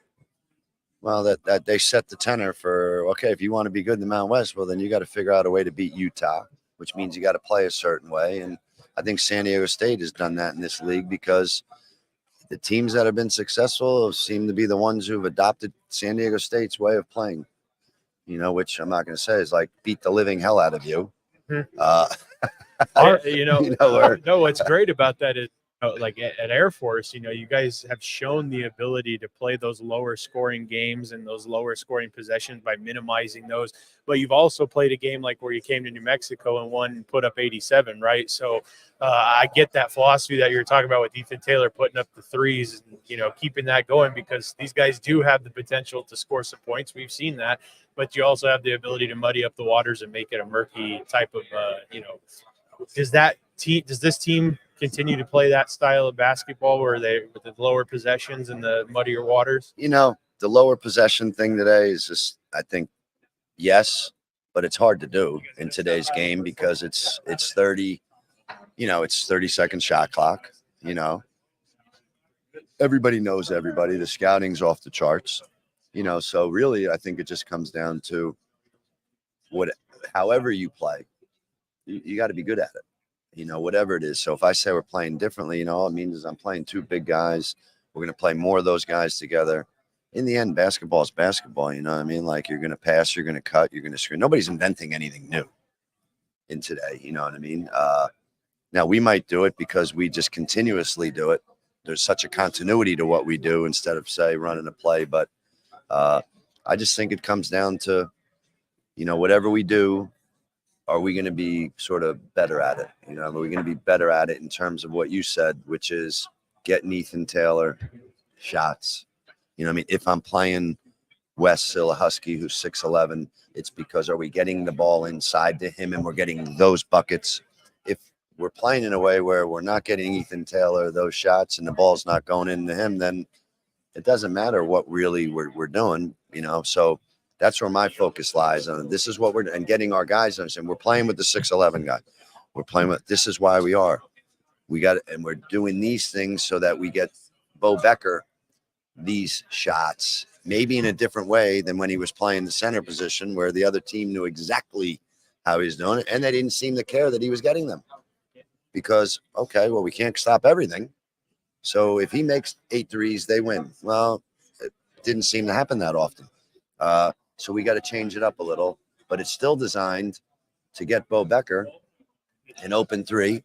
And maybe he's not getting 8 because he's not playing quote unquote center anymore, but he's getting 4 and he's making 2. That's way more effective than getting 8 and making 3, so that's how we're approaching it. You got to ask me one question about New Jersey. Okay. Well, Let's get one question. This is why I love talking. My parents are from Central New Jersey. You're from Toms River, South. Toms River East. Toms River East. Toms River East. Right. I'm a Met fan. We can talk about the Mets. What We got a big one tonight, baby. What did you think about the game last night? Well, what I liked is at least we didn't waste any hits. There you go. That's a positive way to look at it. I'm referencing the movie Major League again, where he goes, "We got one hit, one goddamn hit." I looked at the box score or at Fox last night, and I was like, one error, one goddamn error. I don't know why it came to mind. Have you watched any Giants games this year? I've watched it. They're hard to watch. It's painful. They're hard to watch. I'm focused on those Mets. Well, we got a big one. We got a big one. We got a big one tonight.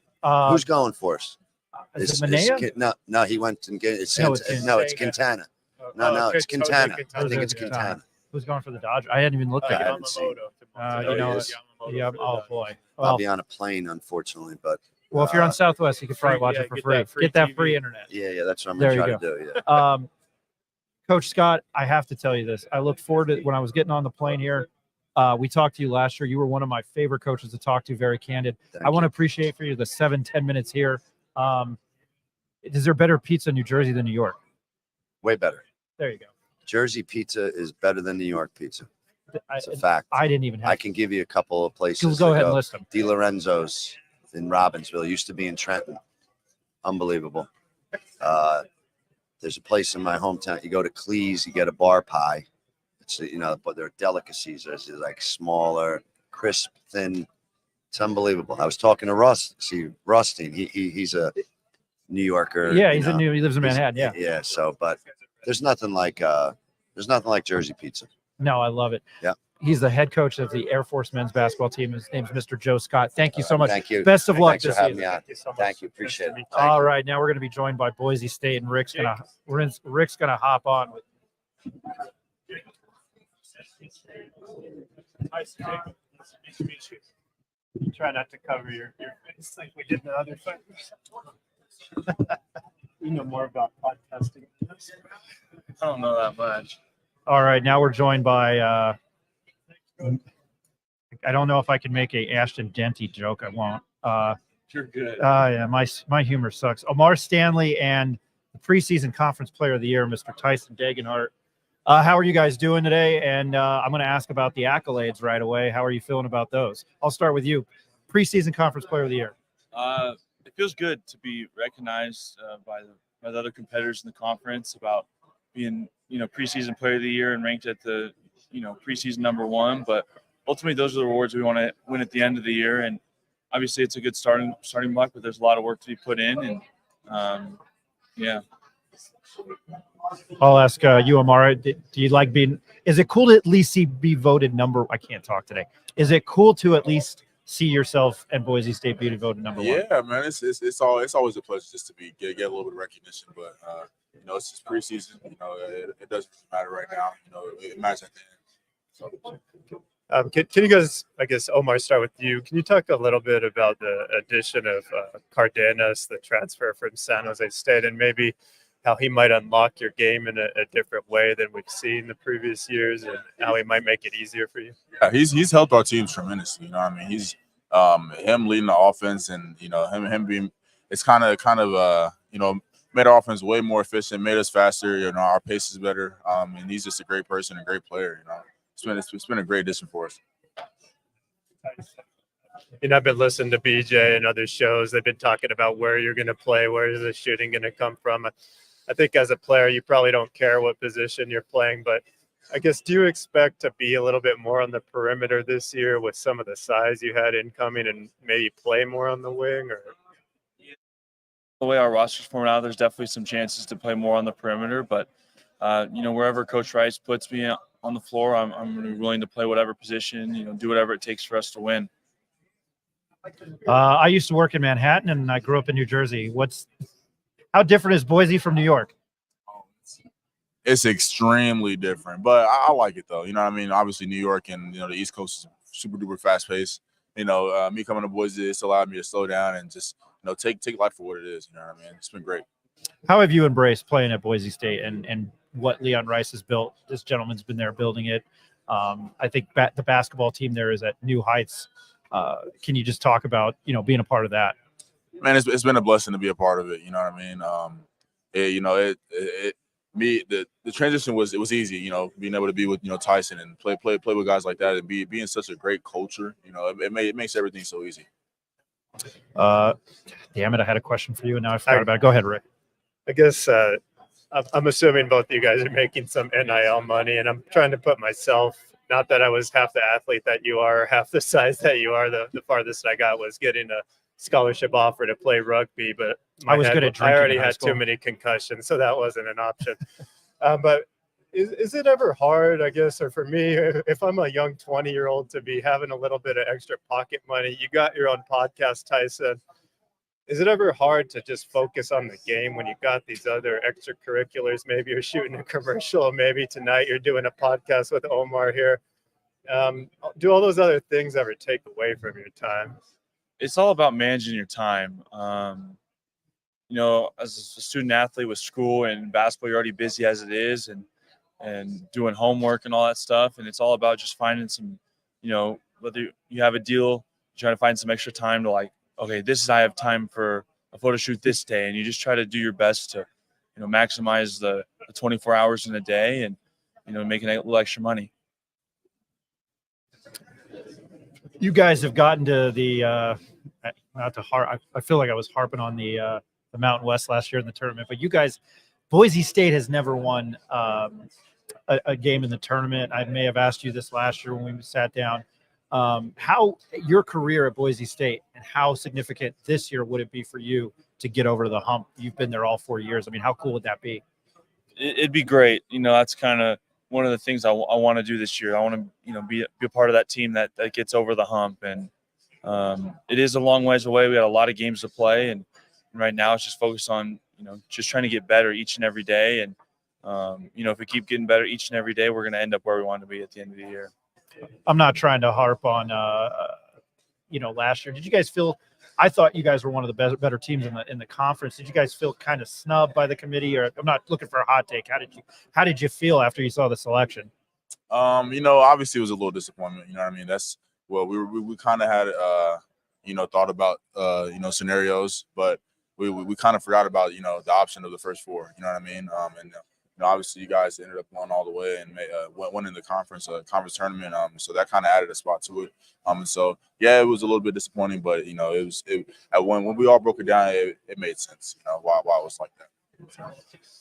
Yeah. Other than your home court, we know the Mountain West Conference, every road game is tough. Do you guys though have a favorite place to go play that you've visited each arena a few times now?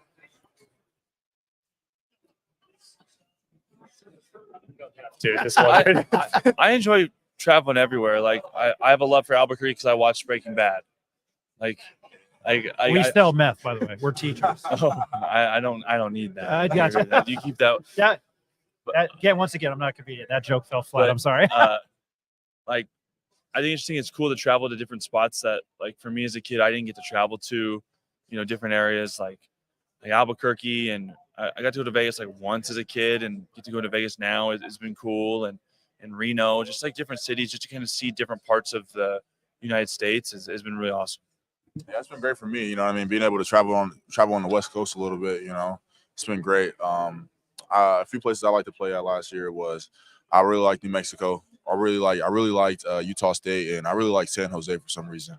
San Jose State. I like that place for some reason. Played pretty good though. Yeah. That's a good reason.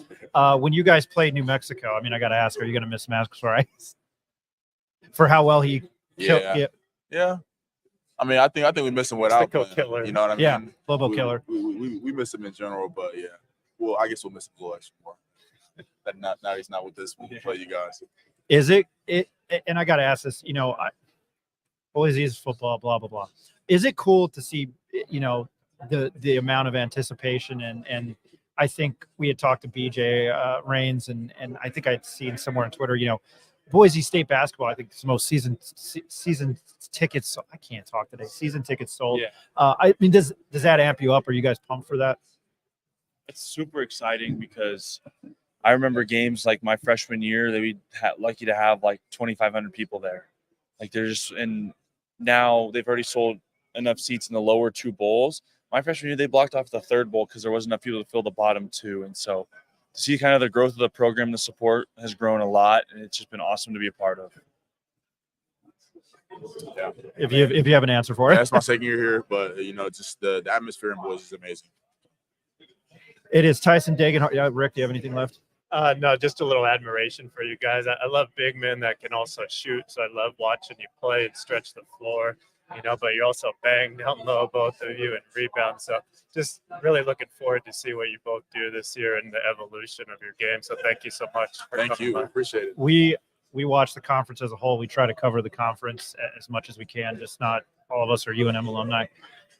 We thank every guest. It's a pleasure watching you guys the last year, watching you at your time at Boise State, and we look forward to watching you this year. And we wish you the best of luck. And at least right now, at the moment, congratulations on the accolades. Best of luck to you guys. It's Omar Stanley and Tyson Dagan from Boise State. Thank you, guys. We appreciate it. Thanks for having us on. We appreciate it. Thank you. All right, that's Boise State. We're going to take another quick commercial break.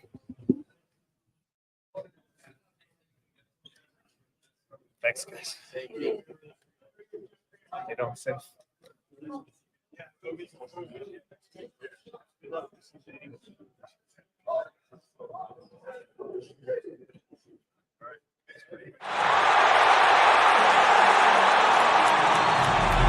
the top on the 6th Street. Fly in my ops, didn't envy me. Passing it off like CP3. Shawty, she calling me MVP. I be on time, it's something you ain't never seen before.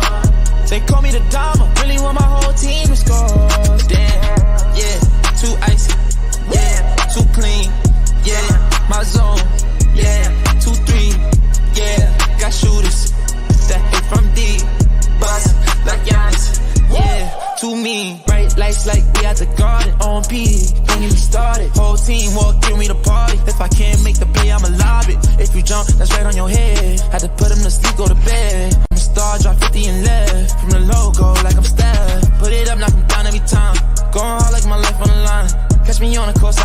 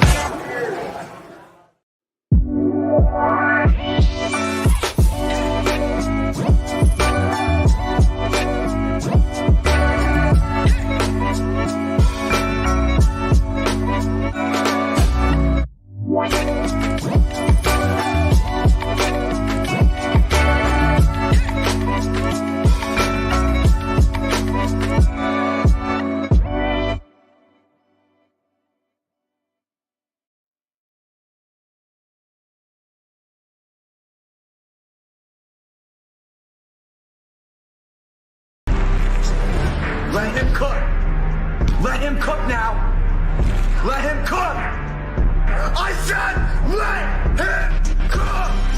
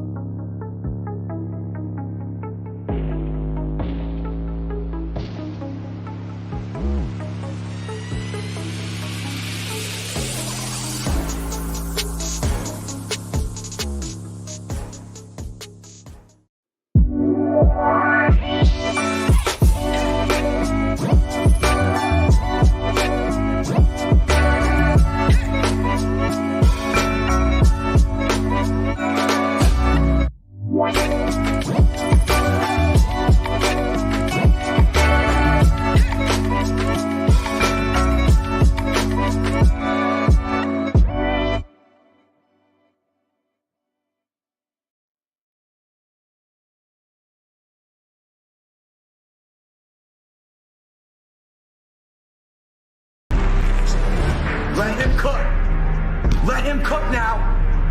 Let him cook! I said let him cook!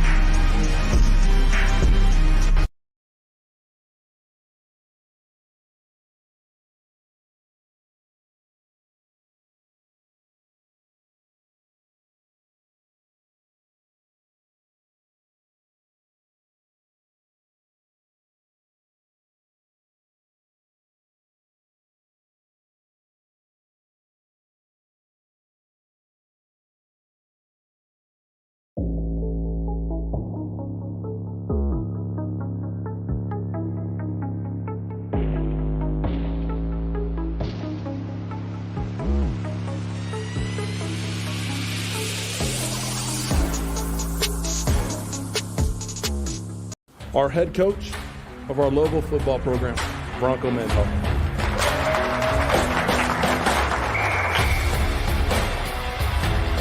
The details themselves, with the right preparation, can separate you from mediocre competitors that don't do that. And so, yeah, the attention to detail, I think, drives the execution, or should I say brings the execution to life, especially in critical moments.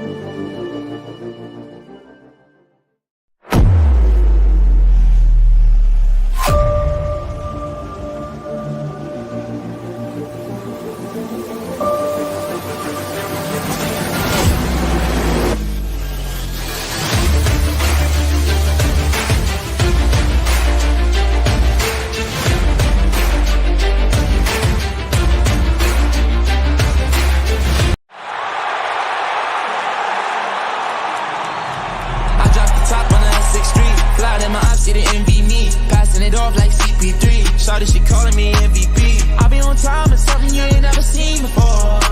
They call me the Dama, really want my whole team to score. Damn, yeah, too icy, yeah, too clean, yeah, my zone, yeah, 2-3, yeah, got shooters that hit from deep, bust like Giannis, yeah, too mean. Bright lights like we at the garden, on P, don't even started. Whole team walk in, we the party. If I can't make the play, I'ma lob it. If you jump, that's right on your head. Had to put him to sleep, go to bed. I'm a star, drop 50 and left. From the logo, like I'm Steph. Put it up, knock him down every time. Going hard like my life on the line.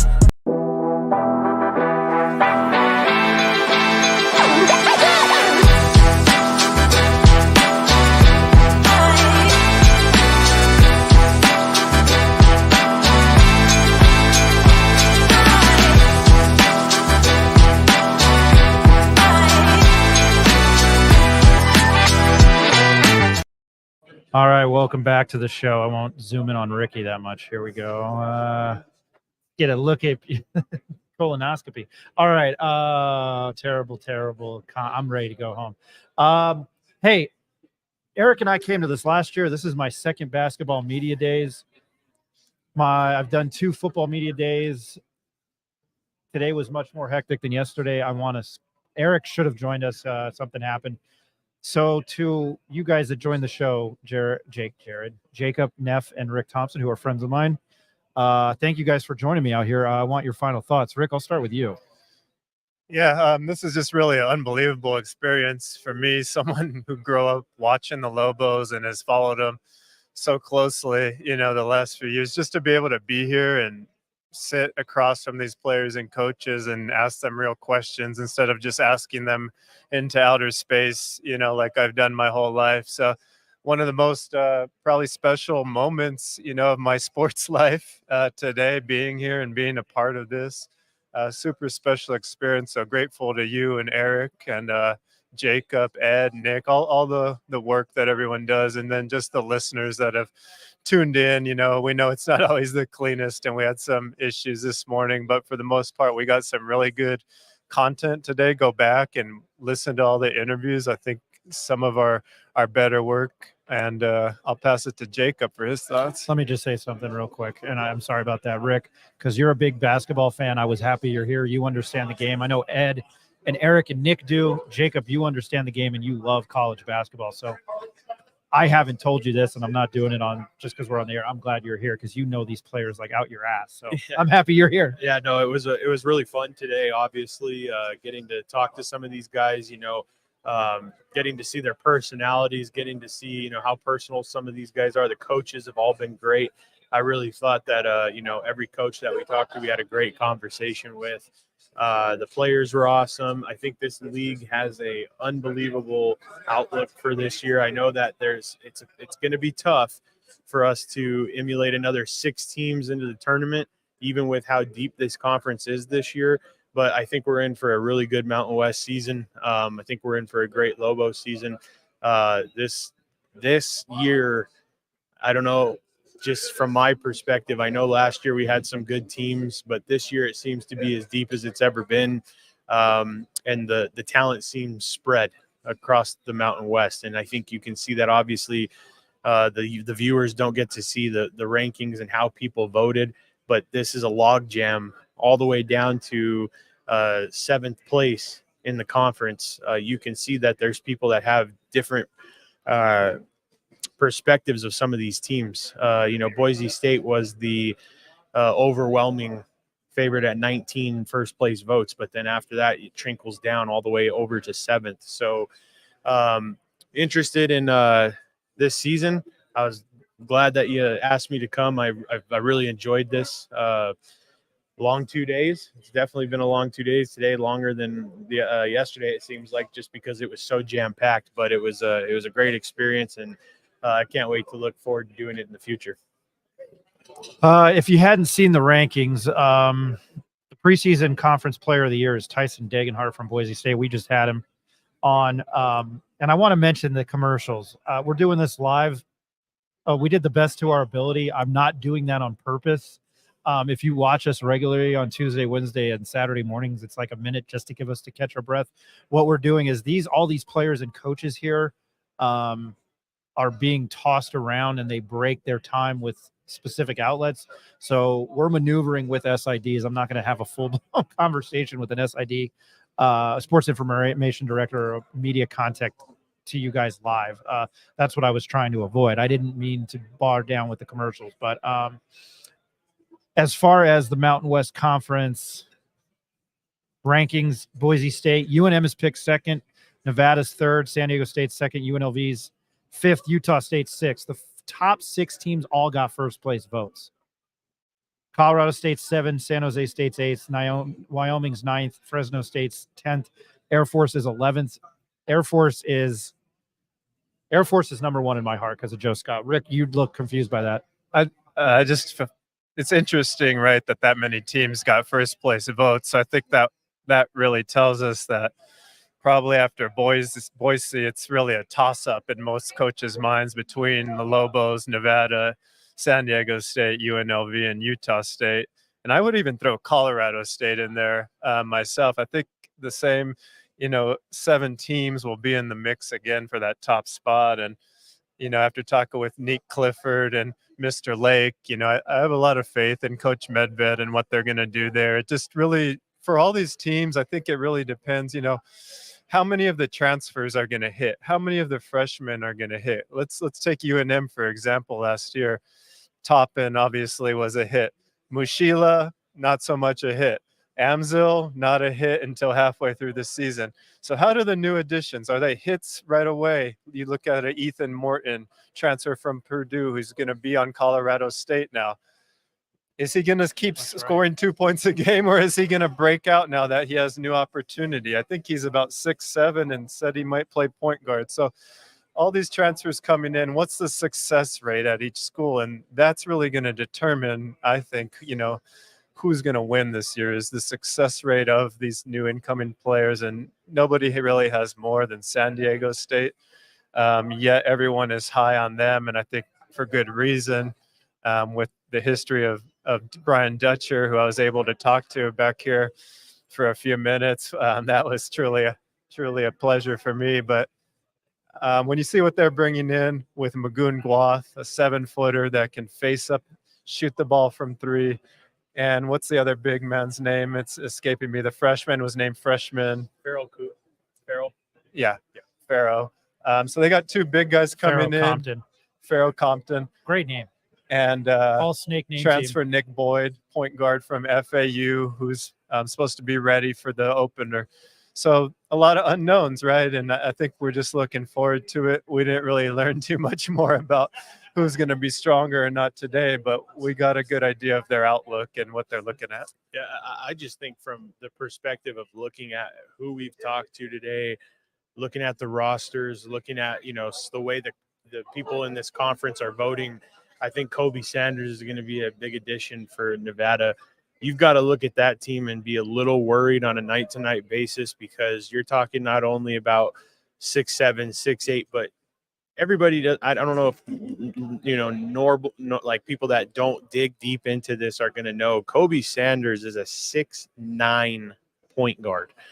That's incredibly difficult for you to defend on a night-to-night basis because you cannot throw a traditional point guard on a 6'9" point guard. You can't do it because he's going to have the length and the ability to see over them, pass over them, shoot over them. You're going to have to make major adjustments against a team like Nevada with all that length on the floor.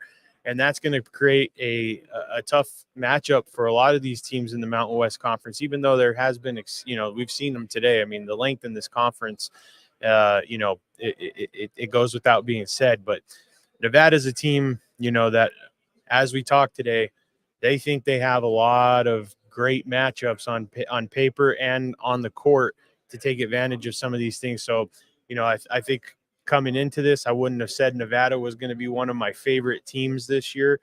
But after they've sold me on, some of their additions and what they're going to bring in, I think they're going to be a tough team to match up against. I just think with what Steve Alford and Craig Neal have been able to accomplish together, when I was looking at them, when we were talking to them, I was like, man, I had you guys money line against Dayton. Damn it. That one stung, and I'm sure for a Nevada fan that stung. I mean, for the conference as a whole, I don't know. I don't feel like you can sleep on San Diego State at all. I didn't mention this. Again, Tyson Degenhart is Player of the Year, preseason Player of the Year. Kobe Sanders from Nevada is Newcomer of the Year, and Pharaoh Compton, which is on the All Snake name team. Okay. I'm trying to recall. So we did get to talk to an all snake team member today, Rob Whaley. Yeah. I would have liked to talk to Falsalev if he was here. And our other one, the UNM member, was Amzil. So I think we have 2 slots open this year for the all snake team. It sounds like if we have to pick a coach for that, it sounds like Sundance Wicks is going to be the one that we're going to get a lot from this year. The quotes and the energy of that guy. I mean, unfortunately, we weren't unable to interview him today. But if you guys would have had a chance to see this guy, he was getting interviewed on the field of 68 over here, right across from us. And one of the guys said, "How many cups of coffee have you had today?" He said, 6. And he said something like he had 6. And I was like, it's what I overheard. I hope I heard that correctly. And all I've heard is Moneyball quotes from the guy all week. I mean, he's really into that movie.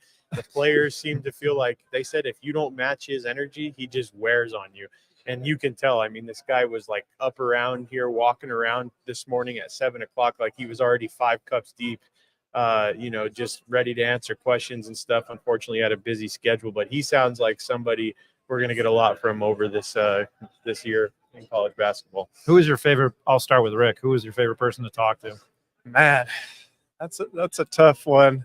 I really liked Josh Udeje, the transfer from Utah State to San Jose State, a guy from the UK. He was really well spoken, very intelligent, had a good head on his shoulders, and really understood what he was part of last year at Utah State was special, and was able to explain, what that meant to him. But I also love Donovan Dent. I know he was the first one, and that sounded the worst, but he really gave a lot of good answers, and you could just tell he was happy for the season to begin. And Donnie's just one of my favorite players, so that was a real pleasure for me. Jacob, I know we split the duties talking to people, but I thoroughly enjoyed talking to the Wyoming guys. I know, I loved it. Cole Henry and Kobe Newton were down to earth. They gave us some great answers. I think that they got to give us a little bit of an idea of what it's like to play under Sundance and kind of what their perspective is. And then just looking across, the way and what else we did today, I really enjoyed the conversation that we had with Jared Calhoun, the coach at Utah State. That was great. He was great. I thought he was great. And then, I didn't participate in this one, but I like the San Jose State guys. Will and Josh were super personable, down-to-earth guys, gave us great answers. That's probably my underdog team this year, just knowing that those 2 guys are on the team. They provide a pretty good amount of leadership coming into this year. And then, we didn't get Tim Miles on, but that guy, walking around over here, there he goes. He's a personality. There he goes. I think right that was there. him. Bye, Tim. Bye, John Rothstein. He's great. And then I think the last one that I'll talk about that I really I enjoyed was Miles Bird. I thought Miles Bird was a great person. Just even off camera, he was very personable. Seemed like a really good kid. Obviously, he's only a sophomore. And when you see a kid that's that young and that well spoken, you know that he's probably got his head on his shoulders, right? So, not a single specific favorite person, but overall, that was the collective that I got. Yeah, I really liked Ian Martinez, also from Utah State. Learned more about where he came from. I didn't know that. I didn't know he was Costa Rican, and just hearing his story was really cool. And then getting the Colorado State guys on, Nate Clifford hopefully is going to be an NBA guy next year. Could have possibly been in this last draft. So to be able to get to really, ask him some questions and understand that he has that Kobe mentality was just really cool. So there was no bad interviews. There wasn't a bad time here today other than us running out of power at the very beginning. We didn't run out of power. We had no power. Okay, yeah, having no power and then having a horrible mic, but we got through it, and the rest of it went pretty smoothly. There wasn't a bad part all day.